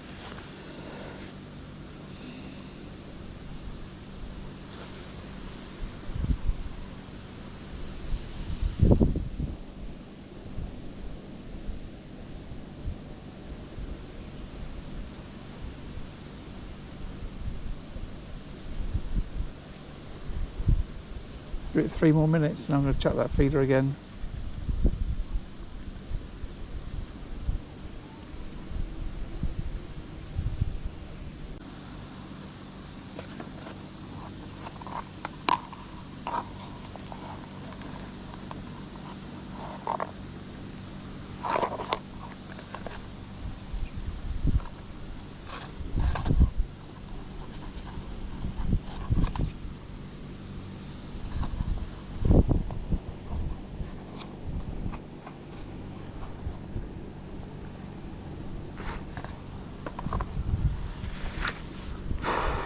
Come on, I'll take a carp or a £5 perch as well. They're all acceptable. Caught £5 chub in the section. One of them will do. Eel. Don't mind.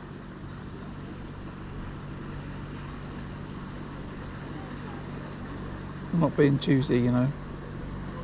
bream, carp, eel, chub, perch.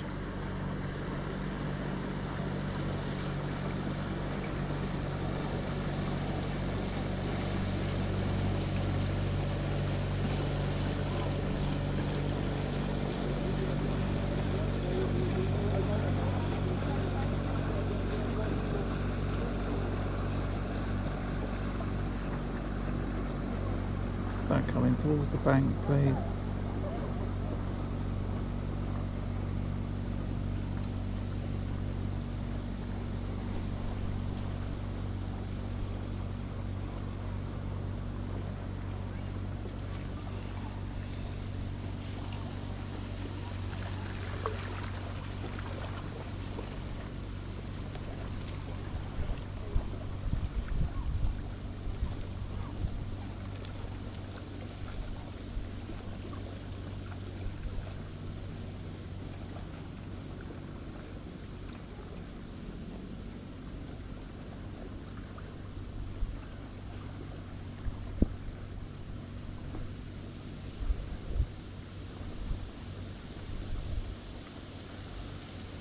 If you saw that, but I had a distinct feeling then.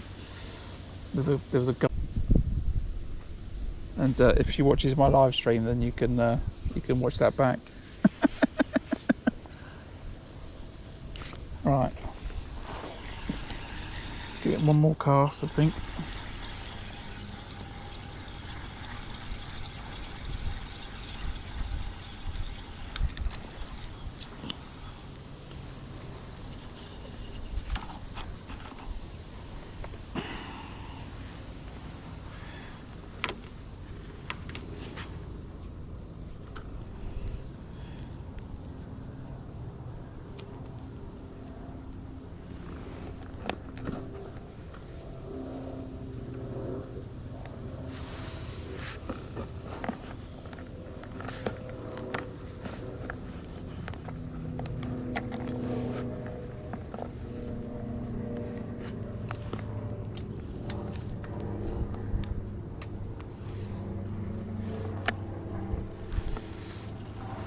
I'm sure I can get another fish out of that hook length.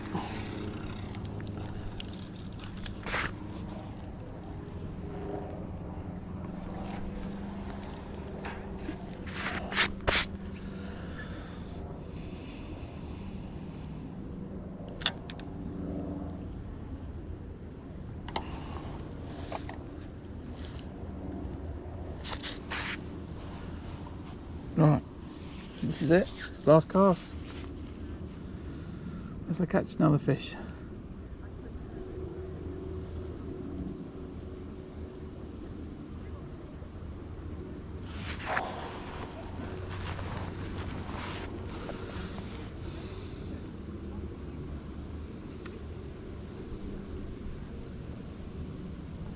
So I will just start my little summary, I guess. I'm fishing just nearly out of the woods, not quite out of the woods, on the Culham Reach section of the River Thames today in Culham. Club match, about 18 anglers on it today, a good turnout. And I thought it'd be nice to fish the pole 13 metres. I've got a feeder down the middle of the river if I need it. This is probably one of the widest stretches of the river that we have. So I was looking forward to that. I thought there was a lot of distance between the pole line and the feeder, so that would be okay. I've fished 6 balls to start, and that's what I fed. I fed 250ml of caster, 250ml of hemp, and about 100ml of dead maggot in that first initial feed. Went out on the feeder for about 15 minutes, just gave them time to come on that pole line. When I went on it, it was solid, but only for about 12 fish. And then all of a sudden they sort of disappeared. I started to feed them at edge to my right. Maybe I could catch some fish down there. And I refed that pole line, checked the feeder out, gave it 5 minutes, went back on, and the fish had returned. So I was very, I was happy that the idea that they'd eaten all that bait, and that those next 3 balls had helped regroup the fish. The next run of fish didn't last as long before they were gone again. So I've topped up again, gone back out on the feeder. Nothing's happened. I've then topped up again, I think once more on the pole, with no effort. I've gone on the feeder again. I've had a bream with about an hour and a half of the match to go. I then stayed on that for a good hour. Oh, did that tip move? And then another look on the pole, no fish, gone back out on the feeder and caught another bream with about half an hour to go. So an hour in between bream. And then I'm going to sit on it for the last 10 minutes of the match, and hopefully we can catch ourselves a third bream, or as I said, I'll quite happily accept a carp, chub, barbel, big perch, eel, or anything else. I've caught 2 rough today. It's the first time I've caught them ever. So I'm going to try and get a picture of those at the end of the day, and maybe a picture with a couple of bream as well. I've thoroughly enjoyed it. It's been a great day. There's been a bit of boat traffic as usual. Nothing too different there, but yeah, it's been a great day, and hopefully I've beaten a few people. Let's see. Maybe everyone's caught 4 bream. And I should have just fished the whole match on the feeder. Who knows?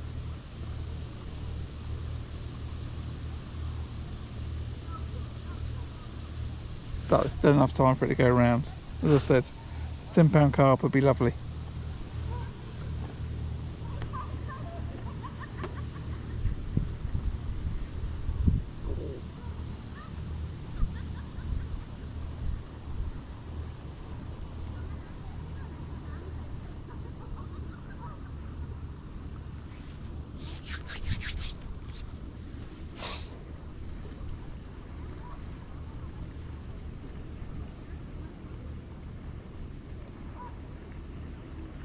But I hope you enjoyed it. And just once more, if you're watching the live, or whether you watch the repeat of the live or the video that I make out of it, and you're not subscribed, if you could consider hitting that subscribe button today. You know, what do you think I could have done differently? I'm interested to hearing your opinions.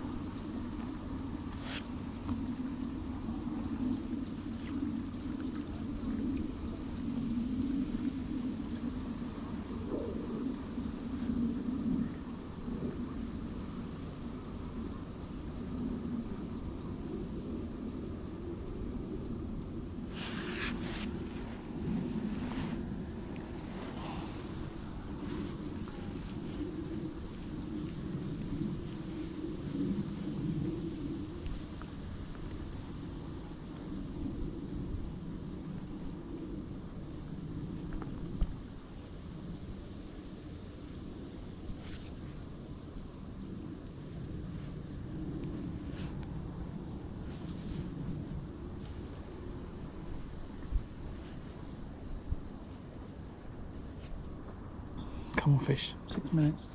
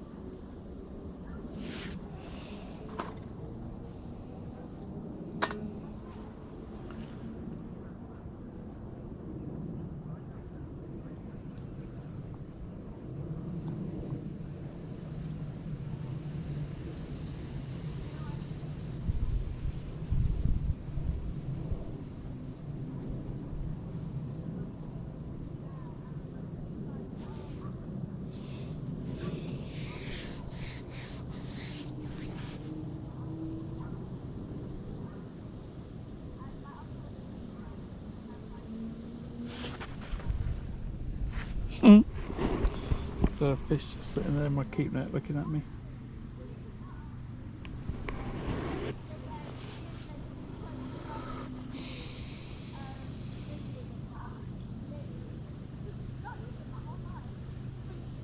Come on, just dunk, dunk.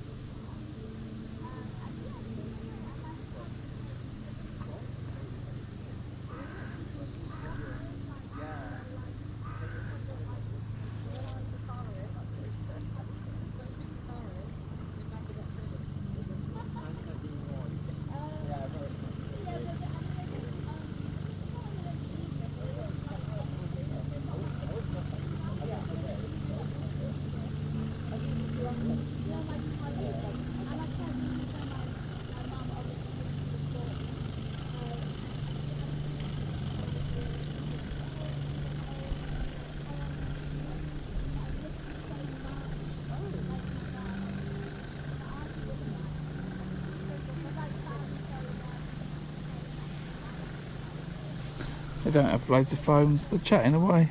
That's a nice group of people on a boat.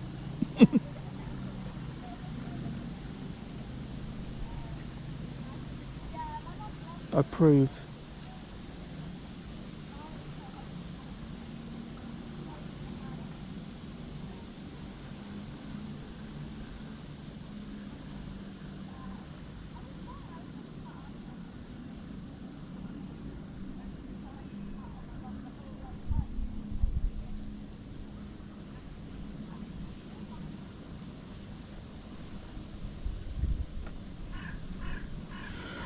If you're gonna go now.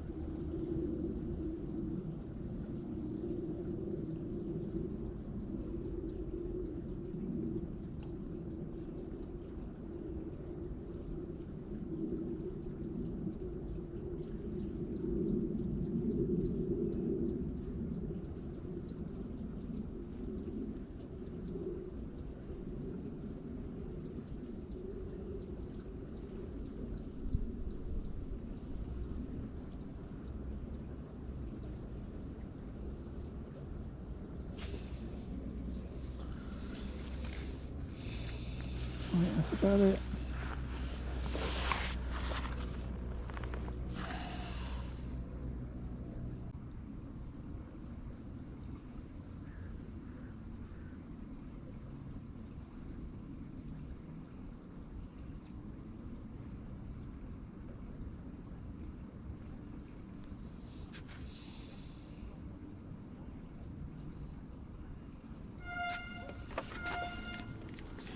That's a lot.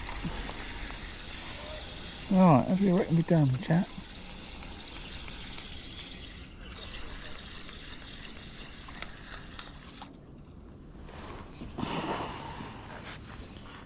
Ouch. Ouch, that hooked in my finger. Ouch.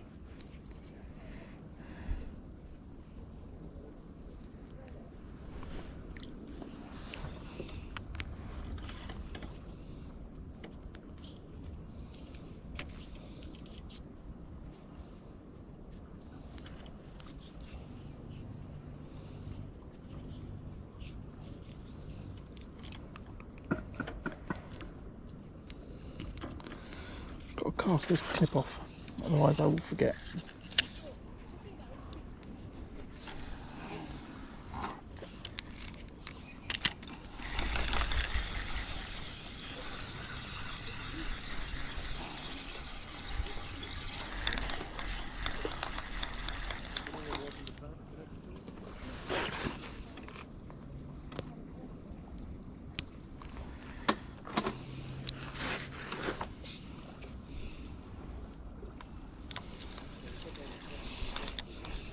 Right, everybody, this may take a bit of a time to get weighed in, so I will say goodbye here. And when I release the live later on today, when I get home, I will put how I did in the match. Alright, so thanks for watching as ever, I really appreciate it.